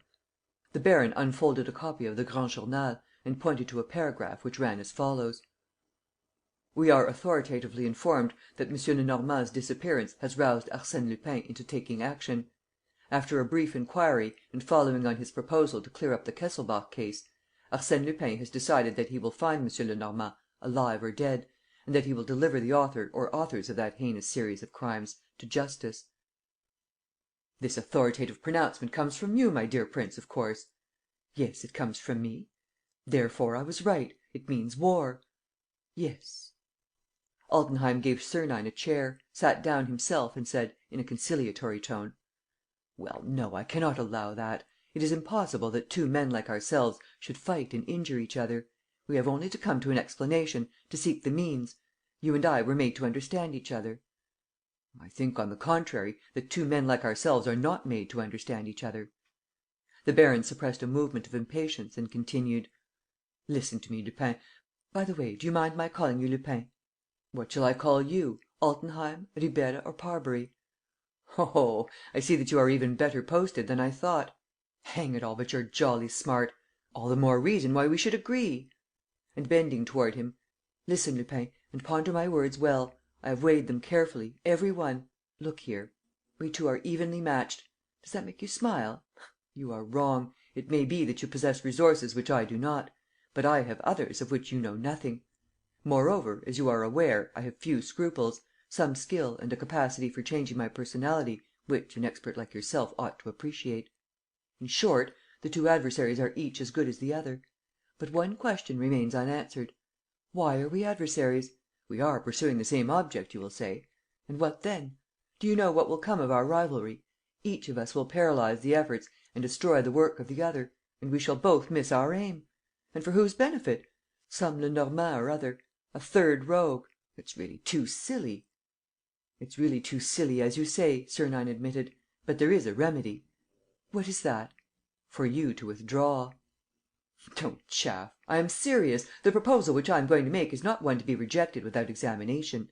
Here it is in 2 words: let's be partners." "I say! Of course, each of us will continue free where his own affairs are concerned. But, for the business in question, let us combine our efforts. Does that suit you? Hand in hand and share alike. What do you bring?" "I?" "Yes, you know what I'm worth. I've delivered my proofs. In the alliance which you are proposing, you know the figure, so to speak, of my marriage portion. What's yours?"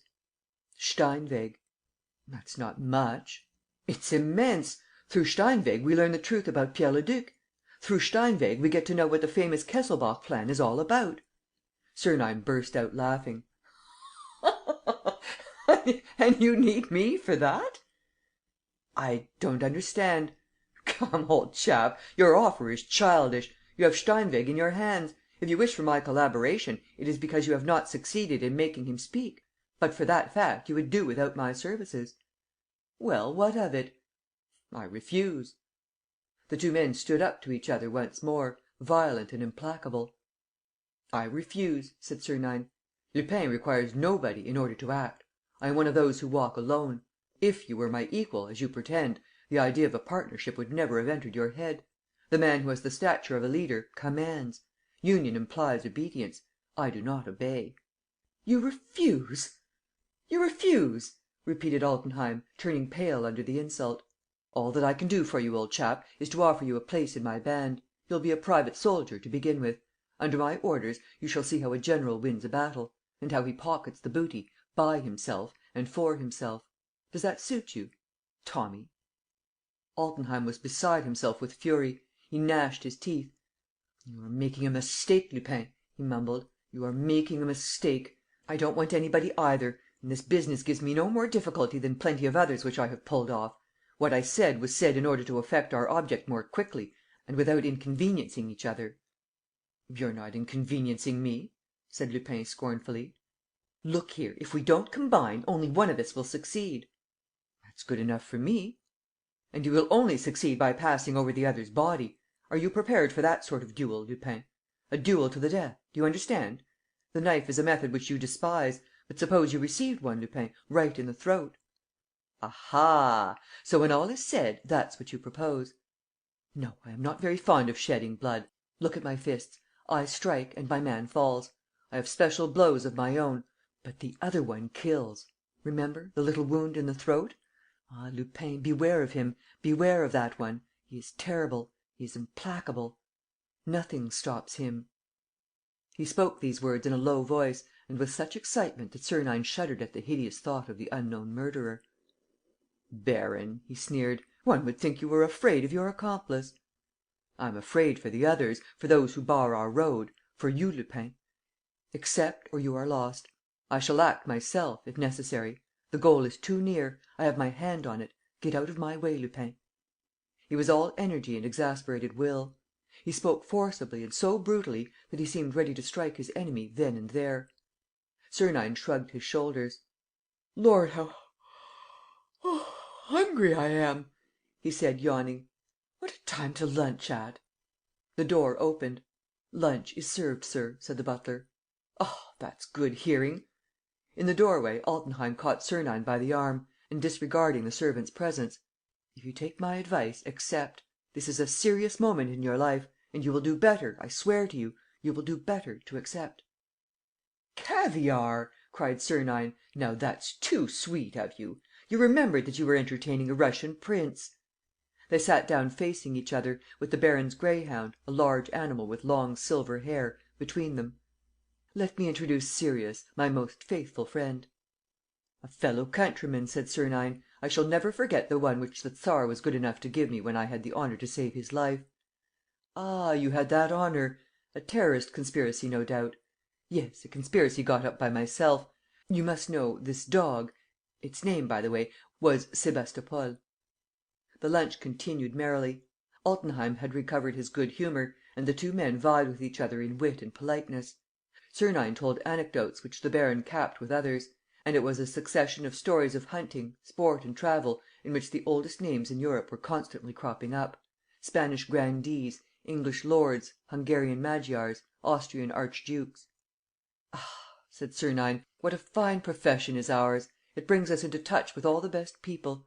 Here, Sirius, a bit of this truffled chicken." The dog did not take his eyes off him, and snapped at everything that Sernine gave it. "A glass of Chambertin, prince?" "With pleasure, baron." "I can recommend it. It comes from King Leopold's cellar." "A present?"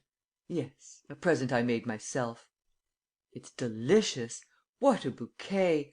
With this pâté de foie gras, it's simply wonderful. I must congratulate you, baron. You have a first-rate chef." "My chef is a woman cook, prince. I bribed her with untold gold to leave Leblanc, the Socialist deputy. I say, try this hot chocolate ice. And let me call your special attention to the little dry cakes that go with it. They're an invention of genius, those cakes." "The shape is charming, in any case," said Sernine, helping himself. "If they taste as good as they look. Here, Sirius, you're sure to like this. Locusta herself could not have done better." He took one of the cakes and gave it to the dog. Sirius swallowed it at a gulp, stood motionless for 2 or 3 seconds, as though dazed, then turned in a circle and fell to the floor dead. Sernine started back from his chair, lest one of the footmen should fall upon him unawares. Then he burst out laughing: "Look here, baron, next time you want to poison one of your friends, try to steady your voice and to keep your hands from shaking. Otherwise people suspect you. But I thought you disliked murder?" "With the knife, yes," said Altenheim, quite unperturbed. "But I have always had a wish to poison some one. I wanted to see what it was like." "By Jove, old chap, you choose your subjects well! A Russian prince!" He walked up to Altenheim and, in a confidential tone, said: "Do you know what would have happened if you had succeeded, that is to say, if my friends had not seen me return at 3 o'clock at the latest? Well, at 3:30, the prefect of police would have known exactly all that there was to know about the so called Baron Altenheim; and the said baron would have been copped before the day was out and clapped into jail." "Pooh!" said Altenheim. "Prison one escapes from, whereas one does not come back from the kingdom where I was sending you." "True, but you would have to send me there first; and that's not so easy." "I only wanted a mouthful of one of those cakes." "Are you quite sure?" "Try." "One thing's certain, my lad, you haven't the stuff yet which great adventurers are made of; and I doubt if you'll ever have it, considering the sort of traps you lay for me. A man who thinks himself worthy of leading the life which you and I have the honor to lead must also be fit to lead it, and, for that, must be prepared for every eventuality. He must even be prepared not to die if some ragamuffin or other tries to poison him. An undaunted soul in an unassailable body: that is the ideal which he must set before himself and attain. Try away, old chap. As for me, I am undaunted and unassailable. Remember King Mithridates." He went back to his chair. "Let's finish our lunch. But as I like proving the virtues to which I lay claim, and as, on the other hand, I don't want to hurt your cook's feelings, just pass me that plate of cakes." He took one of them, broke it in two and held out one half to the baron: "Eat that." The other gave a movement of recoil. "Funk!" said Sernine. And, before the wondering eyes of the baron and his satellites, he began to eat the first and then the second half of the cake, quietly, conscientiously, as a man eats a dainty of which he would hate to miss the smallest morsel. They met again. That same evening, Prince Sernine invited Baron Altenheim to dinner at the Cabaret Vatel, with a party consisting of a poet, a musician, a financier and 2 pretty actresses, members of the Théâtre Français. The next day, they lunched together in the Bois, and at night they met at the Opéra. They saw each other every day for a week. One would have thought that they could not do without each other, and that they were united by a great friendship, built up of mutual confidence, sympathy and esteem. They had a capital time, drinking good wine, smoking excellent cigars, and laughing like 2 madmen. In reality, they were watching each other fiercely. Mortal enemies, separated by a merciless hatred, each feeling sure of winning, and longing for victory with an unbridled will, they waited for the propitious moment: Altenheim to do away with Sernine, and Sernine to hurl Altenheim into the pit which he was digging for him. Each knew that the catastrophe could not be long delayed. One or other of them must meet with his doom; and it was a question of hours, or, at most, of days. It was an exciting tragedy, and one of which a man like Sernine was bound to relish the strange and powerful zest. To know your adversary and to live by his side; to feel that death is waiting for you at the least false step, at the least act of thoughtlessness: what a joy, what a delight! One evening they were alone together in the garden of the Rue Cambon Club, to which Altenheim also belonged. It was the hour before dusk, in the month of June, at which men begin to dine before the members come in for the evening's card play. They were strolling round a little lawn, along which ran a wall lined with shrubs. Beyond the shrubs was a small door. Suddenly, while Altenheim was speaking, Sernine received the impression that his voice became less steady, that it was almost trembling. He watched him out of the corner of his eye. Altenheim had his hand in the pocket of his jacket, and Sernine saw that hand, through the cloth, clutch the handle of a dagger, hesitating, wavering, resolute and weak by turns. Oh, exquisite moment! Was he going to strike?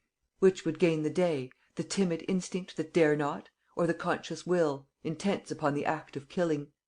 His chest flung out, his arms behind his back, Sernine waited, with alternate thrills of pleasure and of pain. The baron had ceased talking; and they now walked on in silence, side by side. "Well, why don't you strike?" cried the prince, impatiently. He had stopped and, turning to his companion: "Strike!" he said. "This is the time or never. There is no one to see you. You can slip out through that little door. The key happens to be hanging on the wall. And good bye, baron, unseen and unknown.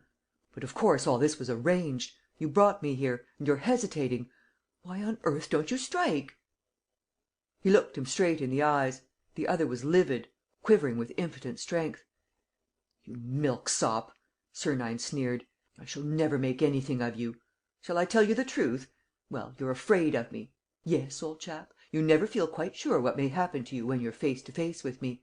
You want to act, whereas it's my acts, my possible acts, that govern the situation. No, it's quite clear that you're not the man yet to put out my star." He had not finished speaking when he felt himself seized round the throat and dragged backward. Some one hiding in the shrubbery, near the little door, had caught him by the head. He saw a hand raised, armed with a knife with a gleaming blade. The hand fell. The point of the knife caught him right in the throat. At the same moment, Altenheim sprang upon him to finish him off, and they rolled over into the flower borders. It was a matter of 20 or 30 seconds at most. Powerful and experienced wrestler as he was, Altenheim yielded almost immediately, uttering a cry of pain. Sernine rose and ran to the little door, which had just closed upon a dark form. It was too late. He heard the key turn in the lock. He was unable to open it. "Ah, you scoundrel!" he said. "The day on which I catch you will be the day on which I shed my first blood. That I swear to God." He went back, stooped and picked up the pieces of the knife, which had broken as it struck him. Altenheim was beginning to move. Sernine asked: "Well, baron, feeling better? You didn't know that blow, eh? It's what I call the direct blow in the solar plexus, that is to say, it snuffs out your vital sun like a candle. It's clean, quick, painless and infallible. Whereas a blow with a dagger, pooh! A man has only to wear a little steel wove gorget, as I do, and he can set the whole world at defiance, especially your little pal in black, seeing that he always strikes at the throat, the silly monster. Here, look at his favourite plaything, smashed to atoms." He offered him his hand. "Come, get up, baron. You shall dine with me. And do please remember the secret of my superiority: an undaunted soul in an unassailable body." He went back to the club rooms, reserved a table for two, sat down on a sofa and, while waiting for dinner, soliloquized under his breath: "It's certainly an amusing game, but it's becoming dangerous. I must get it over. Otherwise those beggars will send me to Paradise earlier than I want to go. The nuisance is that I can't do anything before I find old Steinweg, for, when all is said, old Steinweg is the only interesting factor in the whole business, and my one reason for sticking to the baron is that I keep on hoping to pick up some clue or other. What the devil have they done with him? Altenheim is in daily communication with him, that is beyond a doubt. It is equally beyond a doubt that he is doing his utmost to drag out of him what he knows about the Kesselbach scheme. Where does he see him? Where has he got him shut up? With friends? In his own house at 29 Villa Dupont?" He reflected for some time, then lit a cigarette, took 3 puffs at it and threw it away. This was evidently a signal, for 2 young men came and sat down beside him. He did not seem to know them, but he conversed with them by stealth. It was the brothers Doudeville, got up that day like men of fashion. "What is it, governor?" "Take 6 of our men, go to 29 Villa Dupont and make your way in." "The devil! How?" "In the name of the law. Are you not detective-inspectors? A search." "But we haven't the right." "Take it." "And the servants? If they resist?" "There are only 4 of them." If they call out?" "They won't call out." "If Altenheim returns?" "He won't return before 10 o'clock. I'll see to it. That gives you 2 hours and a half, which is more than you require to explore the house from top to bottom. If you find old Steinweg, come and tell me." Baron Altenheim came up. Sernine went to meet him. "Let's have some dinner, shall we? That little incident in the garden has made me feel hungry. By the way, my dear baron, I've a few bits of advice to give you." They sat down to table. After dinner, Sernine suggested a game of billiards. Altenheim accepted. When the game was over, they went to the baccarat room. The croupier was just shouting: "There are 50 louis in the bank. Any bids?" "100 louis," said Altenheim. Sernine looked at his watch. 10 o'clock. The Doudevilles had not returned. The search, therefore, had been fruitless. "Banco," he said. Altenheim sat down and dealt the cards. "I give. No. 7. 6. I lose," said Sernine. "Shall I double the stakes?" "Very well," said the baron. He dealt out the cards. 8, said Sernine. 9, said the baron, laying his cards down. Sernine turned on his heels, muttering: "That cost me 300 louis, but I don't mind. It fixes him here." 10 minutes later, his motor set him down in front of 29, Villa Dupont, and he found the Doudevilles and their men collected in the hall. "Have you hunted out the old boy?" "No." "Dash it! But he must be somewhere or other. Where are the 4 servants?" "Over there, in the pantry, tied up, with the cook as well." "Good. I would as soon they did not see me. Go, all you others. Jean, stay outside and keep watch. Jacques, show me over the house." He quickly ran through the cellar, the ground floor, the first and second floors and the attic. He practically stopped nowhere, knowing that he would not discover in a few minutes what his men had not been able to discover in 3 hours. But he carefully noted the shape and the arrangement of the rooms, and looked for some little detail which would put him on the scent. When he had finished, he returned to a bedroom which Doudeville had told him was Altenheim's, and examined it attentively. "This will do," he said, raising a curtain that concealed a dark closet, full of clothes. "From here I can see the whole of the room." "But if the baron searches the house?" "Why should he?" "He will know that we have been here." "Through his servants." "Yes, but he will never dream that one of us is putting up here for the night.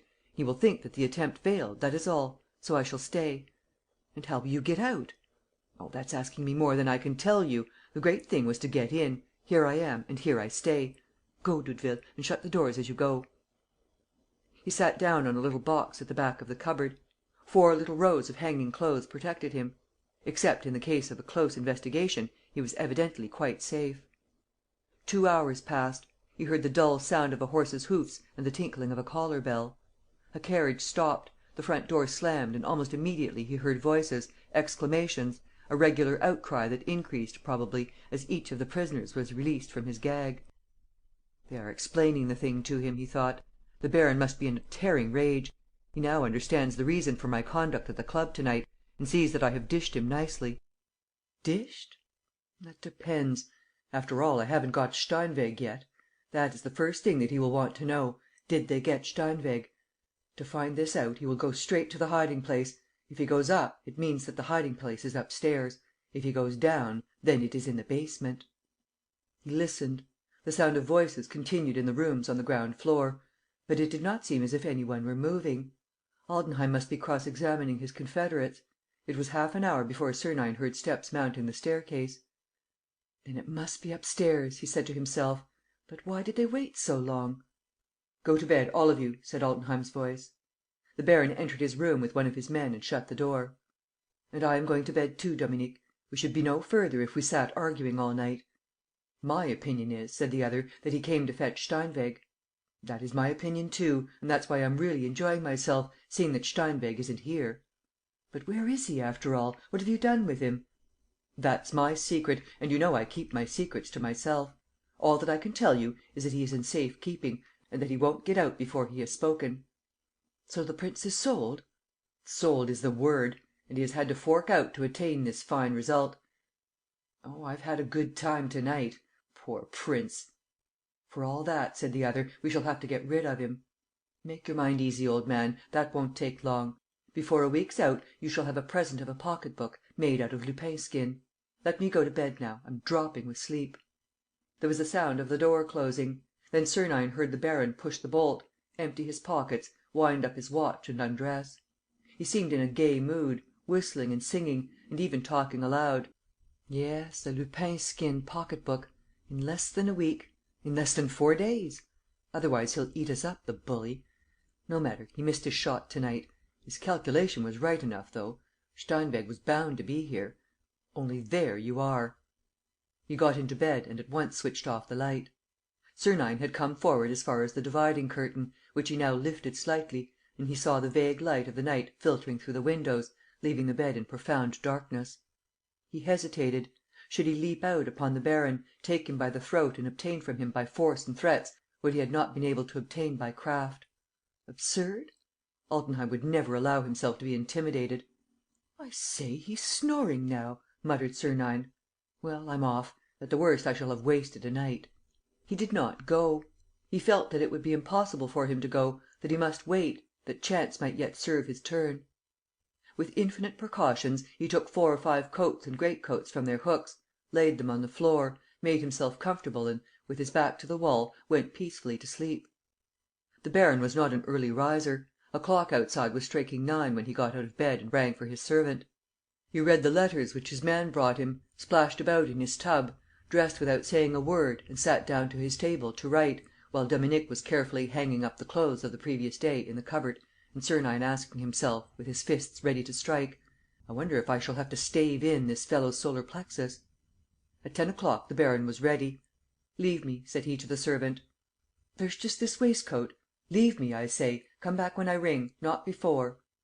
He shut the door himself, like a man who does not trust others, went to a table on which a telephone was standing and took down the receiver: "Hullo! Put me on to Garches, please, mademoiselle." "Very well, I'll wait till you ring me up." He sat down to the instrument. The telephone bell rang. "Hullo!" said Altenheim. "Is that Garches?" "Yes, that's right. Give me number 38, please, mademoiselle." A few seconds later, in a lower voice, as low and as distinct as he could make it, he began: "Are you 38? It's I speaking. No useless words." "Yesterday? Yes, you missed him in the garden. Another time, of course. But the thing's becoming urgent. He had the house searched last night. I'll tell you about it. Found nothing, of course."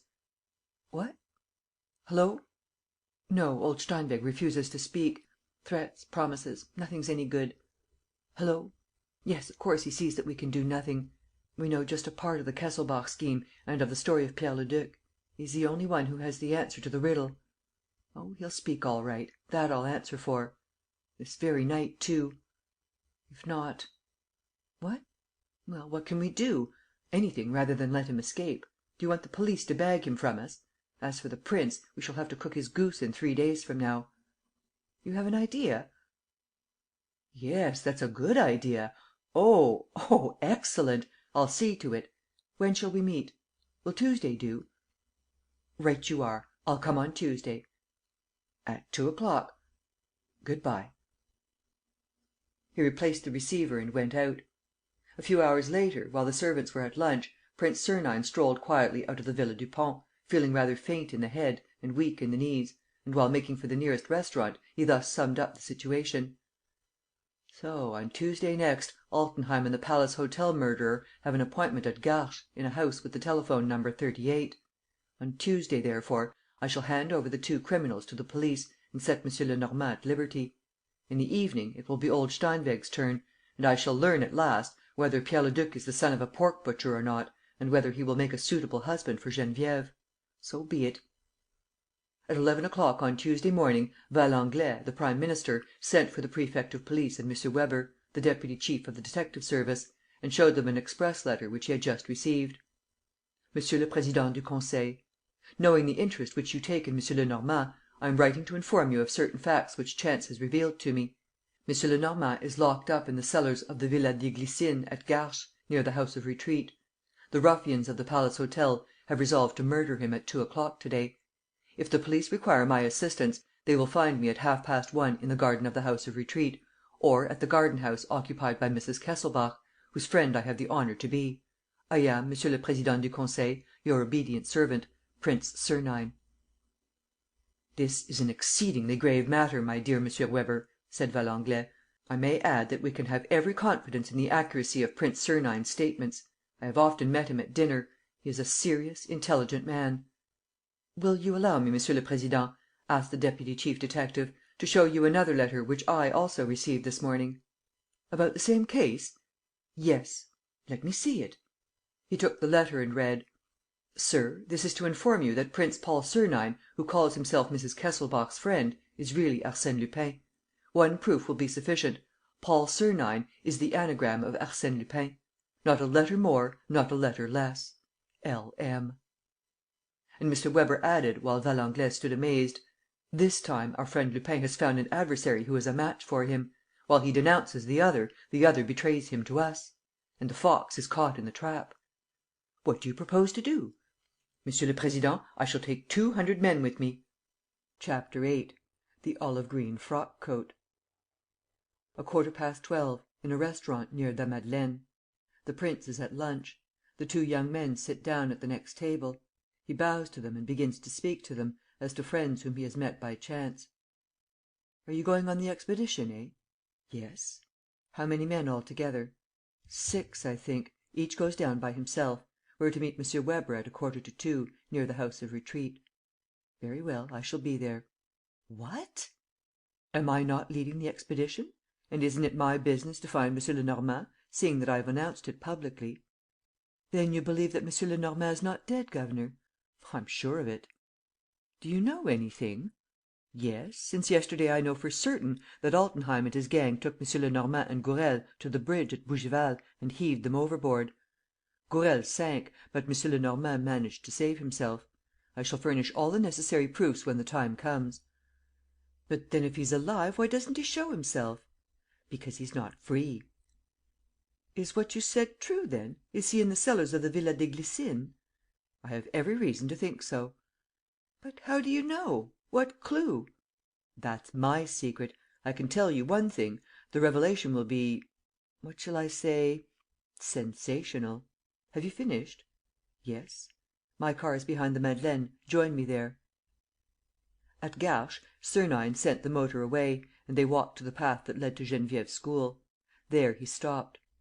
"Listen to me, lads. This is of the highest importance. You will ring at the House of Retreat. As inspectors, you have your right of entry, have you not? You will then go to the Pavillon Hortense, the empty one. There you will run down to the basement and you will find an old shutter, which you have only to lift to see the opening of a tunnel which I discovered lately and which forms a direct communication with the Villa des Glycines. It was by means of this that Gertrude and Baron Altenheim used to meet. And it was this way that M. Lenormand passed, only to end by falling into the hands of his enemies." "You think so, governor?" "Yes, I think so. And now the point is this: you must go and make sure that the tunnel is exactly in the condition in which I left it last night, that the two doors which bar it are open, and that there is still, in a hole near the second door, a parcel wrapped in a piece of black cloth which I put there myself." "Are we to undo the parcel?" "No, that's not necessary. It's a change of clothes. Go, and don't let yourselves be seen more than you can help. I will wait for you." 10 minutes later, they were back. "The two doors are open," said one of the Doudevilles. "And the black cloth parcel?" "In its place near the second door." "Capital. It is 1:25. Weber will be arriving with his champions. They are to watch the villa. They will surround it as soon as Altenheim is inside. I have arranged with Weber that I shall ring the bell. The door will be opened and I shall have my foot inside the citadel. Once there, I have my plan. Come, I've an idea that we shall see some fun." And Sernine, after dismissing them, walked down the path to the school, soliloquizing as he went: "All bodes well. The battle will be fought on the ground chosen by myself. I am bound to win. I shall get rid of my two adversaries and I shall find myself alone engaged in the Kesselbach case. Alone, with two whacking trump cards, Pierre Leduc and Steinweg, besides the king, that is to say, Bibi. Only there's one thing: what is Altenheim up to? Obviously, he has a plan of attack of his own. On which side does he mean to attack me? And how does it come that he has not attacked me yet? It's rather startling. Can he have denounced me to the police?" He went along the little playground of the school. The pupils were at their lessons. He knocked at the door. "Ah, is that you?" said Mme. Ernemont, opening the door. "So you have left Geneviève in Paris?" "For me to do that, Geneviève would have to be in Paris," he replied. "So she has been, seeing that you sent for her." "What's that?" he exclaimed, catching hold of her arm. "Why, you know better than I!" "I know nothing! Speak!" "Didn't you write to Geneviève to meet you at the Gare Saint-Lazare?" And did she go?" "Why, of course. You were to lunch together at the Hôtel Ritz. The letter. Show me the letter." She went to fetch it and gave it to him. "But, wretched woman, couldn't you see that it was a forgery? The handwriting is a good imitation, but it's a forgery. Any one can see that." He pressed his clenched hands to his temples with rage. "That's the move I was wondering about. Oh, the dirty scoundrel! He's attacking me through her. But how does he know? No, he doesn't know. He's tried it on twice now, and it's because of Geneviève, because he's taken a fancy to her. Oh, not that! Never! Listen, Victoire, are you sure that she doesn't love him? Oh, I'm losing my head. Wait, I must think. This isn't the moment." He looked at his watch. 25 minutes to 2. I have time. Idiot that I am! Time to do what? How do I know where she is? He walked up and down like a madman; and his old nurse seemed astounded at seeing him so excited, with so little control of himself. "After all," she said, "there is nothing to prove that she did not suspect the trap at the last moment. Where could she be? I don't know. Perhaps at Mrs. Kesselbach's. That's true, that's true. You're right!" he cried, filled with sudden hope. And he set out at a run for the House of Retreat. On the way, near the gate, he met the brothers Doudeville, who were entering the porter's lodge. The lodge looked out on the road, and this enabled them to watch the approaches to the Villa des Glycines. Without stopping, he went straight to the Pavillon de l'Impératrice, called Suzanne and told her to take him to Mrs. Kesselbach. "Geneviève?" he asked. "Geneviève? Yes, hasn't she been here?" "No, not for several days." "But she is to come, is she not?" "Do you think so?" "Why, I'm certain of it. Where do you think she is? Can you remember?" "It's no use my trying. I assure you that Geneviève and I had made no arrangement to see each other." And, suddenly alarmed, "But you're not anxious, are you? Has anything happened to Geneviève?" "No, nothing." He had already left the room. An idea had occurred to him. Suppose Altenheim were not at the Villa des Glycines? Suppose the hour of the meeting had been changed? "I must see him," he said to himself. "I must, at all costs." And he ran along with a disordered air, indifferent to everything. But in front of the lodge he at once recovered his composure. He had caught sight of the deputy chief of the detective service talking to the brothers Doudeville in the garden. Had he commanded his usual acute discernment, he would have perceived the little start which M. Weber gave as he approached, but he saw nothing. "M. Weber, I believe?" he asked. "Yes. To whom have I the honour?" "Prince Sernine." "Ah, very good. Monsieur le Préfet de Police has told me of the great service which you are doing us, monsieur." "That service will not be complete until I have handed the ruffians over to you." "That won't take long. I believe that one of those ruffians has just gone in. A powerful looking man, with a swarthy complexion. Yes, that's Baron Altenheim. Are your men here, M. Weber?" "Yes, concealed along the road, at 200 yards from this." "Well, M. Weber, it seems to me that you might collect them and bring them to this lodge. From here we will go to the villa. As Baron Altenheim knows me, I presume they will open the door to me and I will go in with you." "It's an excellent plan," said M. Weber. "I shall come back at once." He left the garden and walked down the road, in the opposite direction to the Villa des Glycines. Sernine quickly took one of the brothers Doudeville by the arm. "Run after him, Jacques. Keep him engaged. Long enough for me to get inside the Glycines. And then delay the attack as long as you can. Invent pretexts. I shall want 10 minutes. Let the villa be surrounded, but not entered. And you, Jean, go and post yourself in the Pavillon Hortense, at the entrance to the underground passage. If the baron tries to go out that way, break his head." The Doudeville moved away, as ordered. The prince slipped out and ran to a tall gate, barred with iron, which was the entrance to the Glycines. Should he ring? There was no one in sight.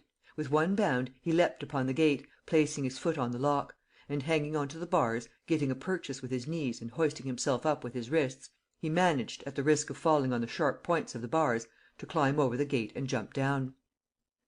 He found a paved courtyard, which he crossed briskly, and mounted the steps of a pillared peristyle, on which the windows looked out. These were all closed to the very top, with full shutters. As he stood thinking how he should make his way into the house, the door was half opened, with a noise of iron that reminded him of the door in the Villa Dupont, and Altenheim appeared. "I say, prince, is that the way you trespass on private property? I shall be forced to call in the gendarmes, my dear fellow." Sernine caught him by the throat and, throwing him down on a bench: "Geneviève? Where is Geneviève?" if you don't tell me what you've done with her, you villain." "Please observe," stammered the baron, "that you are making it impossible for me to speak." Sernine released his hold of him. "To the point, and look sharp. Answer. Geneviève?" "There is one thing," replied the baron, "which is much more urgent, especially where fellows like you and me are concerned, and that is to feel one's self at home." And he carefully closed the front door, which he barricaded with bolts. Then, leading Sernine to the adjoining drawing room, a room without furniture or curtains, he said: "Now, I'm your man. What can I do for you, prince?" "Geneviève?" "She is in perfect health."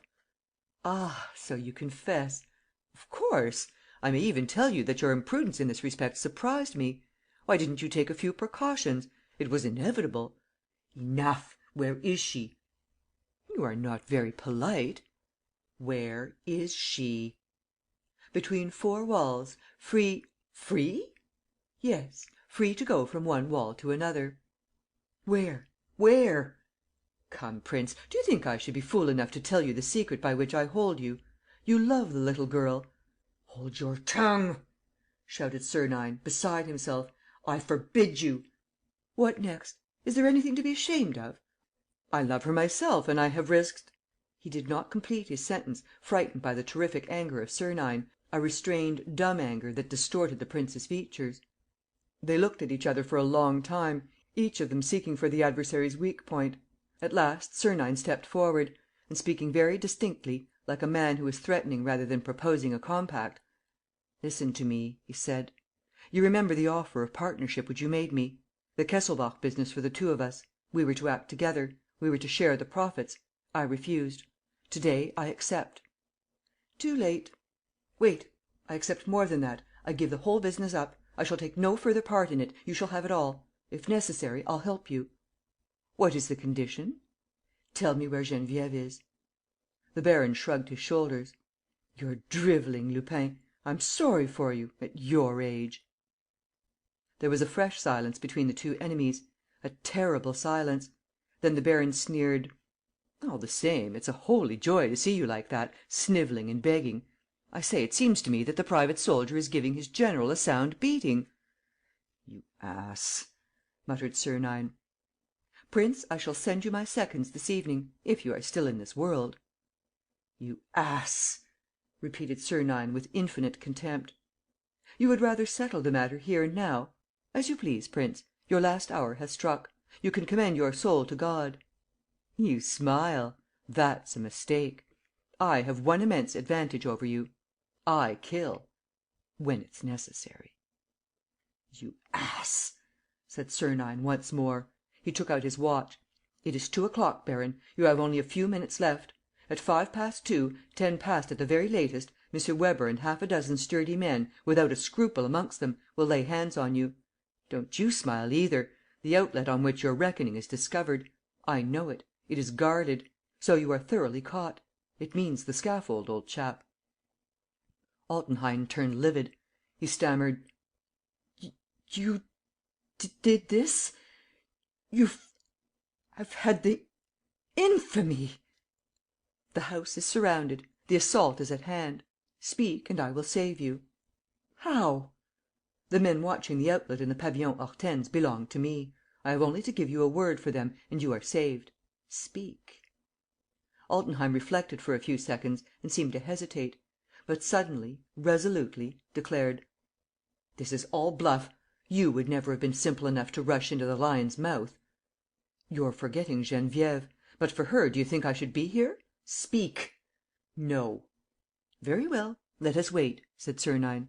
"A cigarette?" "Thank you." A few seconds passed. "Do you hear?" asked Sernine. "Yes, yes," said Altenheim, rising. Blows rang against the gate. Sernine observed: "Not even the usual summons. No preliminaries. Your mind is still made up?" "More so than ever." "You know that, with the tools they carry, they won't take long." "If they were inside this room, I should still refuse." The gate yielded. They heard it creak on its hinges. "To allow one's self to get nabbed," said Sernine, "is admissible. But to hold out one's own hands to the handcuffs is too silly. Come, don't be obstinate. Speak and bolt. And you?" "I shall remain. What have I to be afraid of?" "Look." The baron pointed to a chink between the shutters. Sernine put his eye to it and jumped back with a start. "Oh, you scoundrel, so you have denounced me too!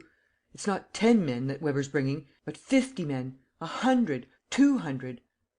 The baron laughed open-heartedly. "And if there are so many of them, it's because they're after Lupin. That's obvious. Half a dozen would have been enough for me." "You informed the police?" "Yes." "What proof did you give?" "Your name: Paul Sernine, that is to say, Arsène Lupin." "And you found that out all by yourself, did you? A thing which nobody else thought of? Nonsense! It was the other one, admit it." He looked out through the chink. Swarms of policemen were spreading round the villa, and the blows were now sounding on the door. He must, however, think of one of two things: either his escape, or else the execution of the plan which he had contrived. But to go away, even for a moment, meant leaving Altenheim; and who could guarantee that the baron had not another outlet at his disposal to escape by? This thought paralyzed Sernine. The baron free! The baron at liberty to go back to Geneviève and torture her and make her subservient to his odious love! Thwarted in his designs, obliged to improvise a new plan on the very second, while subordinating everything to the danger which Geneviève was running, Sernine passed through a moment of cruel indecision. With his eyes fixed on the baron's eyes, he would have liked to tear his secret from him and to go away. And he no longer even tried to convince him, so useless did all words seem to him. And while pursuing his own thoughts, he asked himself what the baron's thoughts could be, what his weapons, what his hope of safety. The hall door, though strongly bolted, though sheeted with iron, was beginning to give way. The two men stood behind that door, motionless. The sound of voices, the sense of words, reached them. "You seem very sure of yourself," said Sernine. "I should think so!" cried the other, suddenly tripping him to the floor and running away. Sernine sprang up at once, dived through a little door under the staircase, through which Altenheim had disappeared, and ran down the stone steps to the basement. A passage led to a large, low, almost pitch-dark room, where he found the baron on his knees, lifting the flap of a trap-door. "Idiot!" shouted Sernine, flinging himself upon him. "You know that you will find my men at the end of this tunnel and that they have orders to kill you like a dog. Unless you have an outlet that joins on to this. Ah, there, of course, I've guessed it! And you imagine ..." The fight was a desperate one. Altenheim, a real colossus, endowed with exceptional muscular force, had caught his adversary round the arms and body and was pressing him against his own chest, numbing his arms and trying to smother him. Of course, Sernine panted, with difficulty. "Of course, that's well thought out. As long as I can't use my arms to break some part of you, you will have the advantage. Only, can you?" He gave a shudder. The trap-door, which had closed again and on the flap of which they were bearing down with all their weight, the trap-door seemed to move beneath them. He felt the efforts that were being made to raise it, and the baron must have felt them too, for he desperately tried to shift the ground of the contest so that the trap-door might open. "It's the other one," thought Sernine, with the sort of unreasoning terror which that mysterious being caused him. "It's the other one. If he gets through, I'm done for." By dint of imperceptible movements, Altenheim had succeeded in shifting his own position, and he tried to drag his adversary after him. But Sernine clung with his legs to the baron's legs and, at the same time, very gradually, tried to release one of his hands. Above their heads, great blows resounded, like the blows of a battering-ram. "I have 5 minutes," thought Sernine. "In 1 minute this fellow will have to ..." Then, speaking aloud, "Look out, old chap, stand tight." He brought his two knees together with incredible force. The baron yelled, with a twisted thigh. Then Sernine, taking advantage of his adversary's pain, made an effort, freed his right arm and seized him by the throat. "That's capital! We shall be more comfortable like this. No, it's not worth while getting out your knife. If you do, I'll wring your neck like a chicken's. You see, I'm polite and considerate. I'm not pressing too hard, just enough to keep you from even wanting to kick about." While speaking, he took from his pocket a very thin cord and, with one hand, with extreme skill, fastened his wrists. For that matter, the baron, now at his last gasp, offered not the least resistance. With a few accurate movements, Sernine tied him up firmly. "How well you're behaving! What a good thing! I should hardly know you. Here, in case you were thinking of escaping, I have a roll of wire that will finish off my little work. The wrists first. Now the ankles. That's it. By Jove, how nice you look!" The baron had gradually come to himself again. He spluttered: "If you give me up, Geneviève will die." "Really? And how? Explain yourself." "She's locked up. No one knows where she is. If I'm put away, she will die of starvation." Sernine shuddered. He retorted: "Yes, but you will speak." "Never!" "Yes, you will speak. Not now, it's too late. But to night." He bent down over him and, whispering in his ear, said: "Listen, Altenheim, and understand what I say. You'll be caught presently. To night, you'll sleep at the Dépôt. That is fatal, irrevocable. I myself can do nothing to prevent it now. And to morrow they will take you to the Santé and, later, you know where. Well, I'm giving you one more chance of safety. To night, you understand, I shall come to your cell at the Dépôt and you shall tell me where Geneviève is. 2 hours later, if you have told the truth, you shall be free. If not, it means that you don't attach much value to your head." The other made no reply. Sernine stood up and listened. There was a great crash overhead. The entrance door yielded. Footsteps beat the flags of the hall and the floor of the drawing-room. M. Weber and his men were searching. "Good bye, baron. Think it over until this evening. The prison cell is a good counsellor." He pushed his prisoner aside, so as to uncover the trap-door, and lifted it. As he expected, there was no longer any one below on the steps of the staircase. He went down, taking care to leave the trap-door open behind him, as though he meant to come back. There were 20 steps, at the bottom of which began the passage through which M. Lenormand and Gourel had come in the opposite direction. He entered it and gave an exclamation. He thought he felt somebody's presence there. He lit his pocket-lantern. The passage was empty. Then he cocked his revolver and said aloud: "All right, I'm going to fire." No reply. Not a sound. "It's an illusion, no doubt," he thought. "That creature is becoming an obsession. Come, if I want to pull off my stroke and win the game, I must hurry. The hole in which I hid the parcel of clothes is not far off. I shall take the parcel; and the trick is done. And what a trick! One of Lupin's best." He came to a door that stood open and at once stopped. To the right was an excavation, the one which M. Lenormand had made to escape from the rising water. He stooped and threw his light into the opening. "Oh!" he said, with a start. "No, it's not possible. Doudeville must have pushed the parcel farther along." But, search and pry into the darkness as he might, the parcel was gone; and he had no doubt but that it was once more the mysterious being who had taken it. What a pity! The thing was so neatly arranged. The adventure would have resumed its natural course and I should have achieved my aim with greater certainty. As it is, I must push along as fast as I can. Doudeville is at the Pavillon Hortense. My retreat is ensured. No more nonsense. I must hurry and set things straight again, if I can. And we'll attend to him afterward. Oh, he'd better keep clear of my claws, that one!" But an exclamation of stupor escaped his lips. He had come to the other door; and this door, the last before the garden-house, was shut. He flung himself upon it. What was the good? What could he do? "This time," he muttered, "I'm badly done." And, seized with a sort of lassitude, he sat down. He had a sense of his weakness in the face of the mysterious being. Altenheim hardly counted; but the other, that person of darkness and silence, the other loomed up before him, upset all his plans and exhausted him with his cunning and infernal attacks. He was beaten. Weber would find him there, like an animal run to earth, at the bottom of his cave. "Ah, no!" he cried, springing up with a bound. "No! If there were only myself, well and good. But there is Geneviève. Geneviève who must be saved to night. After all, the game is not yet lost. If the other one vanished just now, it proves that there is a second outlet somewhere near. Come, come, Weber and his merry men haven't got me yet." He had already begun to explore the tunnel and, lantern in hand, was examining the bricks of which the horrible walls were formed, when a yell reached his ears, a dreadful yell that made his flesh creep with anguish.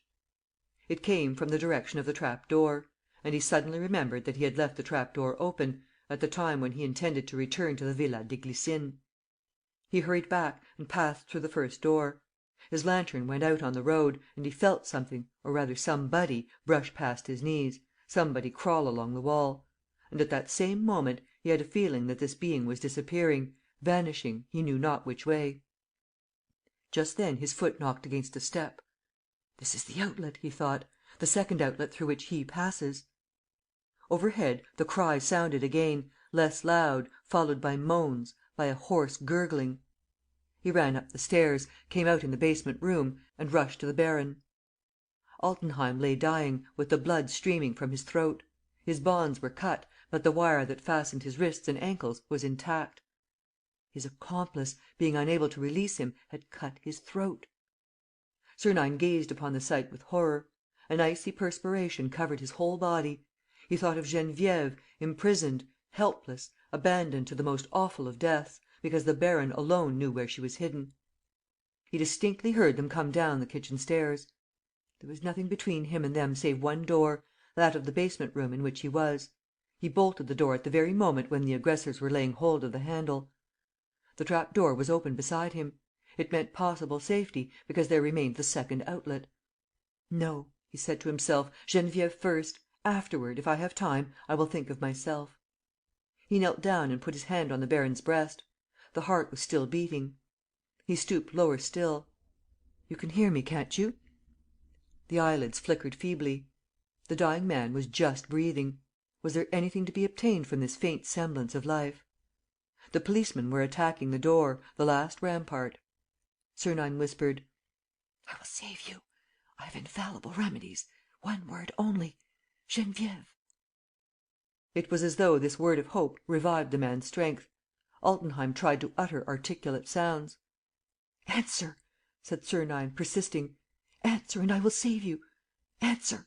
It means your life to day, your liberty to morrow. Answer." The door shook under the blows that rained upon it. The baron gasped out unintelligible syllables. Leaning over him, affrighted, straining all his energy, all his will to the utmost, Sernine panted with anguish. He no longer gave a thought to the policemen, his inevitable capture, prison, but Geneviève dying of hunger, whom one word from that villain could set free. "Answer! You must!" He ordered and entreated by turns. Altenheim stammered, as though hypnotized and defeated by that indomitable imperiousness: "Rivoli." "Rue de Rivoli, is that it? You have locked her up in a house in that street, eh? Which number?" A loud din, followed by shouts of triumph. The door was down. "Jump on him, lads!" cried M. Weber. "Seize him! Seize both of them!" And Sernine, on his knees: "The number! Answer! If you love her, answer! Why keep silence now?" 27, whispered the baron. Hands were laid on Sernine. 10 revolvers were pointed at him. He rose and faced the policeman, who fell back with instinctive dread. "If you stir, Lupin," cried M. Weber, with his revolver levelled at him, "I'll blow out your brains." "Don't shoot," said Sernine, solemnly. "It's not necessary. I surrender." "Humbug! This is another of your tricks." "No," replied Sernine. "The battle is lost. You have no right to shoot. I am not defending myself." He took out 2 revolvers and threw them on the floor. "Humbug!" M. Weber repeated, implacably. "Aim straight at his heart, lads. At the least movement, fire. At the least word, fire." There were 10 men there. He placed 5 more in position. He pointed their 15 right arms at the mark. And, raging, shaking with joy and fear, he snarled: "At his heart! At his head! And no pity! If he stirs, if he speaks, shoot him where he stands." Sernine smiled, impassively, with his hands in his pockets. Death was there, waiting for him, at 2 inches from his chest, at 2 inches from his temples. 15 fingers were curled round the triggers. chuckled M. Weber. "This is nice. This is very nice. And I think that this time we've scored. And it's a nasty lookout for you, Master Lupin." He made one of his men draw back the shutters of a large air hole, which admitted a sudden burst of daylight, and he turned toward Altenheim. But, to his great amazement, the baron, whom he thought dead, opened his eyes, glazed, awful eyes, already filled with all the signs of the coming dissolution. He stared at M. Weber. Then he seemed to look for somebody and, catching sight of Sernine, had a convulsion of anger. He seemed to be waking from his torpor; and his suddenly reviving hatred restored a part of his strength. He raised himself on his 2 wrists and tried to speak: "You know him, eh? asked M. Weber. "Yes." "It's Lupin, isn't it?" "Yes, Lupin." Sernine, still smiling, listened. "Heavens, how I'm amusing myself!" he declared. "Have you anything more to say?" asked M. Weber, who saw the baron's lips making desperate attempts to move. "Yes." "About M. Lenormand, perhaps?" "Yes." "Have you shut him up? Where? Answer." With all his heaving body, with all his tense glance, Altenheim pointed to a cupboard in the corner of the room. "There, there," he said. "Ah, we're burning!" chuckled Lupin. M. Weber opened the cupboard. On one of the shelves was a parcel wrapped in black cloth. He opened it and found a hat, a little box, some clothes. He gave a start. He had recognized M. Lenormand's olive green frock coat. "Oh, the villains!" he cried. "They have murdered him!" "No," said Altenheim, shaking his head. "Then it's he. He. What do you mean by he? Did Lupin kill the chief? No." Altenheim was clinging to existence with fierce obstinacy, eager to speak and to accuse. The secret which he wished to reveal was at the tip of his tongue, and he was not able, did not know how to translate it into words. "Come," the deputy chief insisted. "M. Lenormand is dead, surely?" "No." "He's alive?" "Yes." "I don't understand. Look here, these clothes, this frock coat. ..." Altenheim turned his eyes towards Sernine. An idea struck M. Weber. "Ah, I see! Lupin stole M. Lenormand's clothes and reckoned upon using them to escape with?" "Yes, yes." "Not bad!" cried the deputy chief. "It's quite a trick in his style. In this room we should have found Lupin disguised as M. Lenormand, chained up, no doubt. It would have meant his safety. Only he hadn't time. That's it, isn't it?" "Yes, yes." But, by the appearance of the dying man's eyes, M. Weber felt that there was more and that the secret was not exactly that. What was it, then? What was the strange and unintelligible puzzle which Altenheim wanted to explain before dying? He questioned him again: "And where is M. Lenormand himself?" "There." "What do you mean? Here?" "Yes." "But there are only ourselves here." "There's. Oh, speak!" "There's Sernine." "Sernine? Eh? What?" "Sernine. Lenormand." M. Weber gave a jump. A sudden light flashed across him. "No, no, it's not possible," he muttered. "This is madness." He gave a side glance at his prisoner. Sernine seemed to be greatly diverted and to be watching the scene with the air of a playgoer who is thoroughly amused and very anxious to know how the piece is going to end. Altenheim, exhausted by his efforts, had fallen back at full length. Would he die before revealing the solution of the riddle which his strange words had propounded? M. Weber, shaken by an absurd, incredible surmise, which he did not wish to entertain and which persisted in his mind in spite of him, made a fresh, determined attempt: "What's at the bottom of it? What mystery?" The other seemed not to hear and lay lifeless, with staring eyes. M. Weber lay down beside him, with his body touching him, and, putting great stress upon his words so that each syllable should sink down to the very depths of that brain already merged in darkness, said: "Listen. I have understood you correctly, have I not? Lupin and M. Lenormand. ..." He needed an effort to continue, so monstrous did the words appear to him. Nevertheless, the baron's dimmed eyes seemed to contemplate him with anguish. He finished the sentence, shaking with excitement, as though he were speaking blasphemy: "That's it, isn't it? You're sure? The two are one and the same?" The eyes did not move. A little blood trickled from one corner of the man's mouth. He gave two or three sobs, a last spasm, and all was over.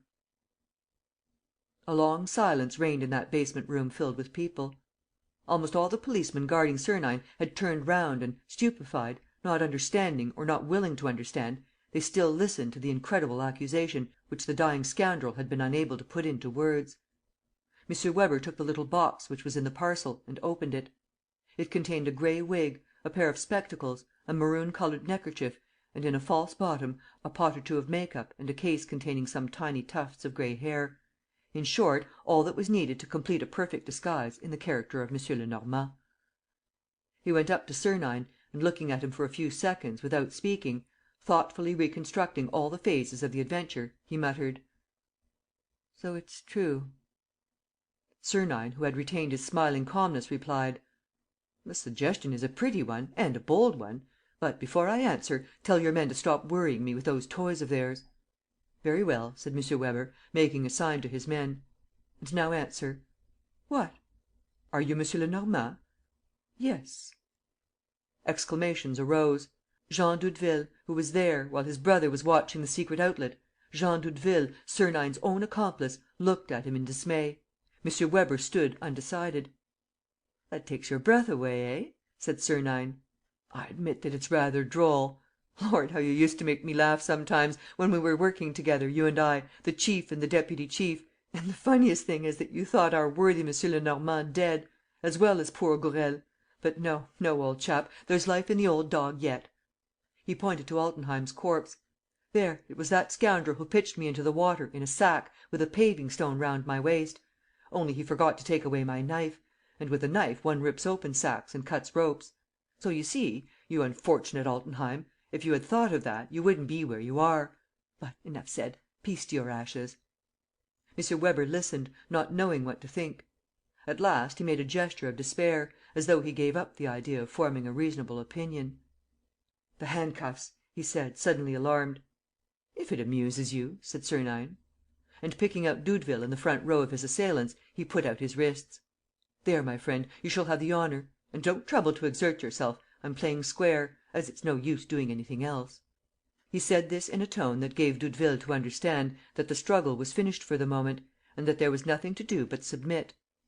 Doudeville fastened the handcuffs. Without moving his lips or contracting a muscle of his face, Sernine whispered: "27 Rue de Rivoli, Geneviève."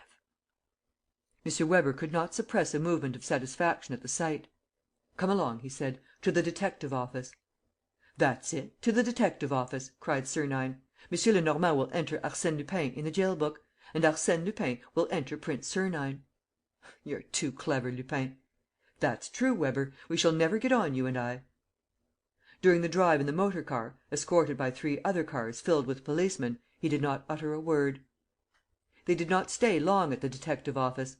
M. Weber, remembering the escapes effected by Lupin, sent him up at once to the finger print department, and then took him to the Dépôt, whence he was sent on to the Santé prison. The governor had been warned by telephone and was waiting for him. The formalities of the entry of commitment and of the searching were soon got over, and at 7 o'clock in the evening Prince Paul Sernine crossed the threshold of cell 14 in the second division. "Not half bad, your rooms," he declared. "Not bad at all. Electric light, central heating, every requisite. Capital. Mr. Governor, I'll take this room." He flung himself on the bed. "Oh, Mr. Governor, I have one little favour to ask of you." "What is that?" "Tell them not to bring me my chocolate before 10 o'clock in the morning. I'm awfully sleepy." He turned his face to the wall. 5 minutes later, he was sound asleep.